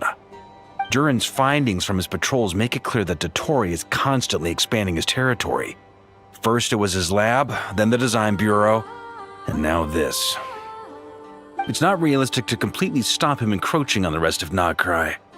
Rather, our goal should be to stall him for as long as possible. If Miss Sandroni's calculations are correct, well, they're the closest thing to certainty we have in this situation, so let's assume they are. Anyway, her calculations suggest that our best hope for victory lies in Miss Columbina's return. It's up to us to slow Dottoro's advance and buy time for her to make a return. Are you asking me to help you with building the defenses? No. I'd like you to prepare for what comes next. When he eventually reaches us, we will have to fight him. You were an angel once and a mage now. I'm asking you to lend us your protection. Oh. Can I take it that you're triggering the terms you fought for during our three-way talks? Well, technically those terms were about protecting Mondstadt. But if you're happy to agree to the change in location, then yes, let's do that. You're cashing in on this much sooner than I'd imagined. Well, yeah. The way things are going, I might not get another chance. Very well. The mages have heard the knight's plea, and we will respond. To tell the truth, Alice and I had already discussed how we might help you all, so I didn't come empty-handed. I always like to be prepared.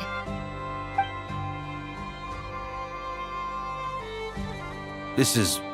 wow. Yeah. This is great. Seriously, thank you. It's been many long years since I had a chance to dazzle humanity with a little divine intervention. To humbly serve as a reliable and responsible guide. Anyway, Knight of Boreas, please accept this gift in recognition of your great virtue. Go now. May the angel's blessing deliver you safely to your destination.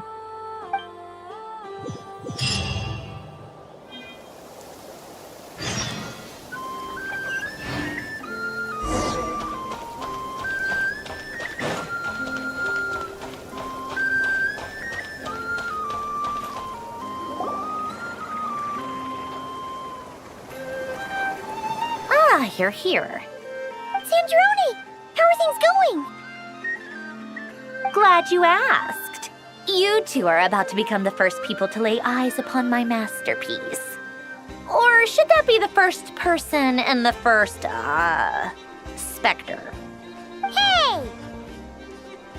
Whatever. Come, feast your eyes on this. Wow! We've never seen something like this before! This meter displays the progress of my formula. Currently, it's still making the most important connections. Once it's finished running, I'll deliver it right to your side. And then, we can finally bring Columbina back. What do you mean, deliver it? Can't you just tell us over the Dodo communication device? It'll just be some numbers, right? Ugh, you're such a greenhorn. This isn't the kind of formula you solve in math class. It's a highly complex algorithm capable of constructing a framework of rules. Whatever. We'll be here all day if I start trying to explain it. All you need to know is the formula must be completed before we can bring Columbina back. I'll share the data with you. Nicole's agreed to let me use her information channel, so we just need to use the Dodo communication device like so. And... there. Now you can check in on my progress. Wow! Look at that! You're amazing, Sandroni! About time you recognized my genius. Took you long enough. Anyway, that's all for me. You should check on the others if you have time. Make sure we don't have any weak links in the chain. That might sound harsh to you, but close supervision is a common practice in a Fatui. Not looking to catch anyone out. I just care about everything going smoothly. That's all. I'm kinda stuck here while the formula's running, so I need you to be my second pair of eyes in the meantime.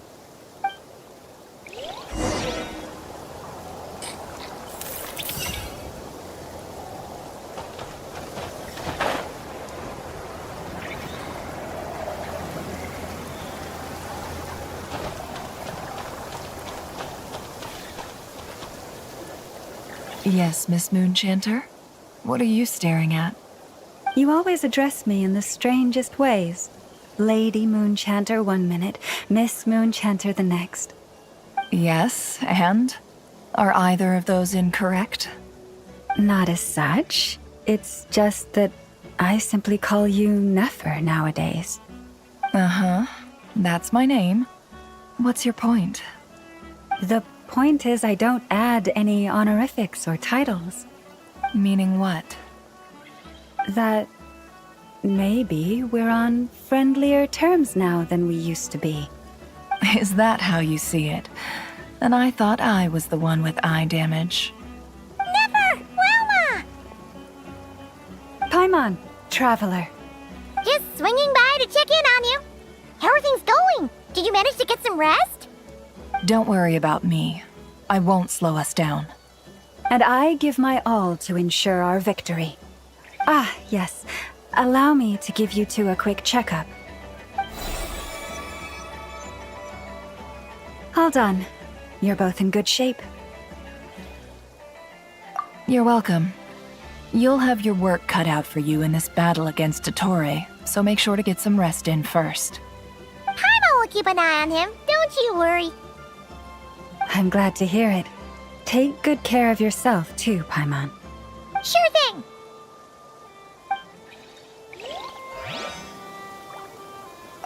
Don't worry about me. I won't slow us down. And I give my all to ensure our victory.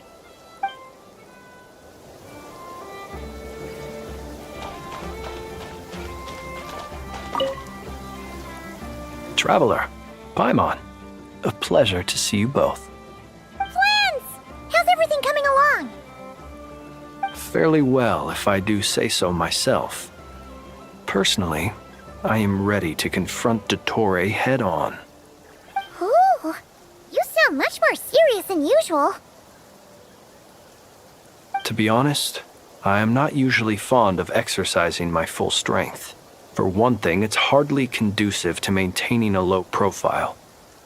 Besides, I believe one should have the right to choose when to show their hand. I am conserving my strength until the moment of battle is upon us. Anything to boost our chances of victory. Seeing you get into the zone like this really puts Paimon at ease. Huh, Traveler? I consider it an honor to have your trust. Rest well. I look forward to seeing you both in your element during the battle.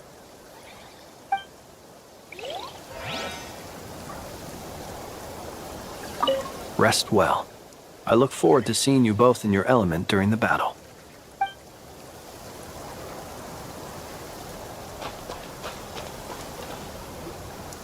Thankfully, Miss Nicole has come to our aid. Nasha Town is now looking very well defended. Golden Flame. Yes, that's Nicole's power, all right.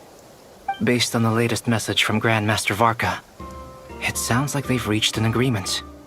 The situation should be more stable with her assistance. Everyone will have at least some degree of protection. Albedo! Durin! Hello there, you two. Are you well rested? That's good to hear. As per the plan, Albedo and I will be in charge of Nasha Town. As Dottore's energy field expands, it's creeping ever closer in that direction. But we will do our best to hold our position. We fought side by side many times before, and always with great success. I believe this time will be no different. So don't worry about us. Focus on fighting Dottore.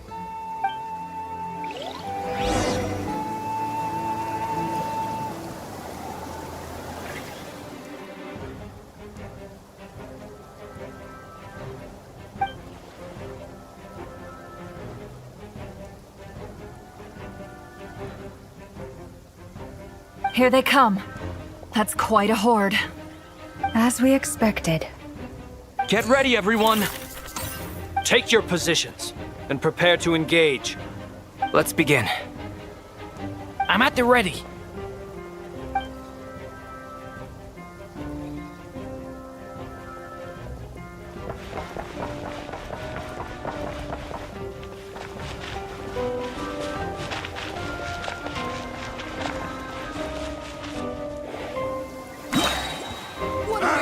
Water jet!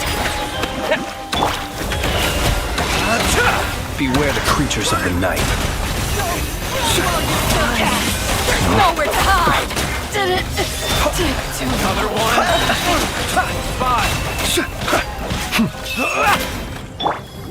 Wipe out! Observe.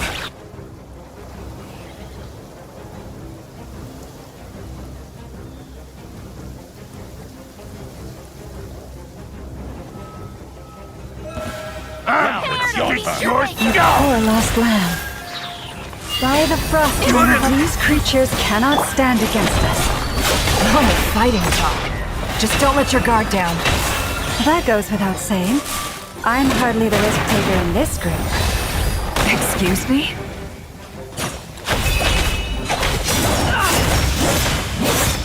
No more. Leave this place. With one heart, we pray.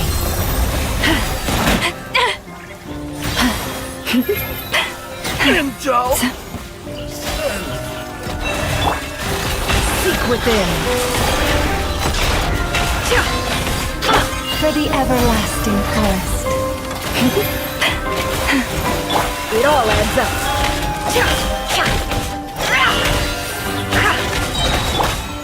Forest, protect us.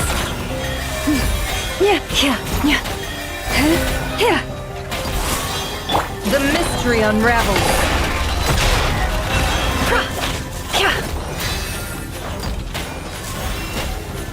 No more. With one heart, we pray.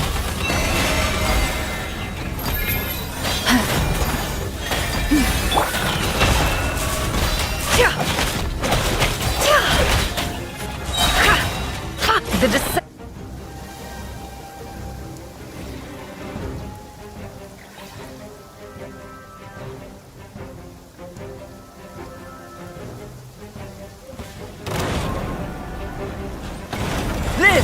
Witness my great undertaking! A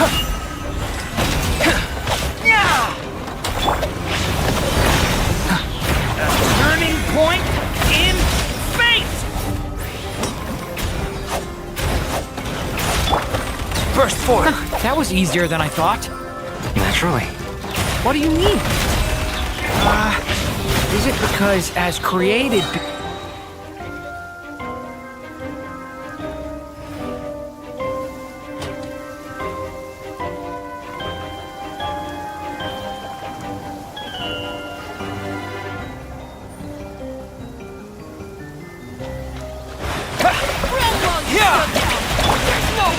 For the everlasting forest.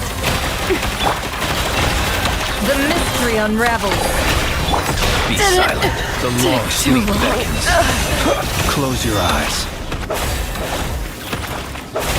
People have always used fire to drive away wild beasts. Wouldn't a lantern work just as well? You read my mind, my dear friend. I was just about to say that. All right then, dear friend. Bring the light!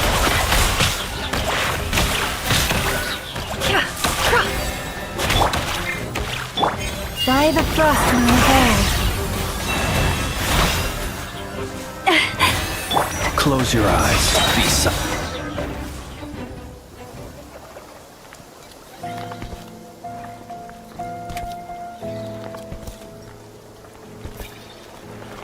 You're looking well. I trust you've had a good couple of days. Dottore. It's actually a good thing, in my view. If the subjects of my experiment were to die prematurely, it would throw quite a wrench in the works. And so, I must thank you all for your resilience. We are no longer on the same level, but you are nonetheless worthy of my respect. A creator god should be merciful and gracious after all. And in any case, it is only right that before I end your lives, the world is informed of the arrival of their new god.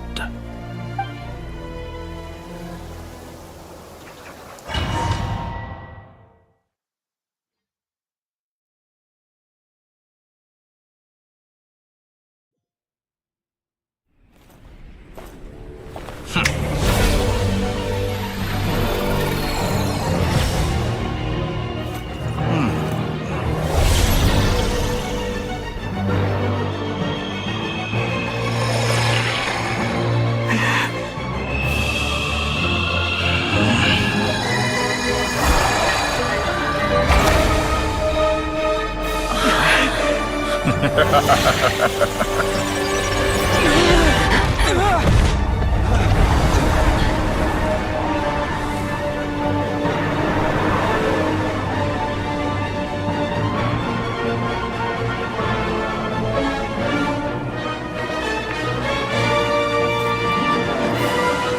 experiment begins.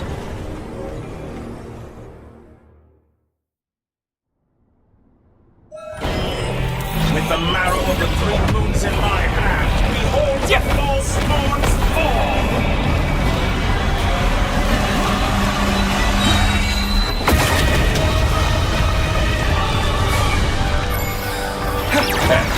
Go! Seek within. Reverse. You poor lost lamb. With one heart, we pray. No more love. Wipe out! Water jet! Observe. Beware the creatures of the night. Close your eyes.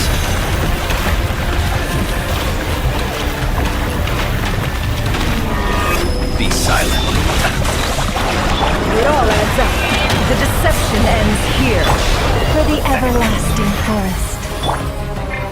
No more love. Moon's remnants.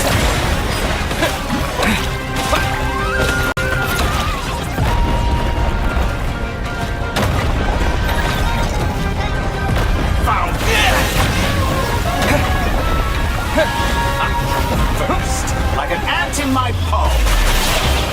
Are you quite finished? Oh. Have we moved inside another space? And it's sealed off. Looking at the structure of it, it seems like the Torre intends to trap us here. There's no exit. Our endurance is about to be put to the test. Entropy bends to me.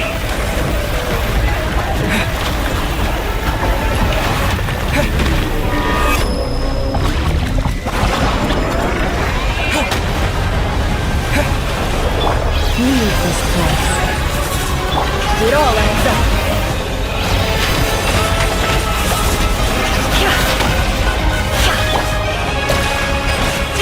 Countdown. Go!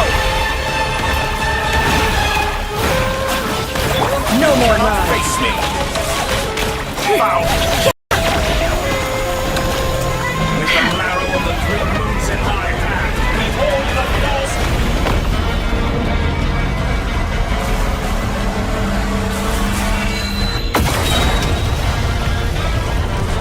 Pathetic. Good. Can I be true? I'm still collecting data. Bombs away! You poor lost lamb. Where will you With try one scurrying heart, off we to pray. next? Looks like Dottore has opted for a divide and conquer strategy. But we will not allow him to triumph. Now, I shall pray for our victory.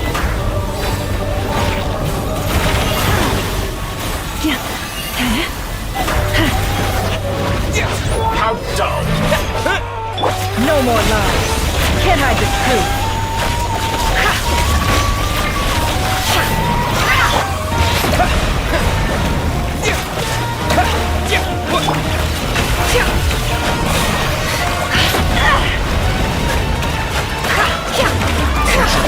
Bends to me.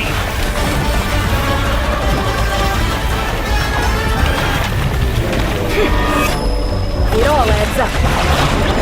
No more lies. The deception ends here. Be shackled. Can't hide the truth. Found.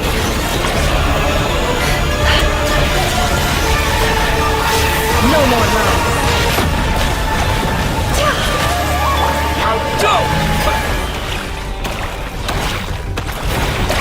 Did you honestly think that could hit me? Be annihilated, that which cannot stand against me. What's this supposed to be? A knockoff version of the space colony we got trapped in? really is no way out. We'll see about that, Dottore. No more lies. Go! Mind, I had not intended to take your demons from you. But you have a choice. Obey, and I can release them. An excellent deal, if you ask me.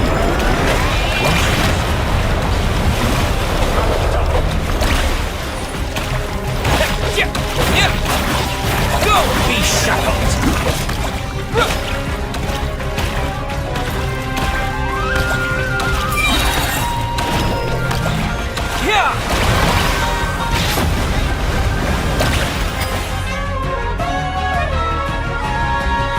I'm aware you've been working on some little tricks to surprise me with, but it appears that none of them have come to fruition. My guess would be that you're trying to bring Columbina back. But then, where is Sandrone? Or are you trying to buy time for her? I always found their friendship to be a curious phenomenon. Two highly incongruent personalities, and yet they share a deep connection. Speaking of Columbina, I once saw her as like a younger sister. We got along quite amicably while she was with the Fatui. But then one day she suddenly decided she would refuse to take part in any further experiments. To this day, I truly don't understand what I could have done to upset her so much. It's such a pity. I could have had a sister, a family. But alas, she grew to dislike me. You're not fit to be family to her. That I can't deny. So many people, all obsessed with playing out the same tired old dramas. This world is rotten to the core. And then there's you. You had every opportunity to reach the right conclusion. The thought of killing you off like this? But I maintain that I approached you in good faith, so I will offer you another chance. Will you work with me? You have until I count to 10 to make your choice. 1, 2, 3. Not in a million years.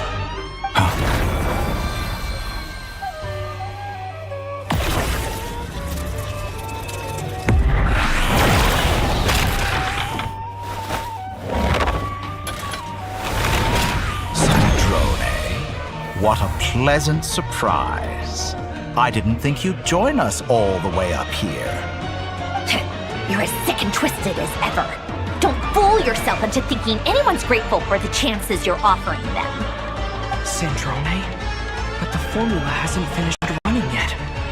Funnily enough, I was just discussing a collaboration opportunity with the Traveler, and then I see you, who I must say is a good example of an opportunity gone to waste.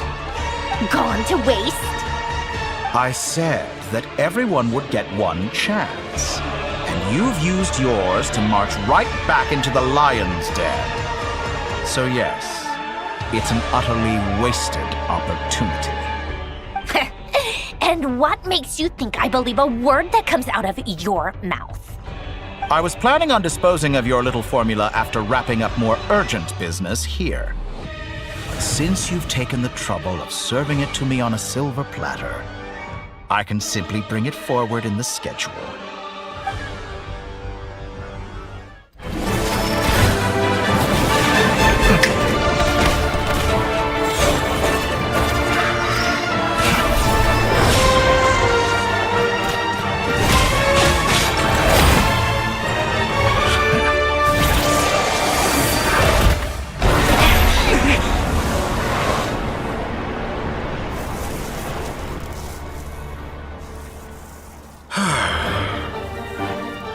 Is this your life's work?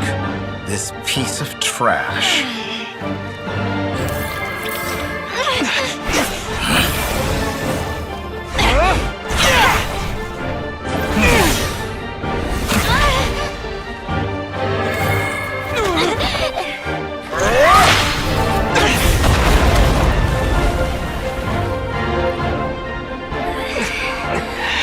Your formula runs too slowly, Sandrone. You put your hope for success on others instead of fighting dirty. That is why you have failed. Now, whom should I slay first? Any volunteers?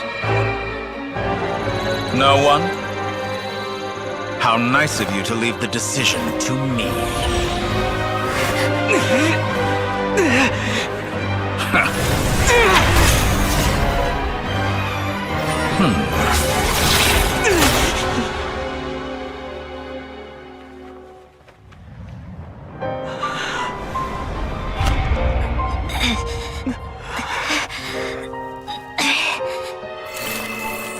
Oh, how unexpected. Sandrone, any last words for me, comrade?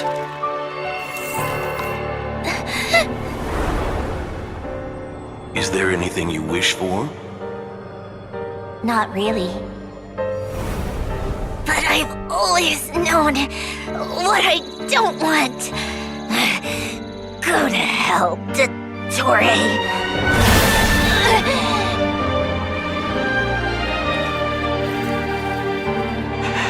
No!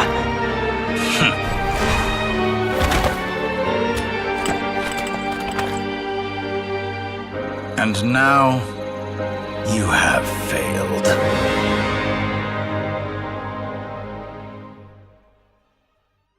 Sandrone! Now you see how fragile mechanical contraptions are. Just a gentle tap, and they fall to pieces. However keen of an inventor Sandrone may have been, her death spells the end of the formula that was running inside her body. Of course, I have to commend her for making it this far. As her colleague, I have to admire her stubborn tenacity. Now, it is time for you to take your place by my side. My count was interrupted, but the second chance I extended to you still stands. Once again, you are welcome to join me. By now, I'm sure you have gained a greater appreciation for the power and authority I wield. What is stopping you from embracing a new world of endless possibilities? Not in the mood to talk? As you wish. You seem less talkative than usual today. I'll change the topic to something more apropos. Sandrone was always like this, never trusting anyone, always so reluctant to share her research with them. Objectively speaking, she had her strengths. It is remarkable how she extracted and even optimized the world formula from so much data. But her inability to trust was her undoing. Had she allowed someone else to monitor or run the formula for her, you might still have a chance at victory even now. But regrettably, she was a stubborn fool. As much as it pains me, she had to go. Dottore, maybe this is news to you, but people can change. Columbina surprised you when she escaped. And I think Sandrone would surprise you too. Change? You can twist the truth however you want, but I see it clear as day. You're the one who can't trust other people. Is that how you see me? By this point, what can you hope to do about it?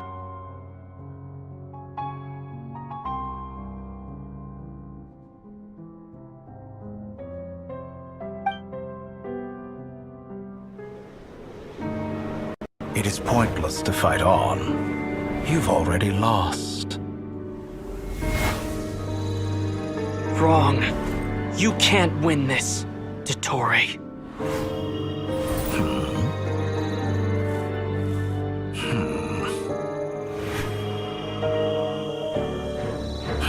What?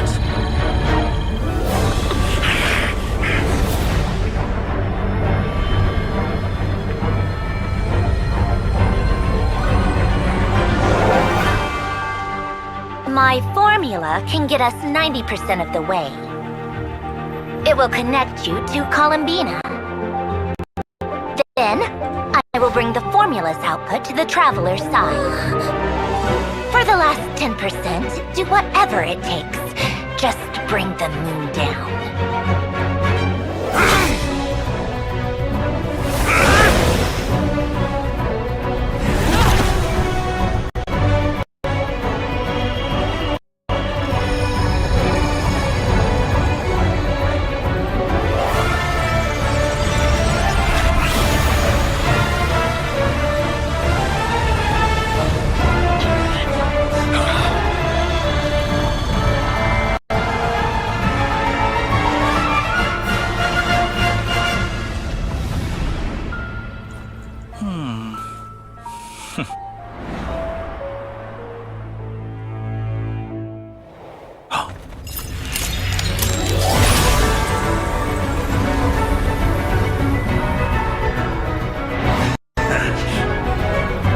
The moon will never be yours!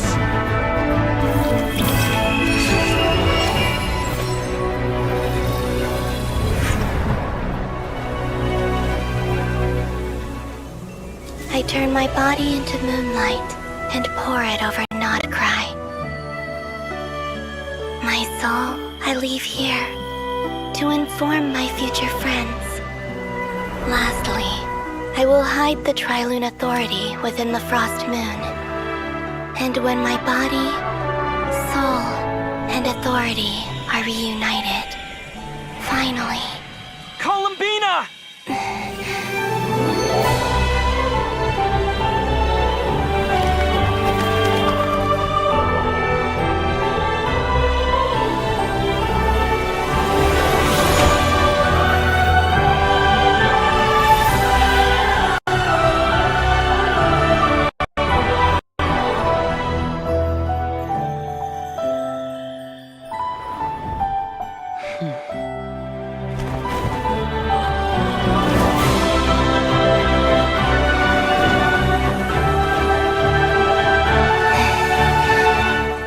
It's been too long.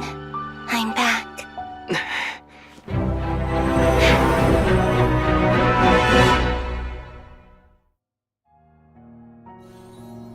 Stay focused on the battle, Traveler. What a touching reunion. Though I personally find myself repulsed by the sight of weaklings huddled together for war. And now, quite finished patting yourselves on the back. Show me how long you can struggle before you drown. Watch out, Columbina! And you're always struggling. Wait for the right moment. We'll strike together.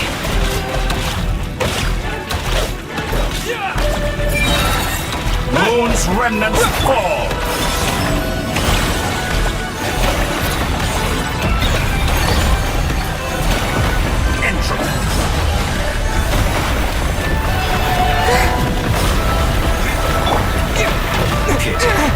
I expected this experiment to Wipe last. out!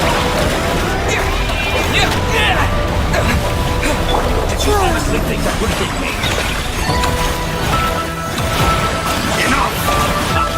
First, like an ant in my palm.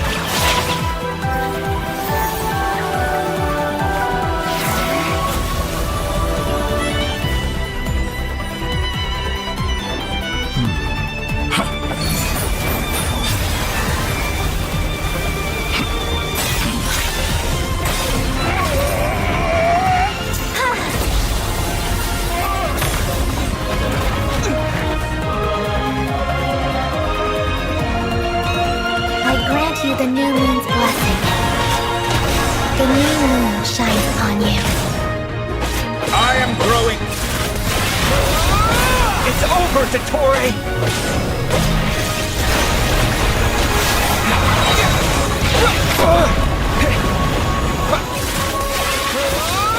Time to pay for your heinous crimes. No longer must the world cower in the cold night.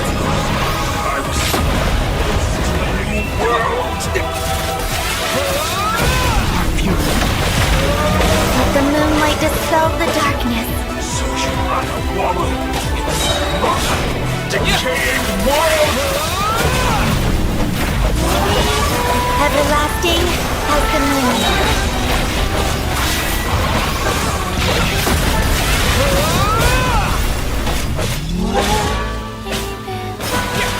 Only I could shape the new world.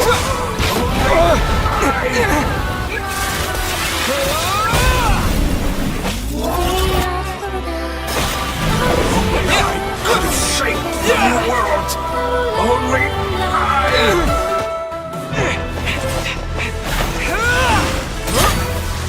Willfully blind.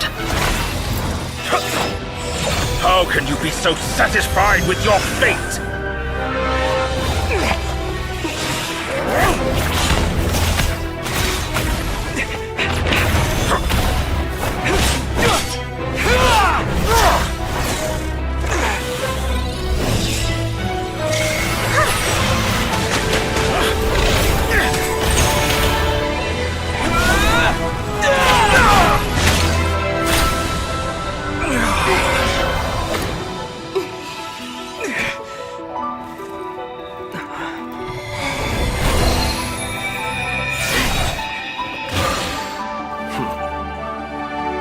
This battle was never about fate. It's about friends, family, and the home you stole from them. So dull. Only the weak rely on each other for comfort. You shall see. Once I transcend fate, you will be nothing but fodder for my grand experiment! That will never happen.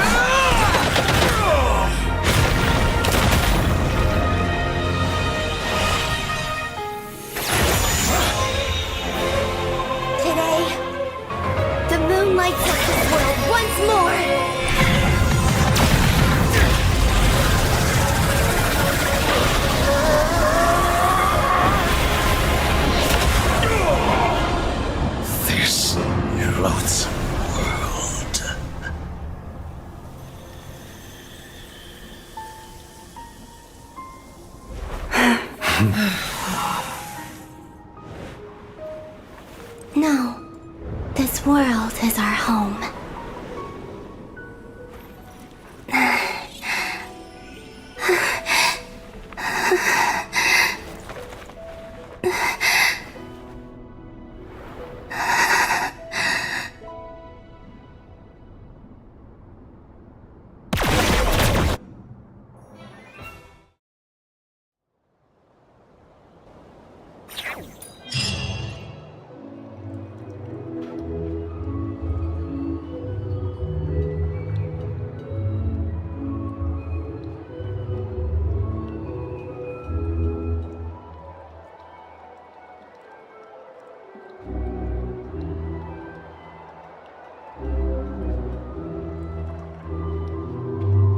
No, you're doing it wrong.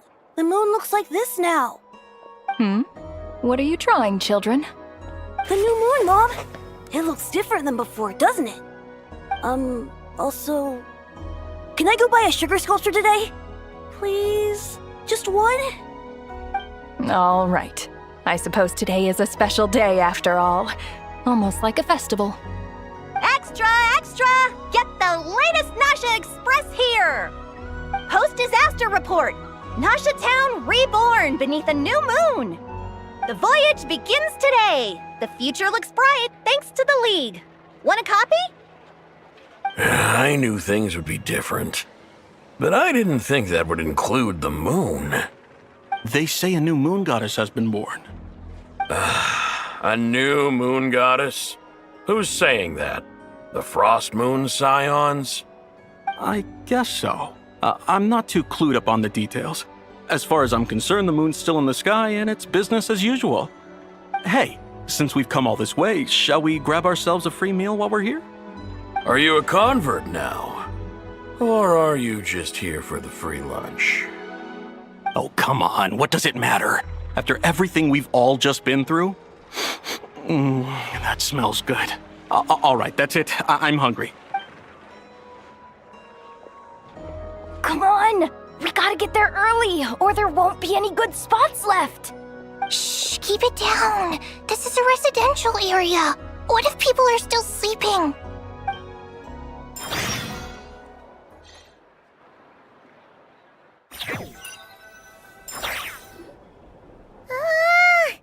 Why is it so noisy outside? It's okay. Paimon was pretty much awake anyway. It's been so long since we last had a chance to relax, huh? Feels like time is moving slower than usual.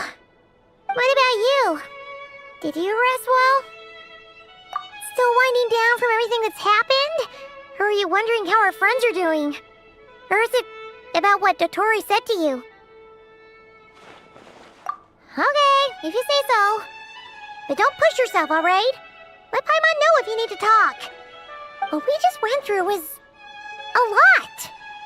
It's totally normal if you need some time to get back in your groove. Luanatar disappeared after Columbina came back. Apparently, she was part of Columbina's soul or something. Still, Paimon kind of misses Luanatar somehow. But anyway, you did great. So did Paimon. We all worked our butts off to contain this disaster, and in the end, we made it. So, chin up, Traveler. You should be proud of yourself. Hey, don't poke fun. You should be glad that Paimon's growing as a person.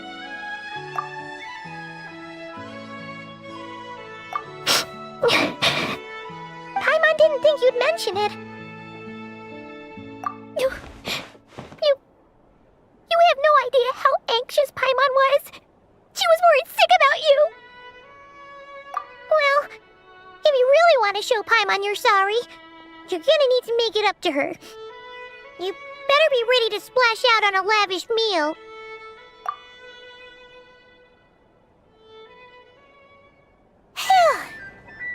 Okay. Paimon's full now. Huh? Oh, well... Hey there, Traveler and Paimon! Good morning! Morning, Yehuda! Here for some breakfast? Oh, I've already eaten.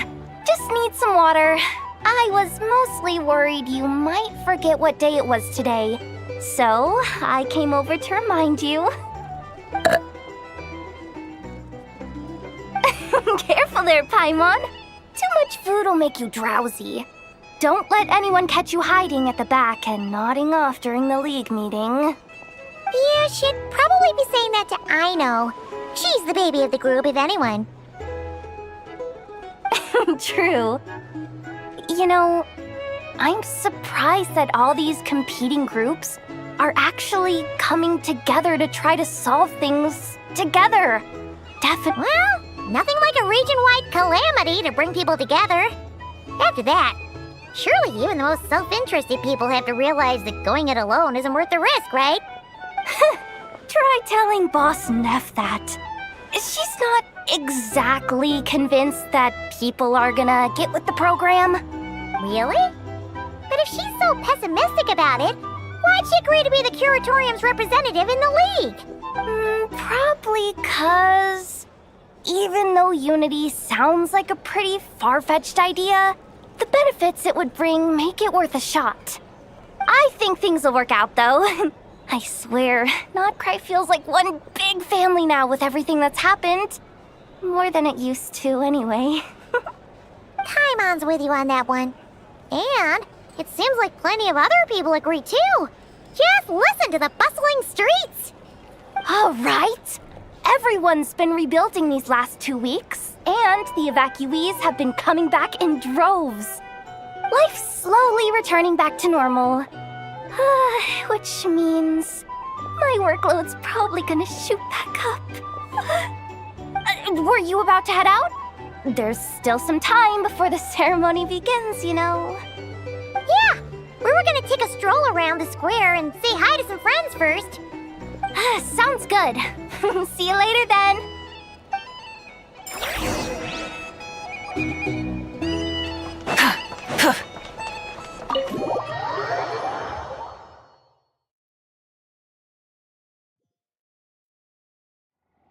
Please accept today's boon. Have a nice day. Are Paimon's eyes deceiving her? Or is that Inefa handing out food for the Frost Moon Scions? Hello there. Would you like a feast of the moon, along with some snacks of the day? So, what's new, Inefa? It was only a few days ago when we last saw you, but it looks like you've joined the Frost Moon Scions in that time. And I know too? What are you talking about, Paimon? We're just here to help. Duh. In the wake of the disaster, it's all hands on deck. We responded to Lama's request for support. At times like these, the smallest good deed can inspire others and help them through the hard days ahead. And we're using eggs and heating tubes to make that a reality. In true Kromkake craft shop style! Enough! Did you hear that? The Traveler said I did good. The Traveler! That's because it's true, I know. Proposal. If you can resist eating today's dessert, I will provide you with compliments, too. No way! Well, that proposal got shot down quickly. I need something to get me through the hard times too, you know. Mom! Yes, dear. Go right ahead. Excuse me. Could I take a photo with the robot lady? She helped us get safely out of Notcry, and she helped us get back home too. She's the best. Of course she is! And since I'm the whiz kid who built her, that makes me even better than best, right? But you stole my snacks though. Oops. Shall we move to the open space near the center? The view there is better. Thank you! Aren't you the better pick for this job, Flint's? You underestimate yourself yet again, Master Lua. Not at all. I rarely come by Nasha Town. I don't know any of the big shots here. All in good time. Socializing is a step-by-step journey. But you're much further ahead on that road, aren't you? You're not seeing the full picture. You know the truth now. There is no question about it. The Lightkeepers need a representative in the League. Someone who is upright, cares about other people, and can realize their self-worth through group action. You say it like you wouldn't make the cut. I am most flattered that you think I would. Sigh a little less, Master Lua, and have more faith in yourself. All the Lightkeepers agree that you're a very promising young man. That is precisely why Starshin and Nikita felt safe delegating such important work to you. I'm sure we all also agree that we would sooner die of dehydration than manage to wrangle anything out of you in a discussion. My apologies. I am not in the habit of bringing water with me when I go out. Whatever. I'll take the job. By the way, who else is part of this? Oh, it's quite the who's who of Notcry. There's the Moon Chanter of the Frost Moon Scions, the boss of the Curatorium of Secrets, a representative of the Voynich Guild, and even someone from the adorable Kromkake craft shop. I'm sure you will find speaking with them to be a genuine pleasure. If you say so. I've never done this work before, so I'm honestly a little scared of making mistakes. But I'll do it. Not only is it our duty as Lightkeepers, but because I want to make Notcry a more welcoming place. An admirable attitude to take. The beacons are lit, Lua. We're but one step away from breaking through the blizzard. We have the chance to band together, and build our shared homeland into an Elysium. This is unprecedented for Notcry. An opportunity not to be missed. Yeah. You're right. I'll do my best. Quite a few familiar faces have arrived. Let's go, shall we?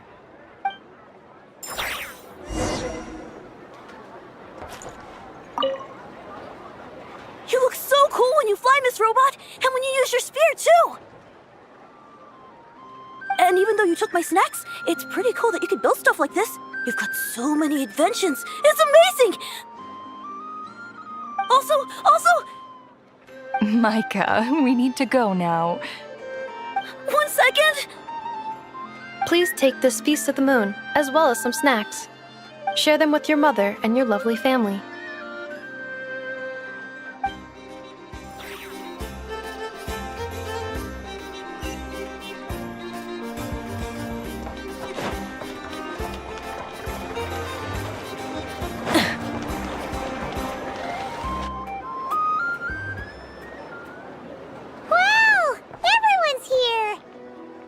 You seem well rested.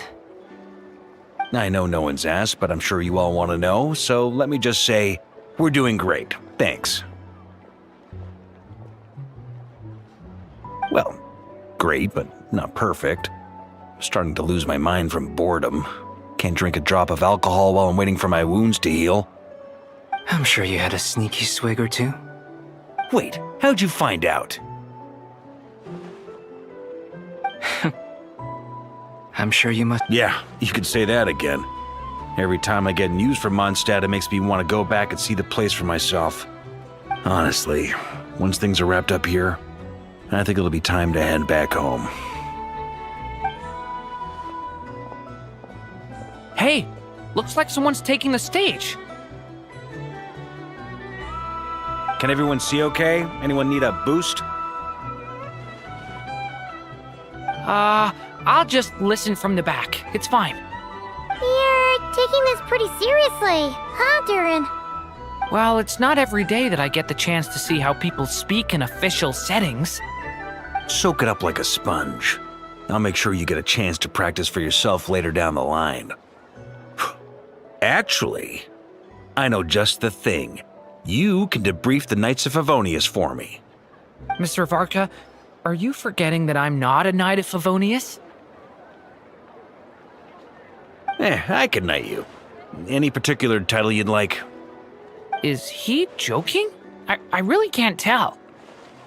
You'll have to figure this one out for yourself. It'll be a good learning experience. It is my honor to host the opening ceremony for the League, and to have this opportunity to speak to you all in my capacity as Voynich Guild representative. Could this person also have been pushed onto the big stage by the real big shots? Guess I'm not the only one then. We come here today, having weathered the trials and hardships of yesterday, and having learned from them the importance of unity and cooperation. All right, here we go. Uh-oh. Looks like Aino's off in dreamland already. Wait, Boss is looking kinda drowsy too. What's up with her? Come on, get this speech over with already. Nodcry is our home, the land we rely on for survival. And as we chart a course for the future, may we persevere through the storms ahead as we sail towards a new era of prosperity, freedom, and hope.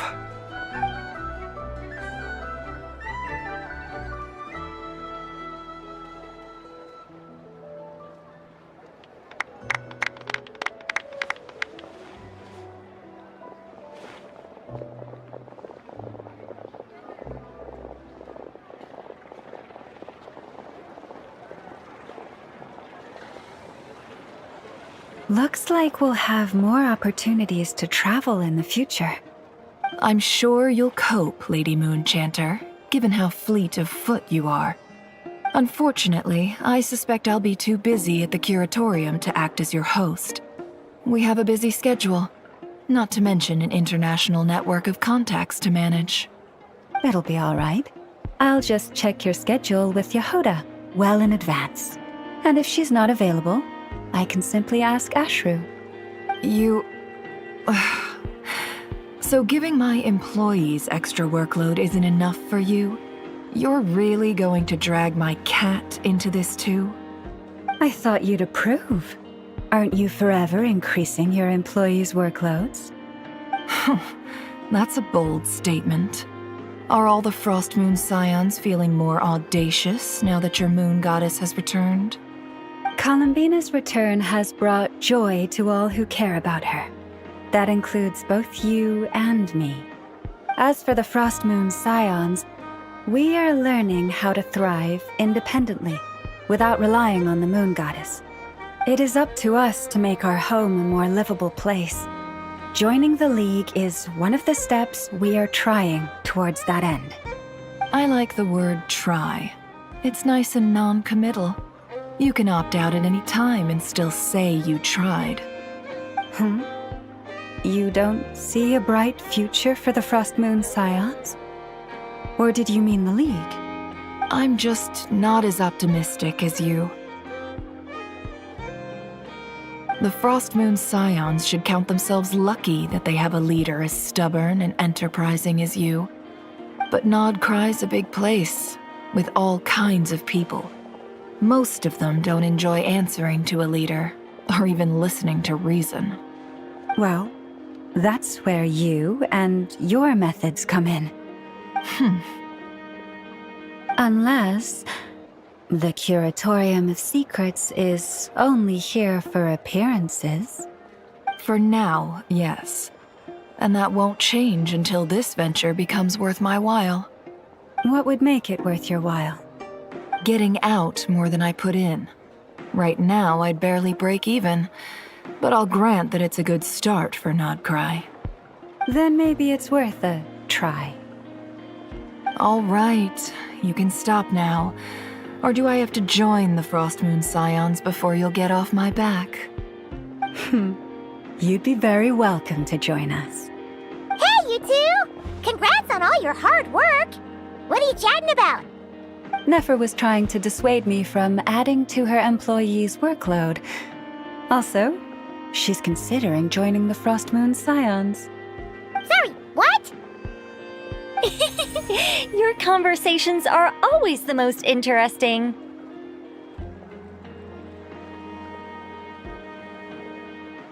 Would you two care to join me for some tea before heading to your next destination?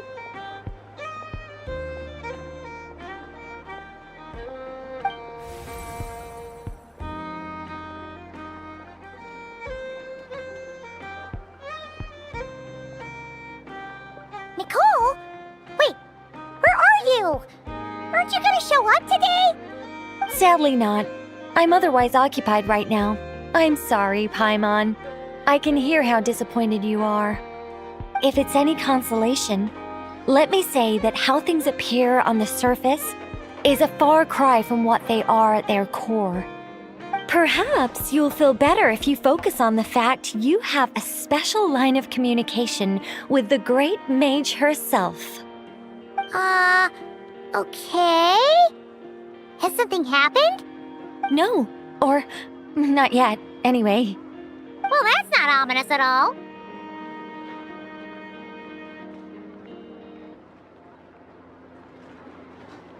Not for the time being. Just think of this as a general check-in to make sure this communication system is still running smoothly.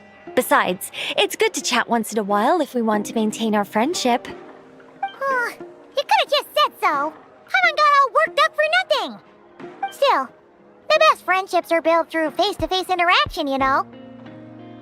It's never gonna stop being weird having tea with you when you're not there and just talking to thin air. All right, fair point. I'll bear that in mind for next time. Yeah. Any update on that crisis at the world's borders? Alice just informed me that they had their work cut out for them. And now everyone's thoroughly exhausted. But they did finally get things back under control. Still, we can't let our guard down yet. The disruption caused by this disaster has made Teyvat easier to detect from the outside universe. She plans to wait for things to stabilize, then reschedule her Mondstadt vacation plans. As for me, I agree with Hat Guy's perspective.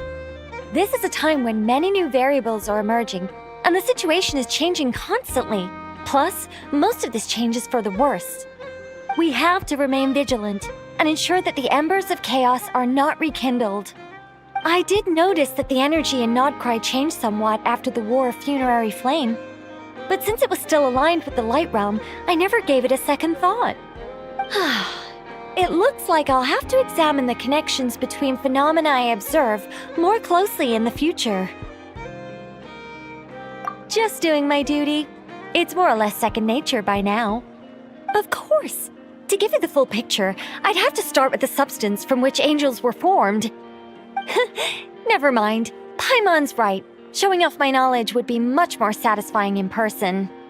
By the way, you did receive the gifts from the Hexen Circle, yes? I'm not trying to claim credit or anything, but my pride demands that I at least mention it.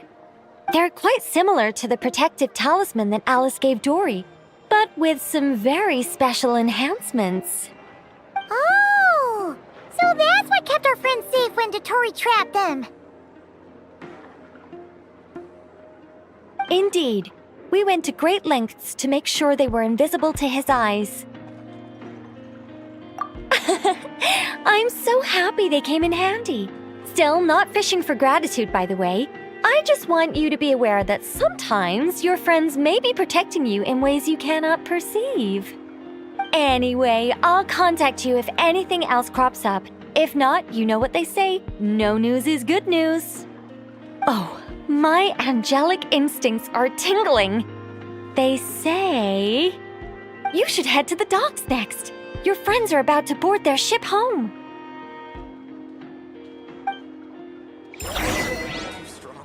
We're in for a storm.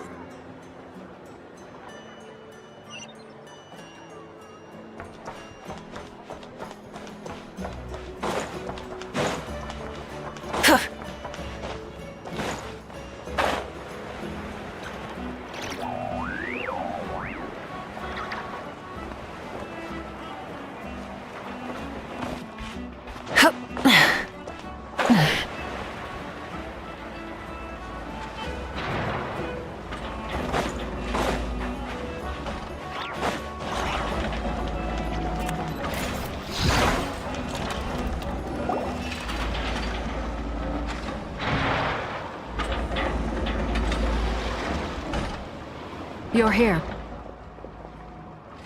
You're here too, Hat Guy! Are you heading back together? No. I'm bound for Sumeru, and she for Fontaine. We just happened to cross paths at the harbor.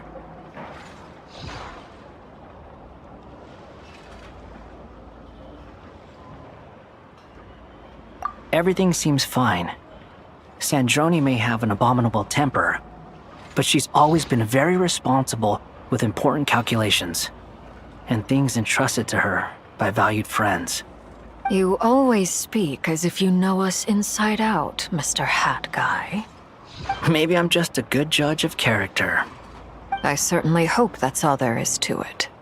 Regardless, you have been a significant help in this matter. For that, you have my gratitude.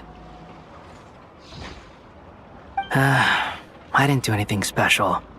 Sandrone's the one who completed a seemingly impossible formula and turned the tide of the entire battle, even giving her life in the process.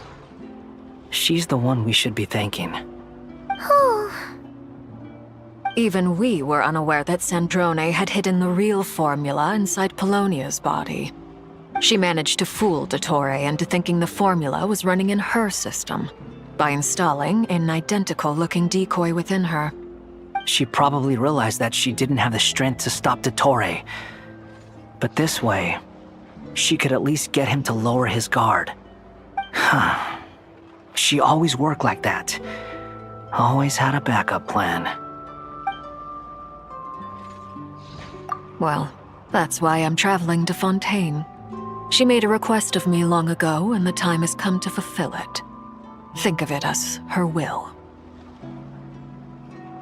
She said that should she ever fail in a mission, she'd like me to deliver her core and Polonia's to the Fontaine Research Institute.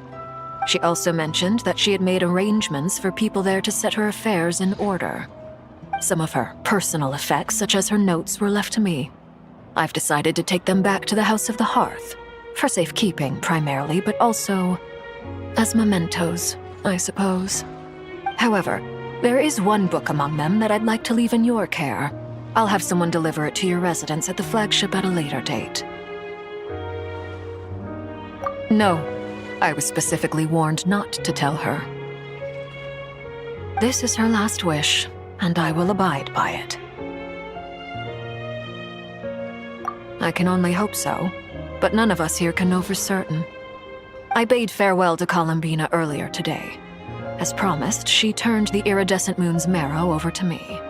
She spent a long time with Sandrone's body, saying her goodbyes. Oh, is she alright? Sandrone's passing has left a great wound in all of our hearts. It will take time to heal, but Columbina surprised me. She offered me some words of comfort before I departed. Despite being grief-stricken herself, she showed an awareness of the feelings of others around her. She never used to act like this. Clearly, she has grown.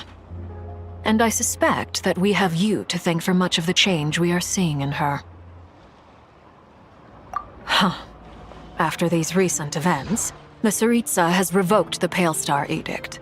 Snezhnaya now realizes that the arrest warrant for Columbina was just a ploy by Dottore, who coveted her powers. I shall return to Nodcry to see her as soon as I find the time. I hope that from now on, she too will explore more of the world.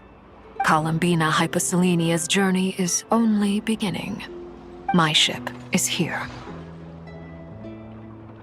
Traveler, Paimon, we shall meet again. You too, Hat Guy. What are you still bumming around for? Isn't Columbina waiting for you? I thought today was the day you'd agreed with her to go find out the truth about your sibling. You're afraid you won't like the truth when you see it. Well, this is new.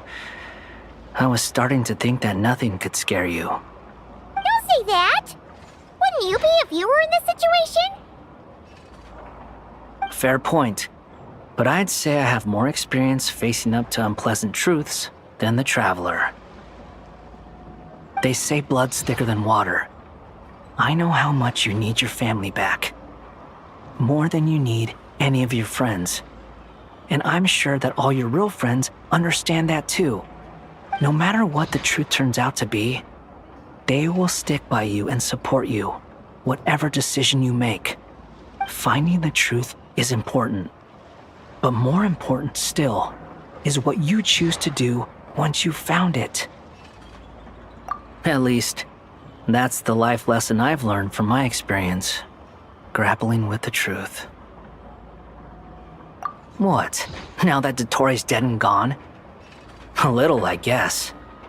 But it hasn't solved everything. Maybe I regret not getting to end his life with my own hands. Or maybe it's something else. But for whatever reason, I still feel like I have a chip on my shoulder. Either way, I'm going back to Sumeru. Lesser Lord Kusanali is gonna need help dealing with all the chaos Dottore left in his wake. Not just from this incident, but everything he did in the past, too. You should continue with your journey, as you've always done. Who knows? Maybe we'll meet again someplace else. So, what should we do now? If you want to explore a bit more to steady those nerves, Paimon's game! After all, when Columbina said she knew where your ship was hidden, Paimon promised to give you two some alone time with the truth. It hasn't been all that long since we were last apart, sure, but with Columbina there, Paimon's sure things will be just dandy. Ain't no biggie. Paimon might be all about that food and fun, but she knows how to do right by people. Paimon's sure you'd prefer to digest the news about your sister in peace. But, no matter what you see, just know you can share it with Paimon. Of course, as long as it's not super private. If you can't make sense of something, let's give it some thought together. And even if we both can't figure it out, Paimon can at least treat you to a nice meal. Glad to hear it. Feel better now?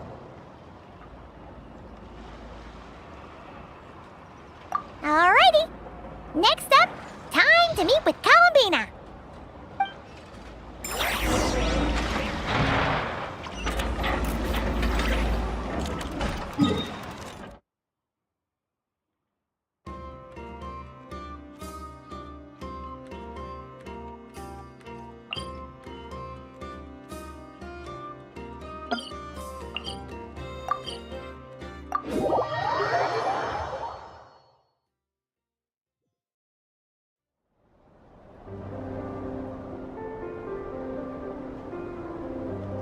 Columbina, we're here! Can't quite believe we're meeting out here. We've gotten used to walking over to Silver Moon Hall whenever we go see you. Well, you're still welcome to go there whenever you want to see me. It's just, now that it's all over, I've decided to make some changes. Try and fit in with the Frost Moon Scions, like Llama suggested. The older generation are still timid around me. They don't dare get too close, and they bow their heads when I walk by. But things are much better with the children. I see more curiosity in their eyes. Hopefully, by the time the next Moon Prayer Night comes around, I can enjoy the festival with them as myself, without having to pretend that I'm only dressed up as the Moon Goddess. You'll do fine, Columbina. Paimon's sure they'll realize you're super nice once they get to know you better. You really think so? When we first met, you thought I was a little up in the clouds. We were just starting out then, come on! So Llama told you, huh? I'm only teasing. I know that I have you to thank for pulling me back down to solid ground. It feels good to finally stand firm on the earth where I was born. Oh, that's great!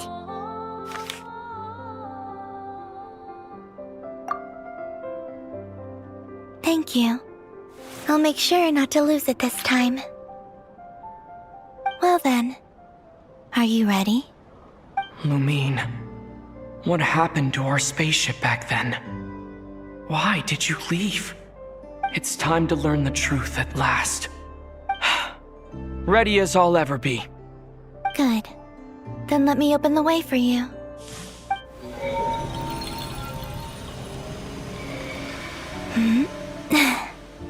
Where does this lead? To our shared destination. Huh? Do you remember me telling you about my missing prologue back when we just met? I said that my story began on the moon. But while I was inside the moon's reflection, I realized that my prologue was really hidden in the future. I just had yet to discover it at that point. The story of the time before I was born was in fact the story of my distant future. It's truly fascinating. But when I obtained the Trilunar Authority and returned to our present reality, I sensed something I hadn't expected. Your prologue. So you mean... Yes, your spaceship. All this time, it has been hidden on the Frost Moon, which lay beyond the sky.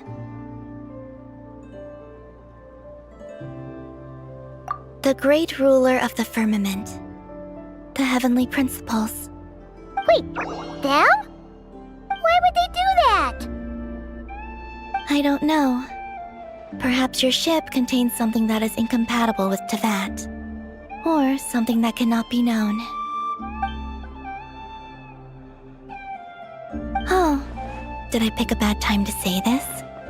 I know it must have been hard to work up the courage to do this. Maybe I should have waited until you were on the moon, with no chance to back out. That would have been kind of mean, you know.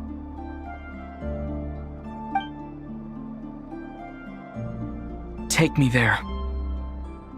Oh? Whatever is hiding in that ship, it belongs to me and Lumine. Those memories belong to us. No one else has the right to decide whether I should or shouldn't know about it. Not even the heavenly principles. Very well. Then let's go. You two take care, alright? And don't forget to come back soon! Rest assured, Paimon. We will. Traveler, after you. Thinking about the story that we'll find hidden on the moon? Yes, and hoping that it has a happy ending. Stories like that don't exist, you know? You don't believe in happy endings? I don't believe in endings.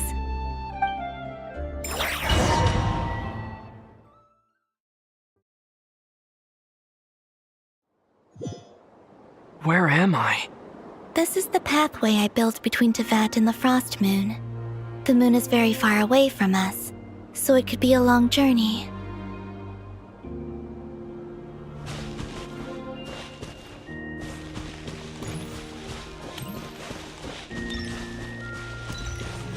After I obtained the Trilunar Authority, I unwittingly saw past events from many of my friends' lives. One was Lauma. She was so young when they chose her to be the Moon Chanter. From then on, the Frost Moon Scions looked to her to bring messages from their goddess. But, for better or worse, I had left Hisi Island before she was ever born. It was not until much, much later that she met me. I think it's for the best. Because of the way things turned out, you had the opportunity to become friends. You're right. In that sense, I think we were both very lucky.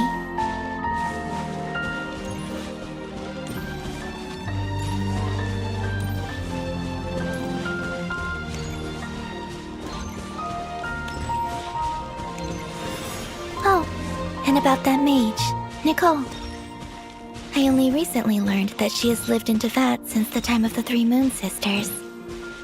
The Moon Goddesses always had a good relationship with the angels. I suppose our friendship continues that tradition.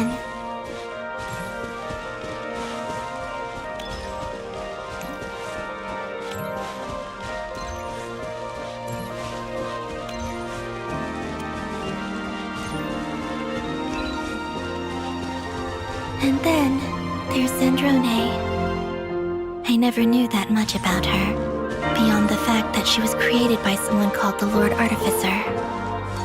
She, too, suffered for a long time before joining the Fatui.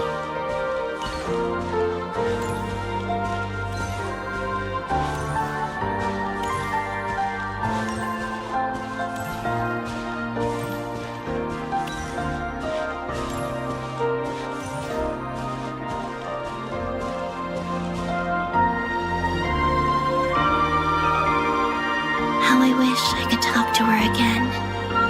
Even if only to hear her say nasty things to me.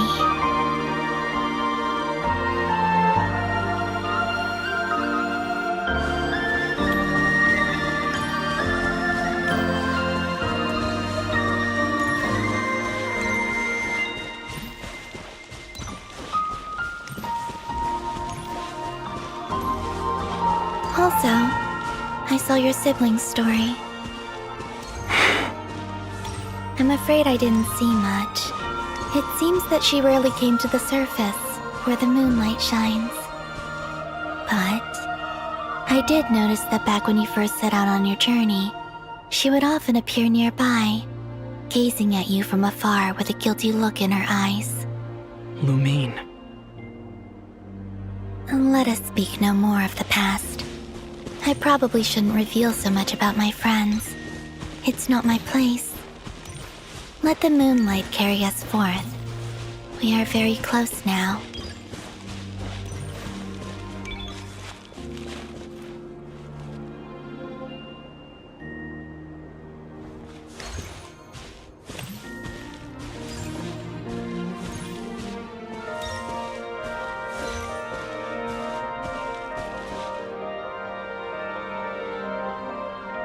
After this, I'd like to bring some kuhenki to the moon as well.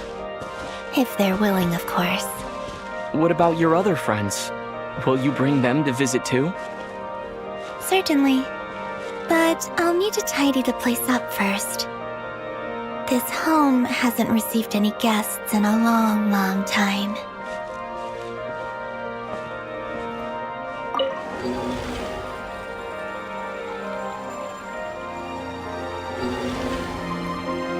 I remember writing something similar with you on Moon Prayer Night.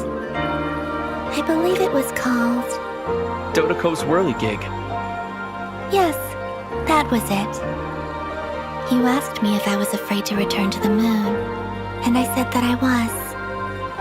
The idea that I had gained something precious, only to lose it so quickly. That frightened me. But I'm not afraid anymore. Besides, this time, we're traveling together.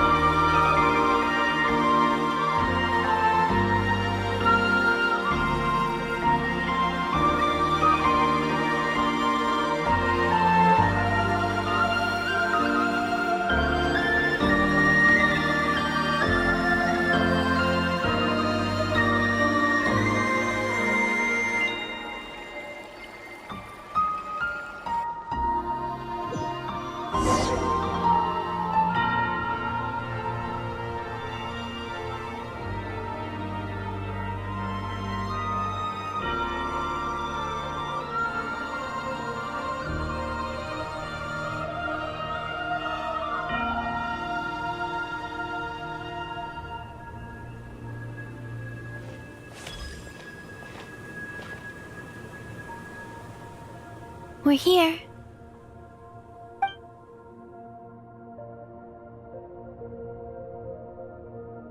Over there.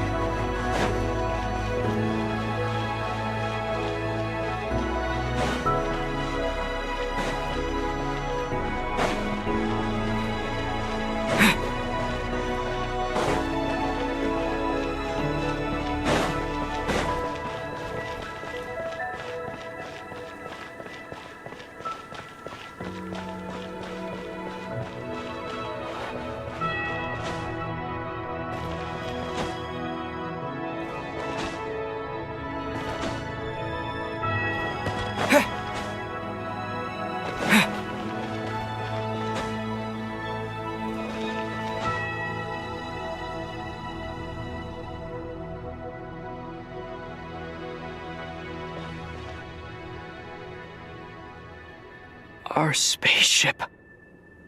It's huge. I suppose that the moon is the only place one could hide it.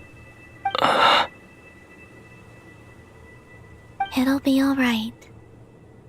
Huh? The way you feel in this moment, I went through it too, on Moon Prayer Night. The door was right in front of me, but I struggled to find the courage to step through. Solitude for me once meant living a life in which even I was absent. Before I met you, that was the only life I knew. But that night, solitude meant throwing away the life I had gained after meeting all of you. Columbina. Go. Retrieve the part of your life that was once lost. Trust me, you will lose nothing by doing so. Look, Tevat is right there. All of our friends are down there, waiting for us. You're right. Thanks, Columbina.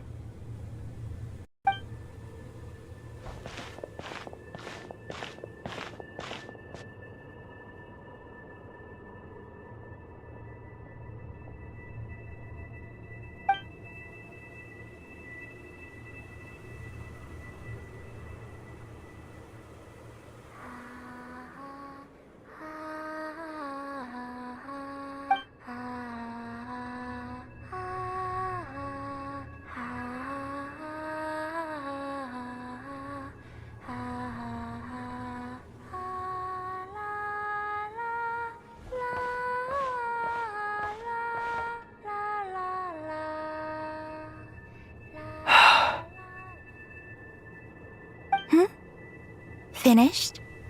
Yeah. Why did you take your eye mask off? Well, since my return, I've decided to take more opportunities to see the world with my own eyes. Besides, I've always wondered how Tevat looks from the moon. And what do you think? It's beautiful. I could spend a whole day here just gazing at it. What about you? What do you think of the truth you found? I haven't looked at another person's expression in a long time, but I think yours is saying it was neither good nor bad. Keep this up, and it won't be long before you give Nephra a run for her money. Oh, I don't think that's going to happen. I'm much more used to sensing what's going on around me with Kuvaki. I think I'll save my eyes for seeing special moments I really want to remember. I read the spaceship's flight logs. I always assumed that this was my first time in Tevat.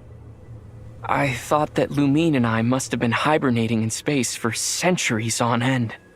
But the logs show that our spaceship flew over the skies of Tevat once before. A long, long time ago. Flew over? So you didn't land? No, the ship barely came to a stop before flying on again. After that, it continued traveling through space for a long time. Some of the data is corrupted, but I suspect that it kept flying for thousands of years. It was only after that that the ship made a forced landing in Nodcry. When Lumine found me, she came from outside the ship. Could this mean that she left the ship long before I did? Maybe even during our first pass over Tevat. Are you alright? Yes, I can feel that the truth is coming together, one small piece at a time. I remember Lumine telling me that when she first arrived in Conria, she could not recall the past. So this might be something that even she doesn't know. Here, I made some space for you. Your mind must be racing, and this seems like the perfect place to relax and clear your head. Oh, wait, there's one more thing. What is it? Wait here a moment.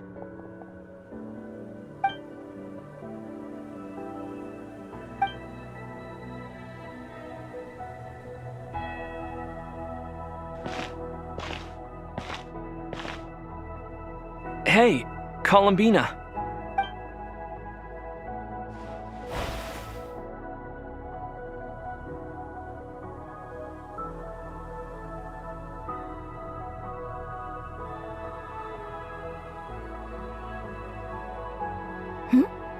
Is that a new outfit?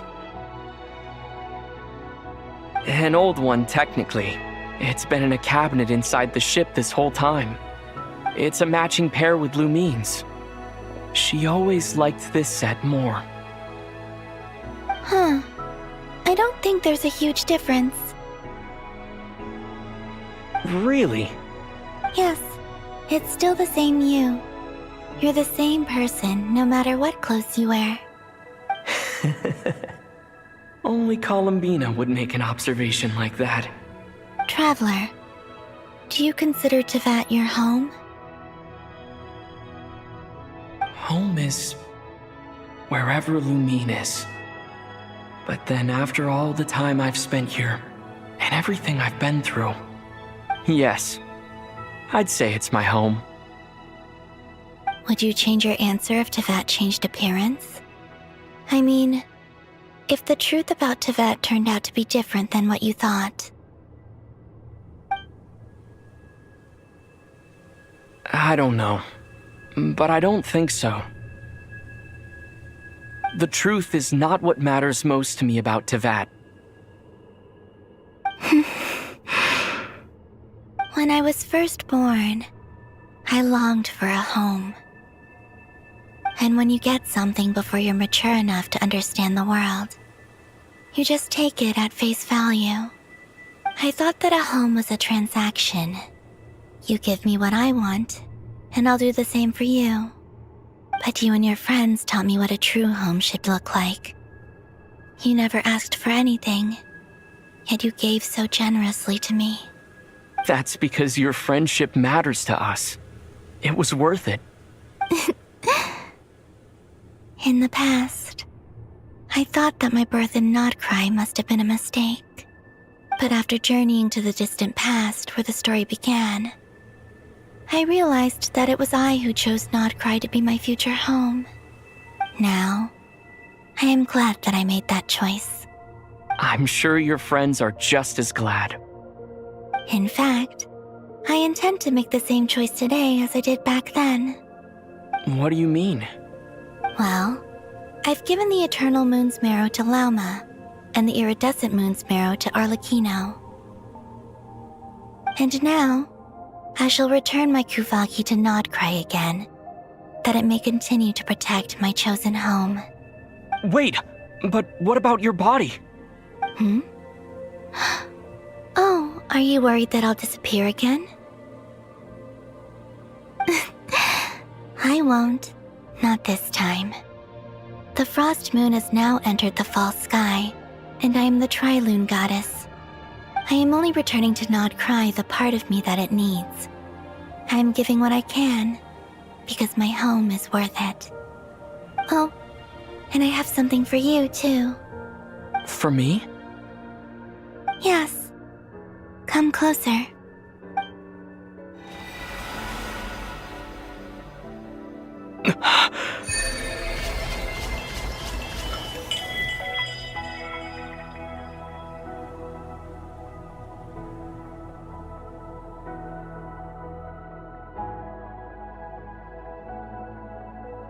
What was that? I lifted some of the restrictions this world placed on you. I trust this will help in your future adventures. My power. It feels like it's grown. I can use the elements more freely now. Thank you. This will be a great help. You're welcome.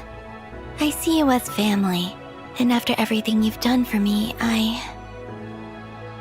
In fact, no. It's not because I owe you. It's because you're worth it. Here, this flower is for you.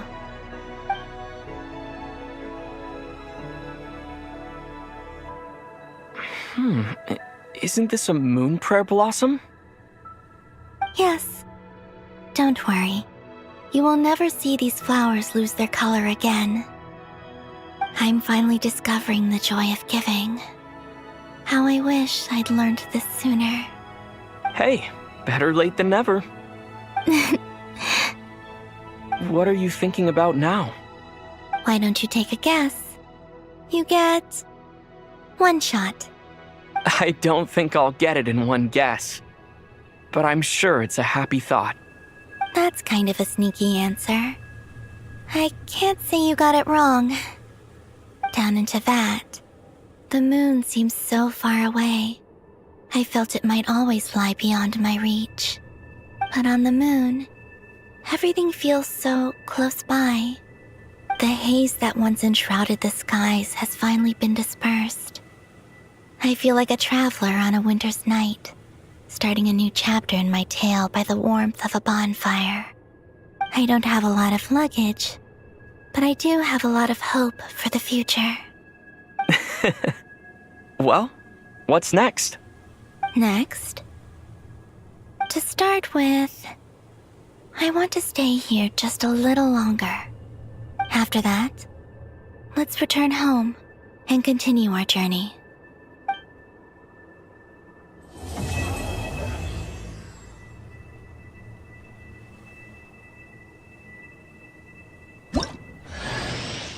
These clothes bring back so many memories.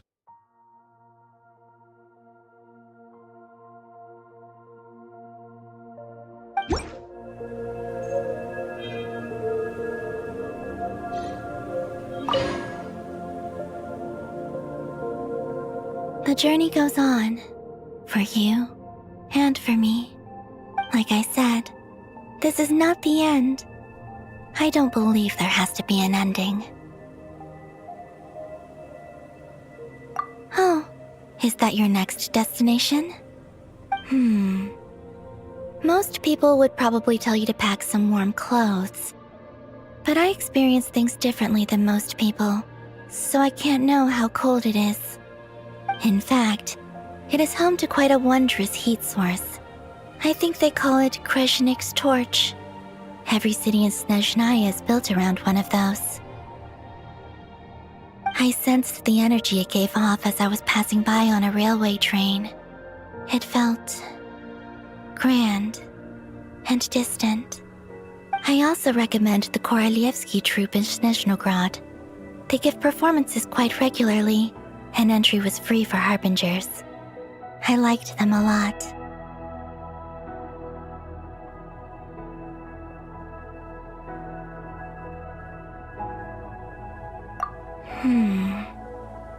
Ice cold and sharp. Crystal clear in some ways, yet profoundly unfathomable in others. Like the thick layer of ice on top of a frozen lake. That's just the impression that Tsaritsa gives me. I was never able to glimpse what truly lies beneath that icy exterior. In fact, I don't think the people of Snezhnaya even know what kind of power their god wields. Maybe that's because the Tsaritsa herself has never acknowledged, nor accepted that power. There's Regrator, the Rooster, and the Jester. Between them, they control a lot of what happens in Snezhnaya, but I can never wrap my head around how exactly power is split between them. I just know they are each responsible for many specific domains.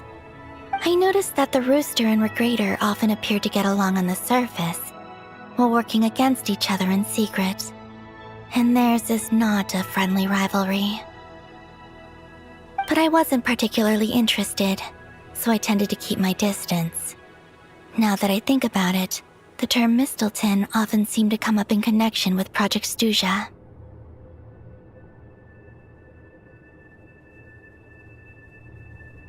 Once things settle down in Notcry, I'd like to explore the world beyond Snezhnaya.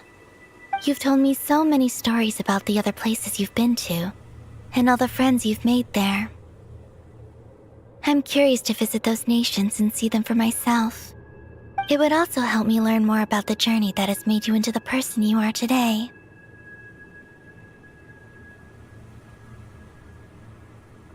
Okay. As you continue on your journey, don't forget to gaze up at the moon once in a while. It is, after all, no longer an illusion. It shall cast down its true moonlight, connecting us in truth.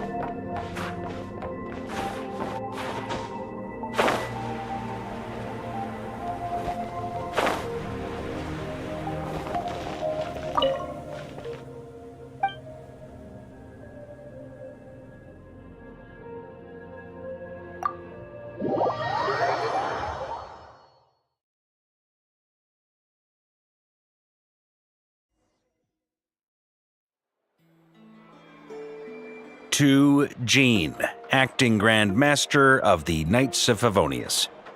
This preamble is such a pain to write. It's probably high time we got rid of this acting business. I trust that Dern has updated you all on recent events. Hope we didn't worry you too much. The good news is, we managed to come together and put a stop to the Doctor's evil schemes. With that, I think it's safe to say that Notcry is finally out of the woods. As for the Fatui, not counting the Damselette, aka the Moon Goddess, who has left their organization, we found ourselves allied in this instance with both the Knave and Marionette. May she rest in peace. As ever, we find ourselves better off for making friends rather than enemies. But until we can ascertain the Tsaritsa's true intentions, the future remains uncertain. In a short while... Wait. How am I meant to surprise everyone if I tell them in the letter that I'm heading home? Well, that would be a huge waste. Okay, got it. I will begin sending the expeditionary team back home in waves. I'm sure they'll be able to answer any questions you still have. I hope they won't gloss over the details of my many heroic deeds. But if they do, I'm sure it'll be because they're just too exhausted from the long journey. I think of Mondstadt daily. Please give everyone my best regards. P.S. The honorary knight went above and beyond this time. Are there any other honors we can give him? I'll leave it with you. P.P.S. Please be extra nice to Klee for the foreseeable future. I cashed in on the last favor that the Hexen Circle owed us, so we need to earn some more goodwill. If there's any serious problems, feel free to stick me in solitary confinement when I get back. I'll do the time for her. Whew. And that, as they say, is all she wrote. End of an era. And with the moon shining down brighter than ever, I think everyone is going to sleep well tonight.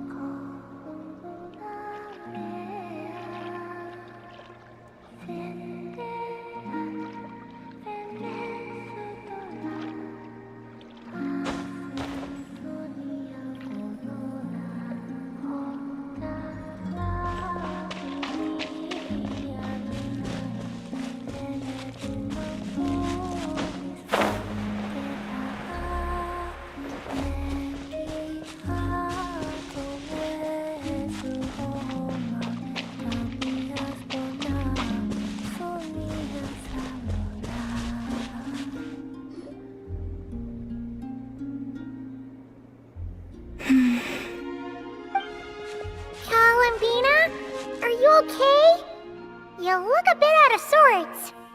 Oh, it's you two. I'm alright.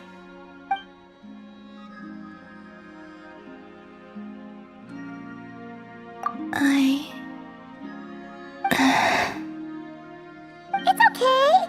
Just tell us. Even if it's something small, you'll feel much better once it's off your chest.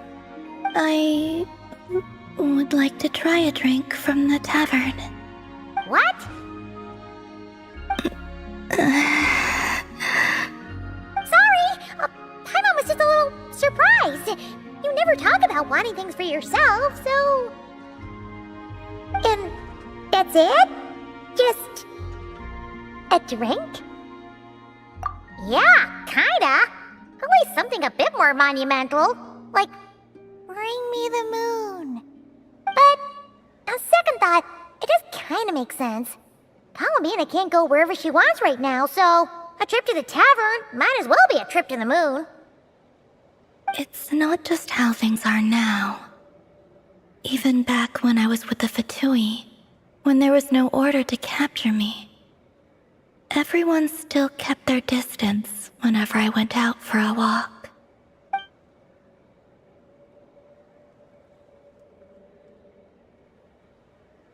Wait a sec. Come to think of it, maybe this isn't as hard as Paimon first thought. A tavern is kinda out of the question, but a drink? Now that we can do. The Travelers got this. Really? But don't set your expectations too high.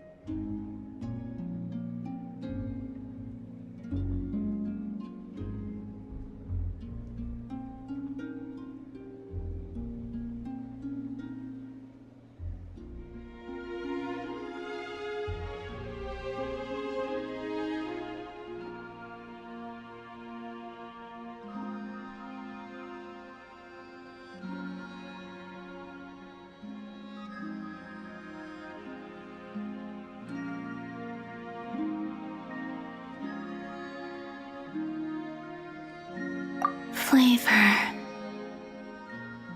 I don't have much experience ordering drinks, so I'm not sure where to start.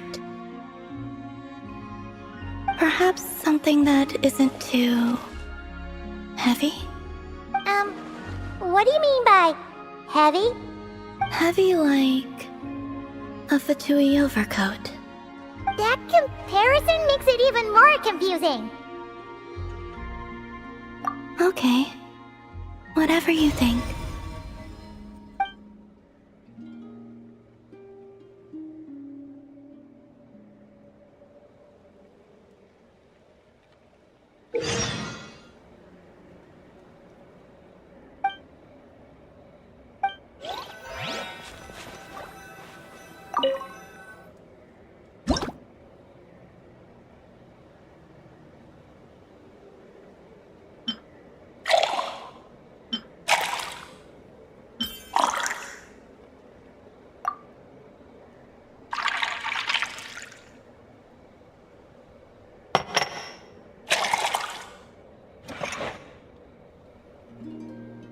Wow, even Paimon wants to try a glass of that.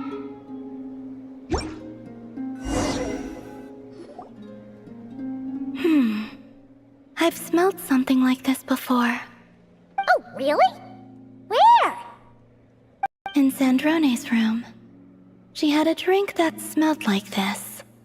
The aroma caught my interest, and when she noticed, she just held on to the drink for ages without finishing it. It was like she was waiting for me to ask about it. Yes. What did you ask? Shouldn't you be drinking engine oil instead? Oh. She said something quite unpleasant. It doesn't bear repeating.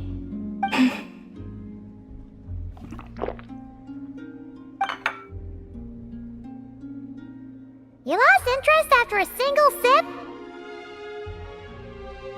Sorry, it was a little bitter. All in all, not very good. No wonder Sandrone looked so sour when she drank it. Paimon thinks there might have been other reasons for that.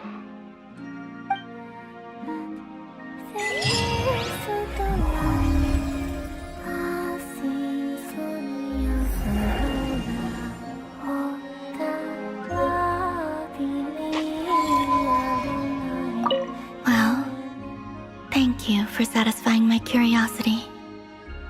I'll be sure not to trust Sandrone's taste ever again.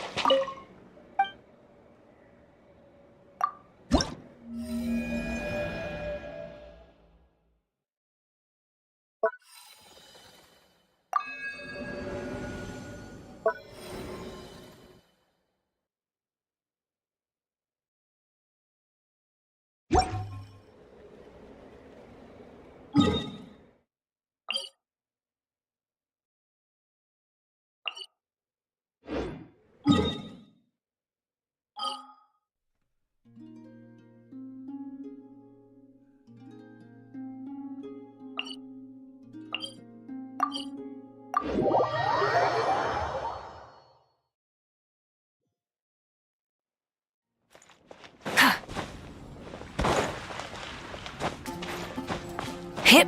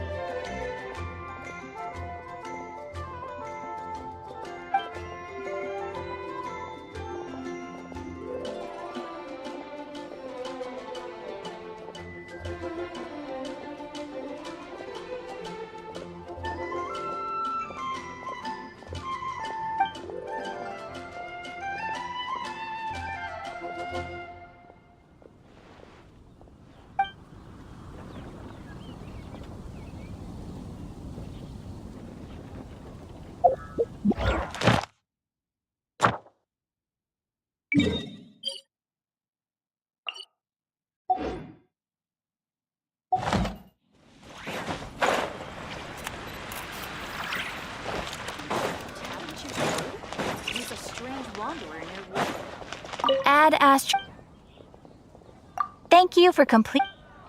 You're high up. Everyone can hear your voice.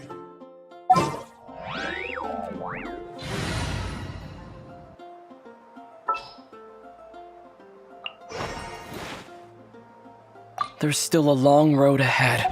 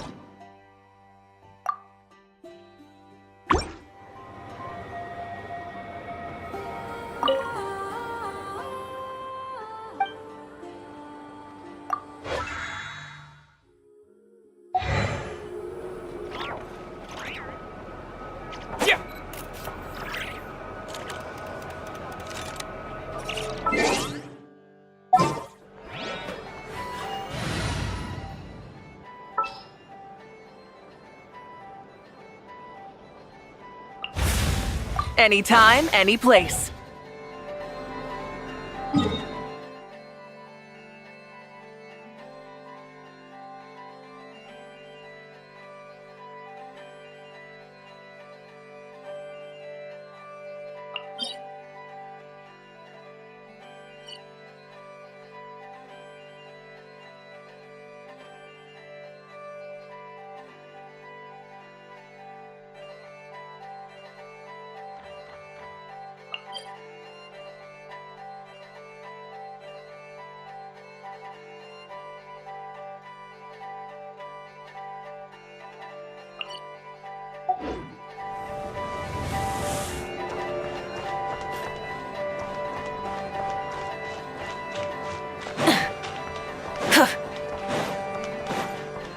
Light it up!